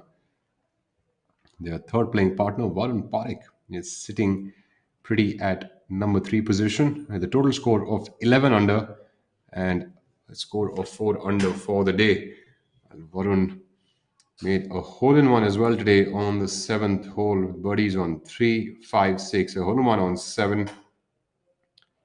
And thereafter birdies on hole number 11 and 13. Shamim Khan.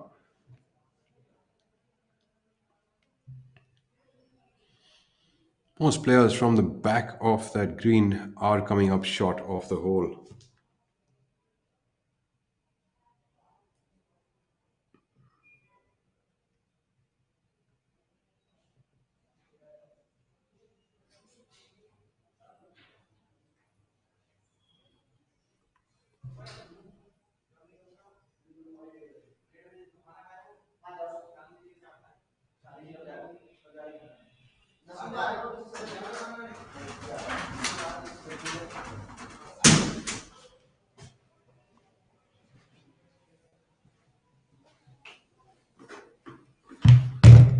We have a look at Samarth here on hole number 18.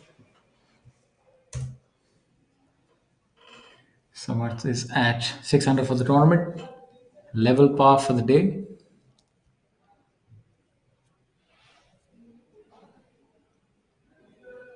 Samar's also a very avid musician and a very good guitar player, apparently.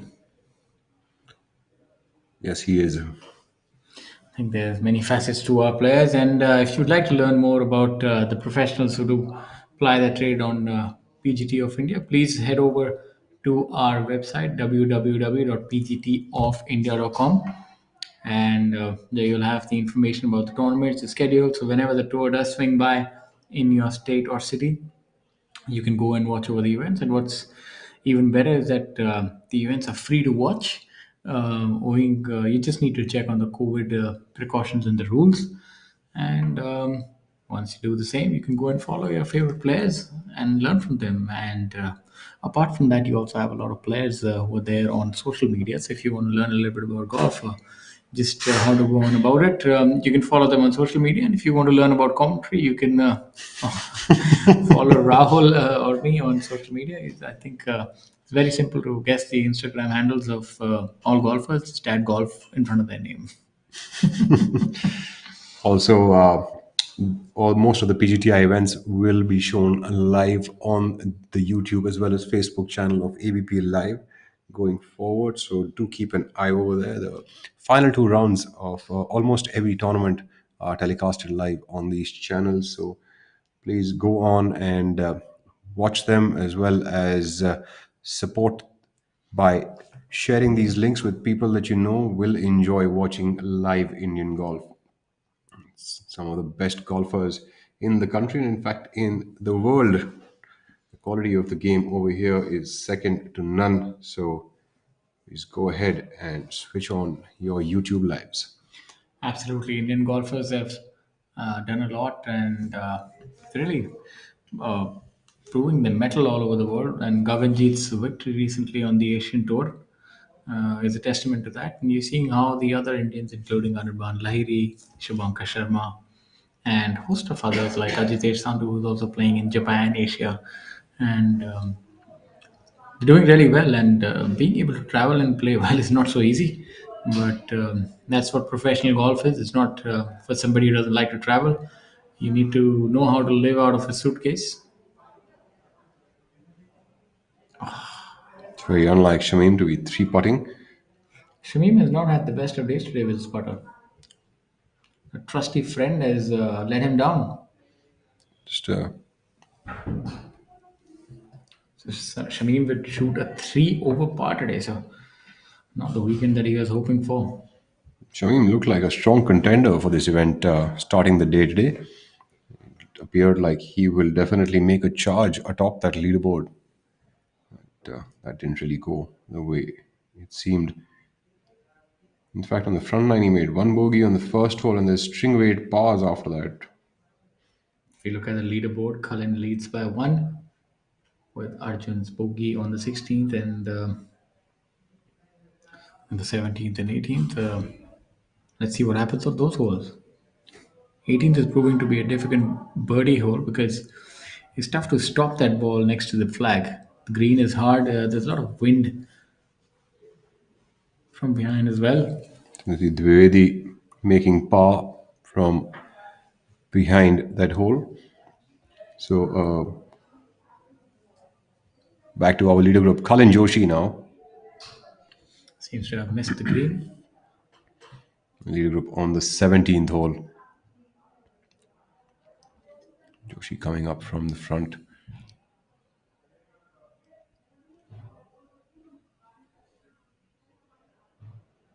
Is that to settle down? Not the best of efforts. Slightly leaving the door ajar for Arjun. Quick mention to a lot of good underpar rounds today. The best round of the day so far has been Jamal Hussain Mola at 6 under par for the day. We've also had Rohan Dhole Patil with a superb effort of 6 under par today. Jamal, of course, making 7 birdies and 1 bogey, and Rohan Dhole Patil with even an eagle on his scorecard. Been a string of 4 and 5 under pars on the round, but these two, the best so far. Abhinav Lohan coming up with a splendid round himself. Arjun Prasad coming up with a 5 under. Amandeep Johal with 4 under, and Sachin Besoya as well. So some really solid golf being played there on the final day. Akshay Niranjan the rookie on tour. Starting his professional career on a high note here at the Coimbatore Golf Club. Yeah, he should be proud of the effort that he's been able to put in. Fantastic 4 days golf by him.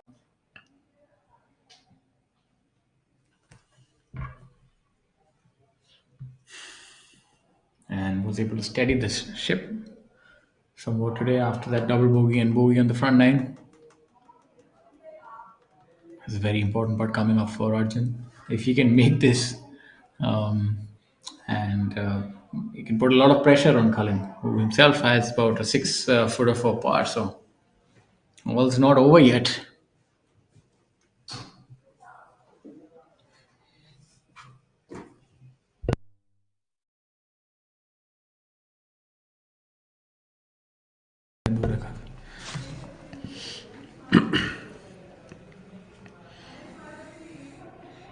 Well, this hole could also lead to that two-shot swing if it may. You never know. Look for this to turn a little from his left to right. You were never this quick to read the line in live golf while you were playing, were you? Yeah. I think I Yeah, no, you had don't a even wrong need vantage point. You don't even need angles anymore. Yeah. मैं कहीं से भी बता दूंगा. I think that's the difference. When you're right there, then you have to be certain that you're correct. From here, you can make a mistake. So, definitely should break from his left, and speed on this part will be so important. Absolutely, want this to- really could be that two-shot swing, if at all.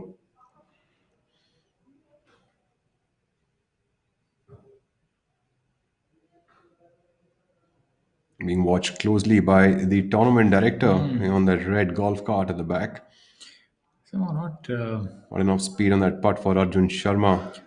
Last Tapping 4-5 for holes, power. he's not been putting too well. If you look at it, he missed that 3 putted on 13. So the putter seems to have gone cold. It's like a little slowdown of things that have happened for Arjun.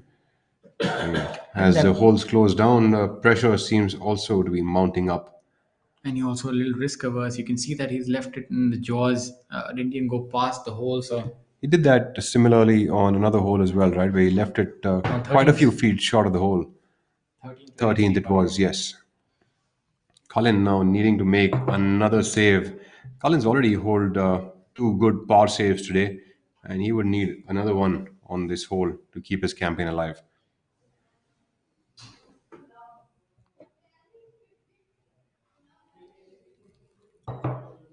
Cullen, no stranger to success. He's already won tournaments on the PGTI, multiple winner, as well as an Asian Tour winner.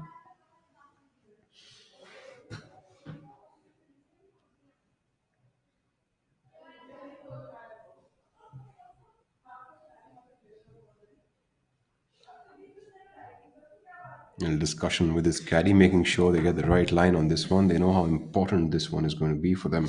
I think this part is the one that can seal the tournament for him, I feel, because with his length on the 18th, he should be just getting a driver and a sandwich, and birdie is going to prove to be difficult for Arjun, seeing that he's not putting that well. So We haven't seen many balls land up very close to that flag on the last hole. I feel that this is the putt that's going to decide the tournament for him. I mean, just by that flag location, that hole has become a couple of notches tougher. Colin Joshi to save par and stay in the lead by 1 shot over Arjun Sharma. And he gets it. Colin Joshi stays at 14 under par, moves on to the 18th hole with a 1-shot lead in the bag.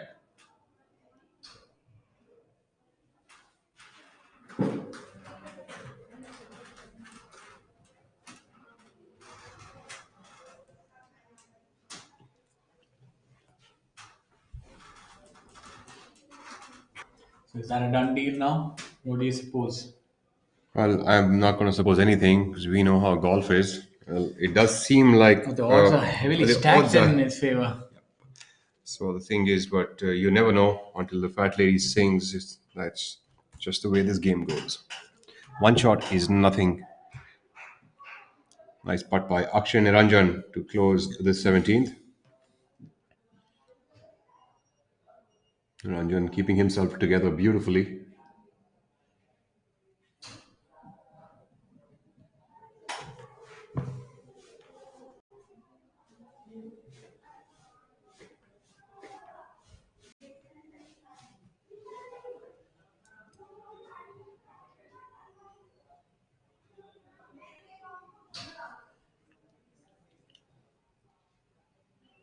The 18th is a pretty straight up par 4, playing all the way uphill though from the tee to the green.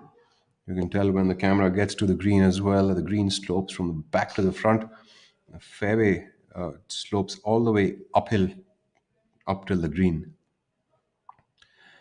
Hole usually in this time of the year plays downwind, so the players are always trying to keep the ball really, really high so that the wind can catch it and go as far as possible. He'll be really buoyed by that par save.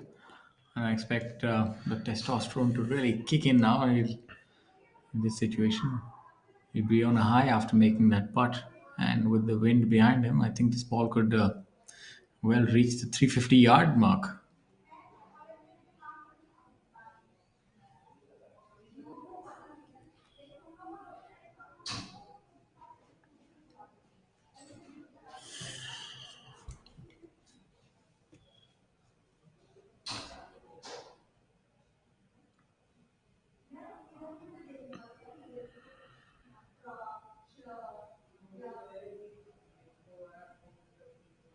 Colin Joshi going Really after give it that a one. lash.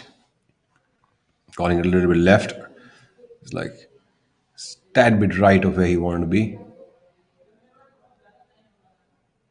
But this has been a very interesting battle.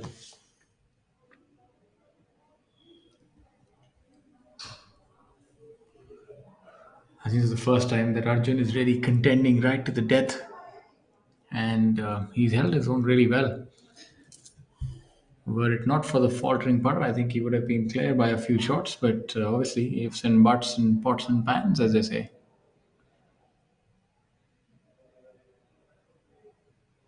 Standing towards the right side of the tee. Maybe he's trying to hit a fade.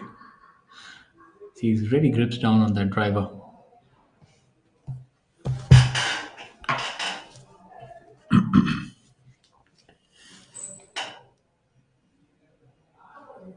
Arjun Sharma from Greater Noida just keeping himself together and doing very well in this tournament. The consistent under par numbers on his scorecard. Just a couple of blemishes here or there, a miss putt here or a miss putt there, but more or less keeping his game really together for this I think round. Giving it out to the right side. as There is a little bit of room over there though. very unlike him, to be honest. But I think he really went after that one because he wanted to get that as far out as possible.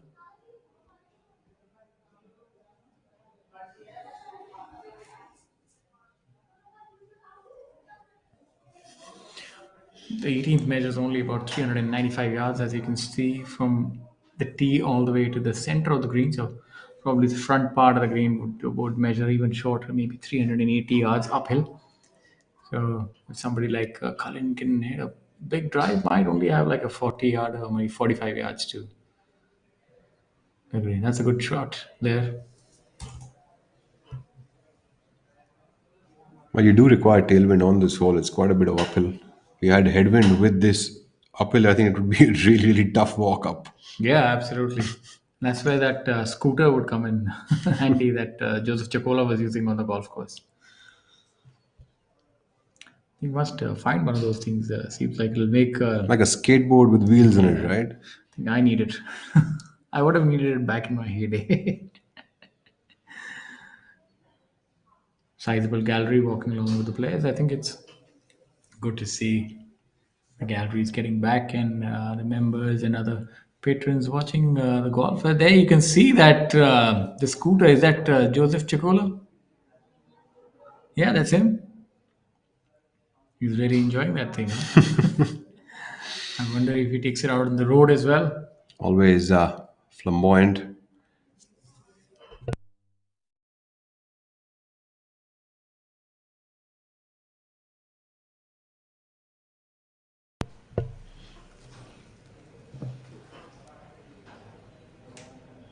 So, followed by the referee's cart. A familiar sight for me. I almost had a radar and sonar, everything I could spot a referee from a mile. Nice to see a bunch of patrons and junior golfers out there walking with the players. It's always good to see When pro golf returns to various cities, a number of people that step out to watch the best, the creme de la creme of the country. In fact, some of our players are not only creme de la creme of the country, they're also creme de la creme of many international golf tours. Yeah, we'd encourage you to follow our players and also look at which international tours they're playing on. You have players from India playing on the PGA Tour, the European Tour, Asian Tour, every international major tour. You have Indians playing. In fact, even as far flung as the Canadian Tour, you have some players playing there. So In fact, for all of our viewers, you don't really need to go very, very far to find all of this information. The pgtofindia.com website is a very informative website. You could just hop on over there and have a look at who are the various players, what kind of statistics are running, who has made the maximum number of birdies, who's got the money, career earnings, order of merit, and all of the list of the future tournaments. So, all in all, an extremely informative website. And of course, then to catch all of the live action, you can always come around to ABP Live and watch us showcasing the best of golf in India live via YouTube as well as Facebook. should be interesting to see how far Akshay has been able to get that drive down. He really caught all of it.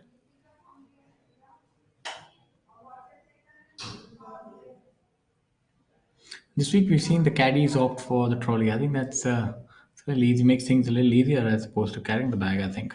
Well, I've always sort of found that picking up the bag is a lot easier, but I guess it really depends person to person as to how they go about it. Just Usually, you another don't see trolleys on pro tours. just another interesting thing for viewers to note that when we play junior golf, we're not allowed caddies. So all throughout our junior years, we've been carrying our own bag. Yeah, think now they do allow trolleys on junior golf, but I've always felt like keeping a bag on your shoulders was much easier than pushing that trolley around. I don't know, when we were juniors, it was so easy to carry a bag for 18 holes, but one cannot imagine doing that. Just remember that you're not a junior anymore. You'll You definitely. have your own junior now. I think it definitely helped drive, Just in case pushing the you. point home. Let's see what Akshay can do here. Maybe all of 60 to 70 yards, nothing more than that with the wind behind them. It'll be interesting how this ball reacts.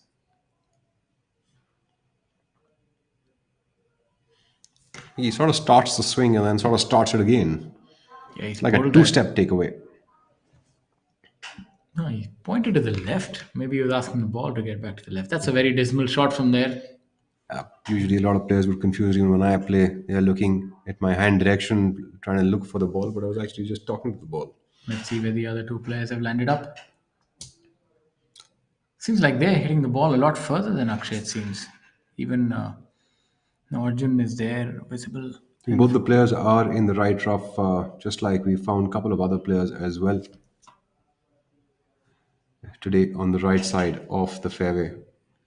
It's going to be an interesting final hole. I Well, think we know Cullen that- should not have any difficulty in making par from there. He's really quite a fair distance down, maybe only about 40 yards to the green. And Akshay, my apologies, Arjun will need to make birdie from here.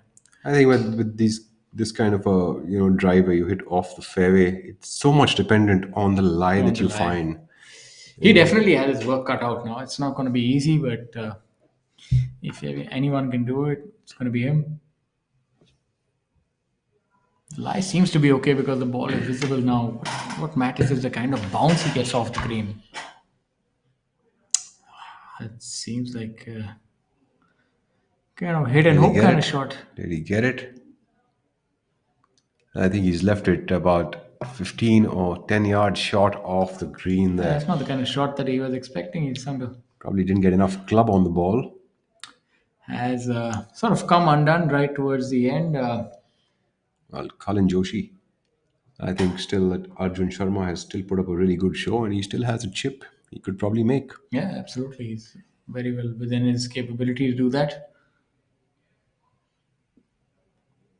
Joshi, Cullen has been offered a golden ramp. Just get it on the green from here, two putt, and go waltzing off with that I winner's think check. that's the biggest mistake that any player can make in this situation with a one shot lead, to think that he's already taken it home at this moment. This would be the biggest mistake that anyone can make. Thank you for correcting me. But I think that should be the first priority, to cover all bases, just get on the green, and then let the opening try and win. That's a really really good shot by Kalin Joshi, but I also think that Arjun still has a shot. I mean, he's completely clued into the game right now, and he knows that making this could be a really important thing for him. I'm pretty sure he will give that a shot.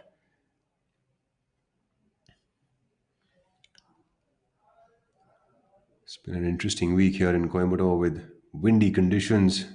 Good to see all of the great golf that the players have put up over the past 4 days. Cut was applied here at a score of 4 over par. 60 players, including all of the ties, were the ones which made it to the weekend rounds. PGTI applies a cut at the 50th position plus ties, and we had 10 players tied at the 50th position, hence the cut was applied at 4 over par. None of the three amateurs were able to make it to the weekend rounds.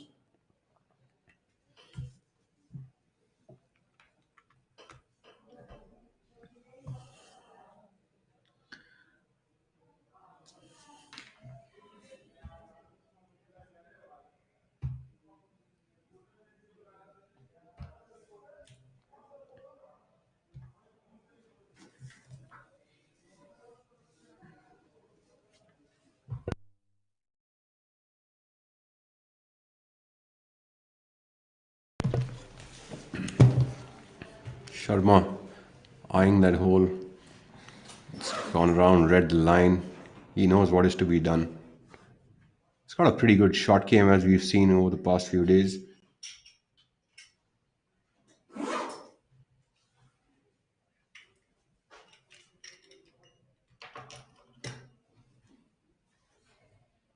Did he get enough on that? Did he get enough on that? Unfortunately, Leaves that way short of the hole. had the line, but not quite the speed. But that was a good effort, nevertheless.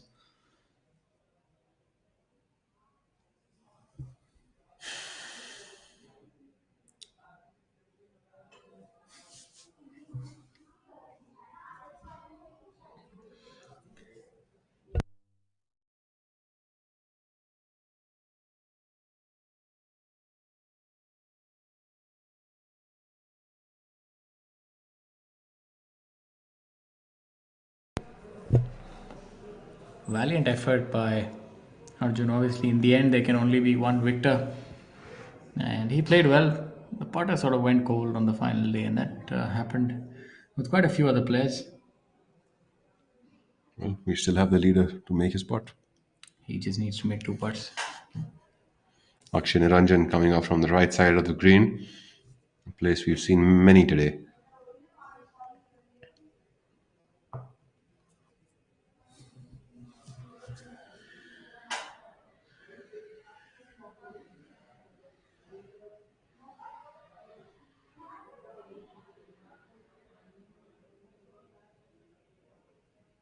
A lovely putt by Akshay Niranjan on that last hole. Niranjan with a superb effort to finish for a tie for the 5th position That's in brilliant, his because he'll first get his, ever professional golf tour he'll event. get world ranking points in his first ever event, and that's quite Absolutely, and superb effort. Niranjan with scores of 69, 70, 68, and a 74 on the final day.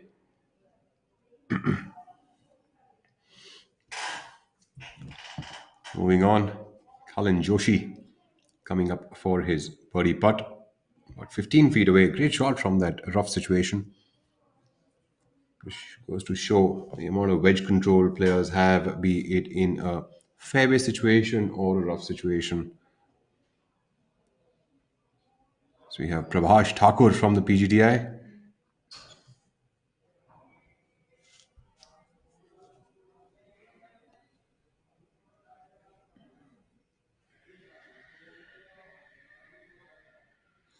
ready to capture that winning moment.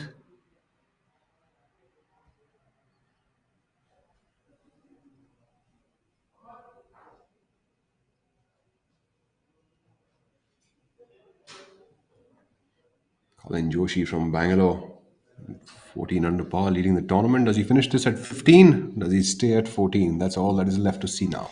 Yeah, I think it could be 15. He's seen Akshay Pat on that line. That'd be rather stylish. Oh, unfortunately, just grazing that hole, and I think that should be a mere formality, all of 2 feet, or even less than that.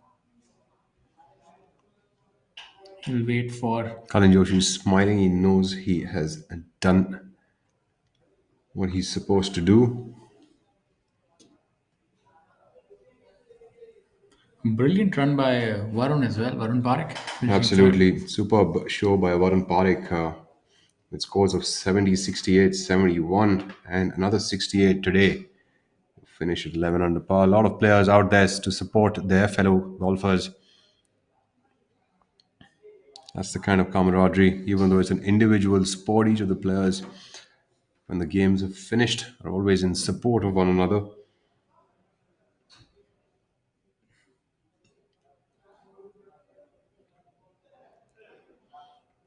Arjun Sharma make his final par of this tournament.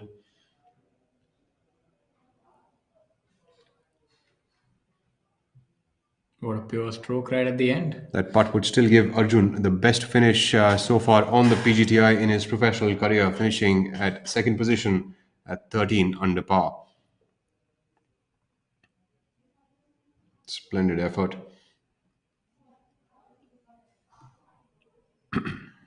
Now mere formality for Kalin Joshi.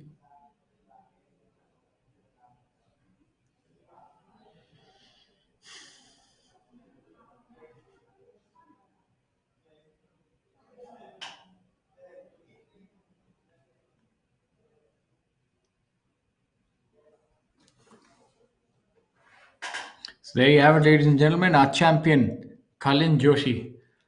Colin Joshi from Bangalore wins the PGTI Players Championship presented by KGiSL with scores of 69, 68, 69, and 68. So that's quite commendable at 14 under par. Colin Joshi coming from behind to win this tournament on the final day. Ladies and gentlemen, we were at the Coimbatore Golf Club. Please stay with us. I am your host Rahul Bajaj along with Shaurya Singh, and we will be moving soon into the prize presentation ceremony. So please stay with us on the channel.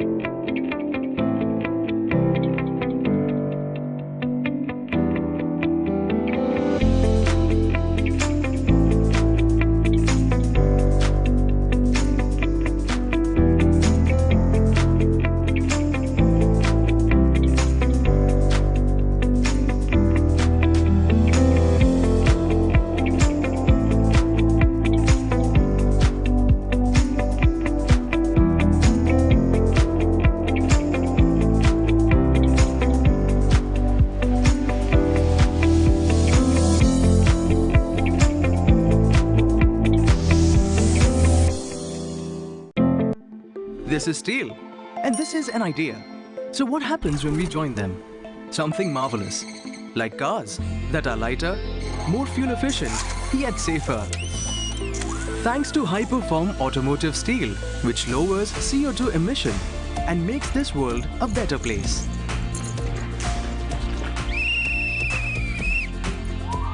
Tomorrow is shaped by imagination and steel. Tata Steel. We also make tomorrow. This is steel, and this is an idea. So what happens when we join them? Something iconic. Like the Bandra Worli Sea Link, an engineering marvel that connects two parts of a thriving city, where Tata Steel's state-of-the-art LRPC strands have played a role, inserted in the concrete deck and anchored to support the vision of New India. Tomorrow is shaped by imagination and steel. Tata Steel. We also make tomorrow. This is steel, and this is an idea.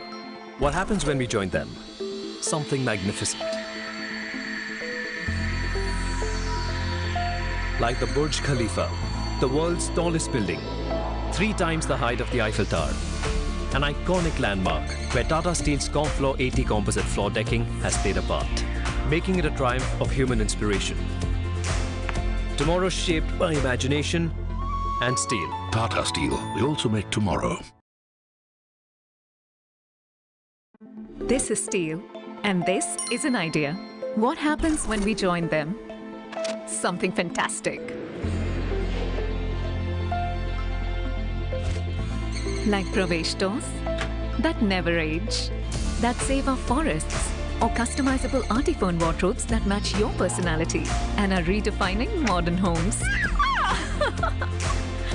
Tomorrow is shaped by imagination and steel. Tata Steel. We also make tomorrow.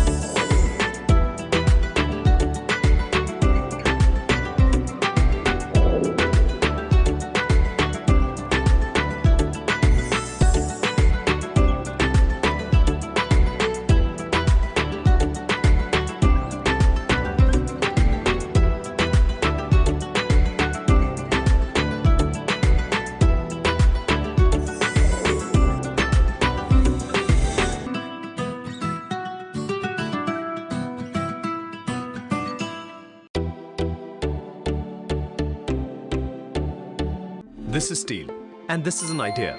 What happens when we join them? Something magnificent. Like the Burj Khalifa, the world's tallest building, 3 times the height of the Eiffel Tower. An iconic landmark where Tata Steel's Confloor 80 composite floor decking has played a part, making it a triumph of human inspiration. Tomorrow shaped by imagination and steel. Tata Steel. We also make tomorrow.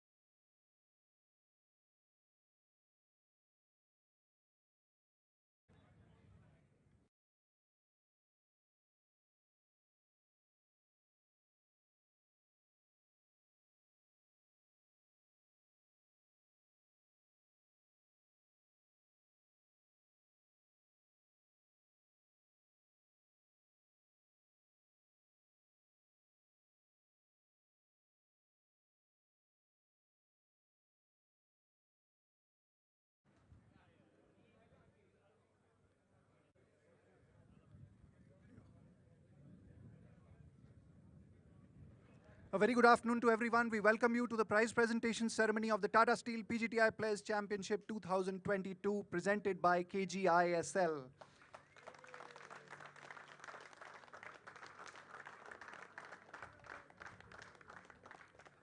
The second half of the Tata Steel PGTI season got off to a cracking start this week as the tour returned to the Coimbatore Golf Club after 8 years.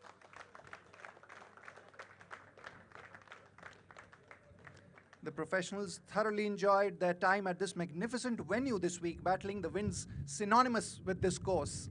We had some great performances this week by the likes of Harjeet Singh Sethi, Shamim Khan, Ronil Kukar, Arjun Sharma, Khalin Joshi, Varun Parekh, rookie Akshay Niranjan, who made his pro debut, and of course the seasoned Amandeep Jol. The course record of 7 under 65 was matched by M. Dharma and Shivendra Singh Sisodia in round 2.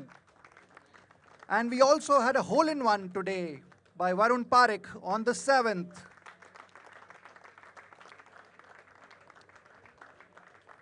Finally, we had the most deserving winner who set a new record for the lowest winning total at this venue. Now, to begin proceedings, I'd like to invite here the following gentlemen. Mr. Uttam Singh Mandi, CEO PGTI. Mr. Ashwin Chandran, Captain Coimbatore Golf Club. Mr. R. Gopinath, President Coimbatore Golf Club. And Mr. Prasad Shanmugam, CEO KGiSL. KGiSL being our presenting partner this week.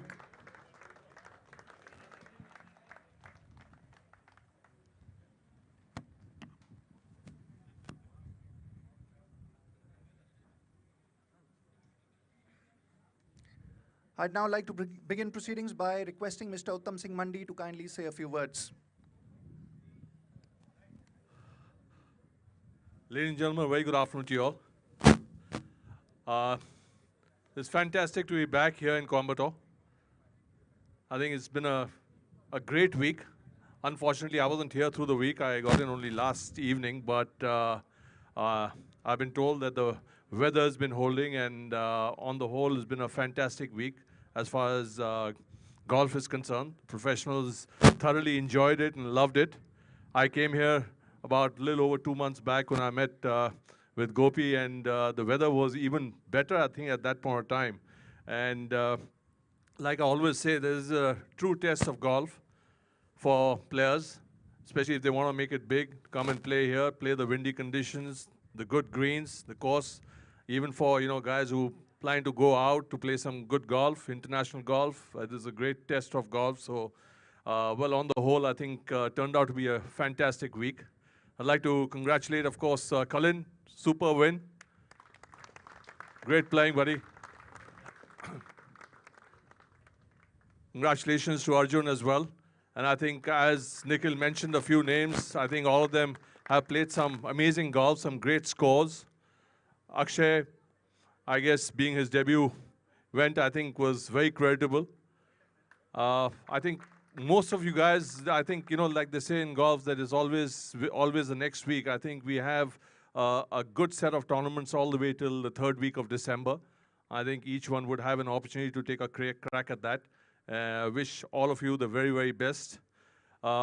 This particular event would not have been possible had it not been for Coimbatore Golf Club. I'd like to thank the president, Gopi, Mr. Chandran, the captain, the entire committee actually to be playing host this week. It means a lot to us.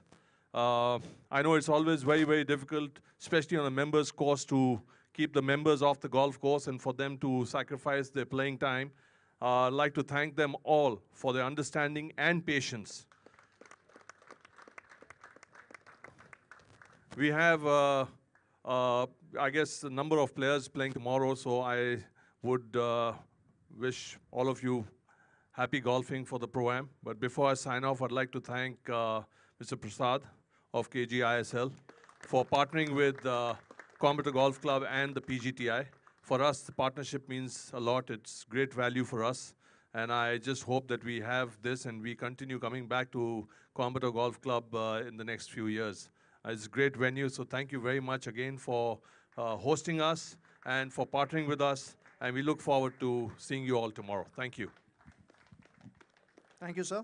I'd now like to request Mr. R. Gopinath, President, Coimbatore Golf Club, to kindly share his thoughts. Good afternoon, ladies and gentlemen. Welcome to a mildly breezy Coimbatore Golf Club. People were talking that it's windy. This is not wind. This is a breeze. Unfortunately, the only real difference the golf course had was the wind, and the wind played truant. We had breeze, no wind. Even the rough didn't want to grow as much as I hoped. Today is my dad's birthday, and I have to say, sorry, Dad, but these guys are way too good for the golf course. But I think actually a part of him will be thinking, you know, the skill levels have gone up so much that it is fine that people play under par on our golf course. So on behalf of the members, committee, and my own behalf, thank you for some scintillating golf, particularly today. Because we play here every day, we know the little difficulties, the, let's say, a deceptive toughness that this course exhibits. You guys ripped it open, but I think we all enjoyed it. I'd also like to thank the staff of Coimbatore Golf Club. I did put a lot of pressure on my course staff because it was tight to do maintenance and accommodate play. And the kitchen staff were on overtime. We never imagined you guys eat so much. I realize that's because the average age is a lot less than our members. So it's not just the game that you play, but you eat better. Anyway, I don't want to take up too much time. Lovely to see all of you here. 8 years was a long time. Hope to keep it going. And Uttam, nice to see you after just a few years. Thank you all.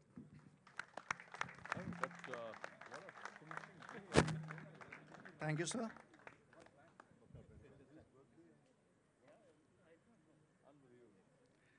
Thank you, sir, and thank you for providing us some amazing pictures of the action. I'd now like to request Mr. Prasad Shanmugam, CEO, KGiSL, to kindly say a few words.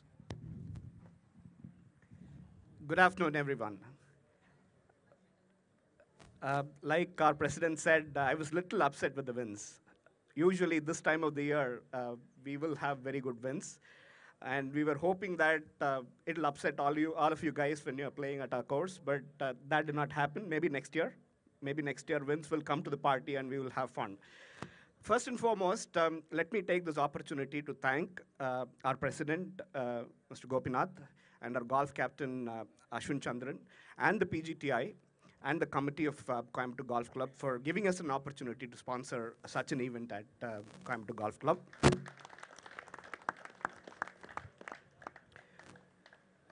It has always been our dream to have a tournament of this stature at the Coimbatore Golf Club. And like Uttam said, if he is willing to come to the party next year, and if the golf club wants to happen, we are there.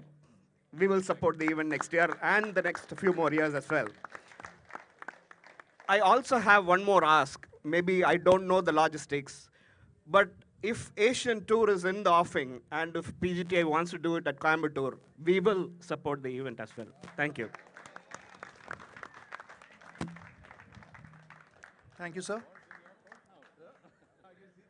I'd now like to request Mr. Ashwin Chandran, Captain, Coimbatore Golf Club, to kindly share his thoughts. Thank you. First of all, I'd like to thank Uttam and the PGTI for bringing pro golf back to Coimbatore.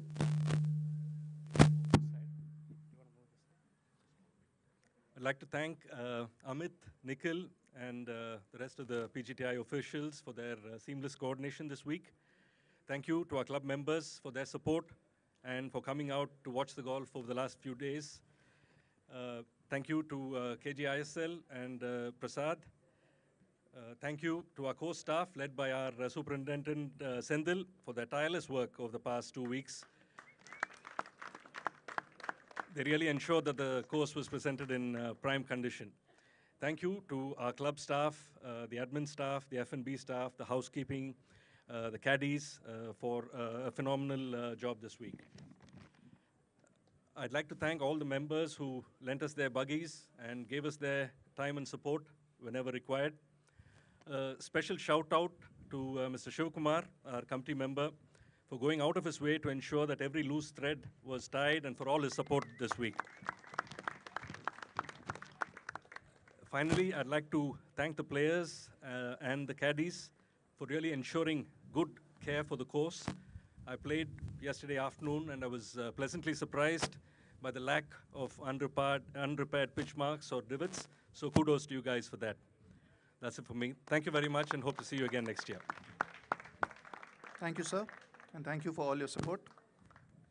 Sorry, we have a memento here for Mr. Sampachari for his work over the many, many years and in recognition of that.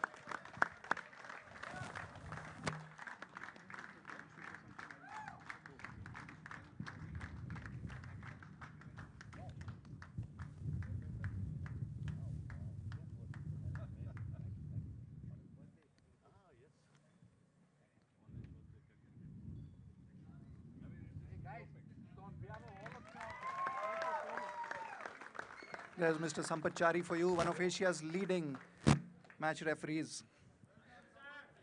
We now commence the prize presentation, and I'd request Mr. Ashwin Chandran to kindly give away the prize to the runner-up.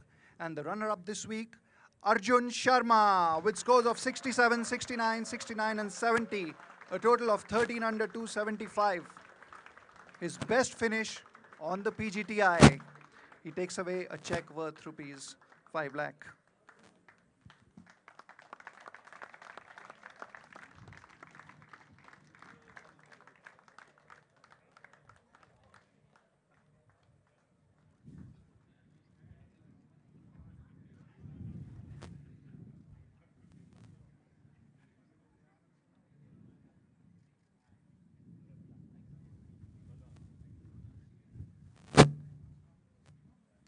It's now time for the grand prize, and I'd request Mr. R. Gopinath and Mr. Prasad Shanmugam to jointly give away the trophy and the giant check to the winning professional this week.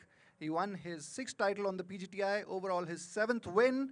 It's Khalin Joshi, setting the lowest winning total, 14 under 274, with scores of 69, 68, 69, and 68.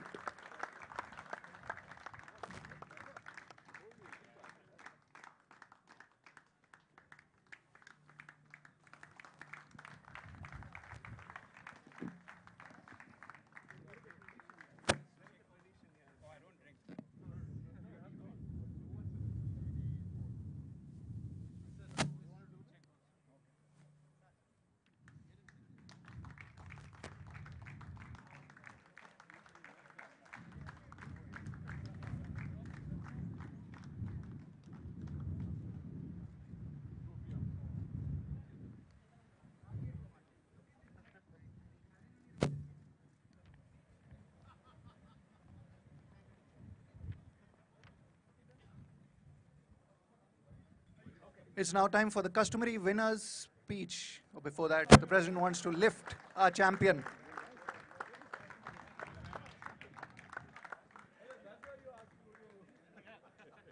Khalin, your thoughts?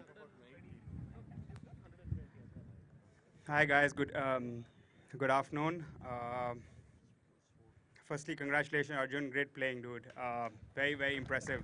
So congrats. Thank you everybody for coming out here. Support for me and for everybody was great. Thank you so much. All 4 days it was great. So thanks a lot for coming out and supporting everybody. Let me first start off by thanking Coimbatore Golf Club. The golf course was great. I've played here I think 12 years ago last, and there's a drastic improvement. So congratulations to the committee and all the greens, staff and everybody. The golf course was in spectacular shape. The greens were throughout the week got firmer and faster, so it was very tough. So well done. I want to thank the title sponsor, Tata Steel, for all their support and their continued support for so many years now. So hopefully they continue doing that, and a presenting sponsor, KGiSL, for having this event. Without them, I don't think we would have come back here. So Thanks a lot, sir, for supporting this event, and hopefully we continue this in the future as well. Thank you. I want to thank my sponsors, Table Space and Bagmane, for all the support and and believing in me. It's been tough. I've lost my car in Asia, and I want to come back here and just get my confidence back. And I don't think there's any other week which I could have done better. I played really well, and I'm just very happy with myself. It's been tough, but yeah. Thanks a lot. Thank you, everybody. Thanks. Thank you. Thank you, Kalin, and congratulations once again.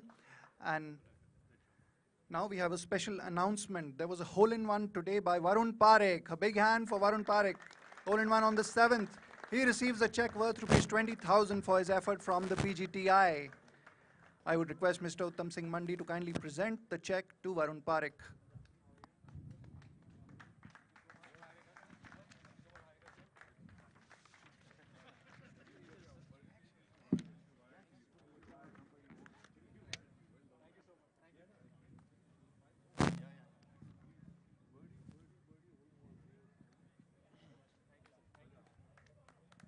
We are now coming to the end of the prize presentation ceremony, but before we wrap up, we'd like to thank Mr. R. Gopinath for all his support and guidance, Mr. Ashwin Chandran for all his support, Kumar for all his support and assistance, members of the club, members of the committee, Mr. Anant and his team for all their help and assistance, Mr. Rajesh for assisting players with caddies, Mr. Senthil and his team for the golf course, Mr. Murthy and his F&B team for all the support, the F&B team, all players, referees and officials, event partners, the Coimbatore Golf Club, and presenting partner KGiSL, and of course our tour partners, Rolex, Tata Steel, American Express, Amrutanjan, Fruitnik, Electro Plus, Golf Plus Monthly, and Athletic Drive.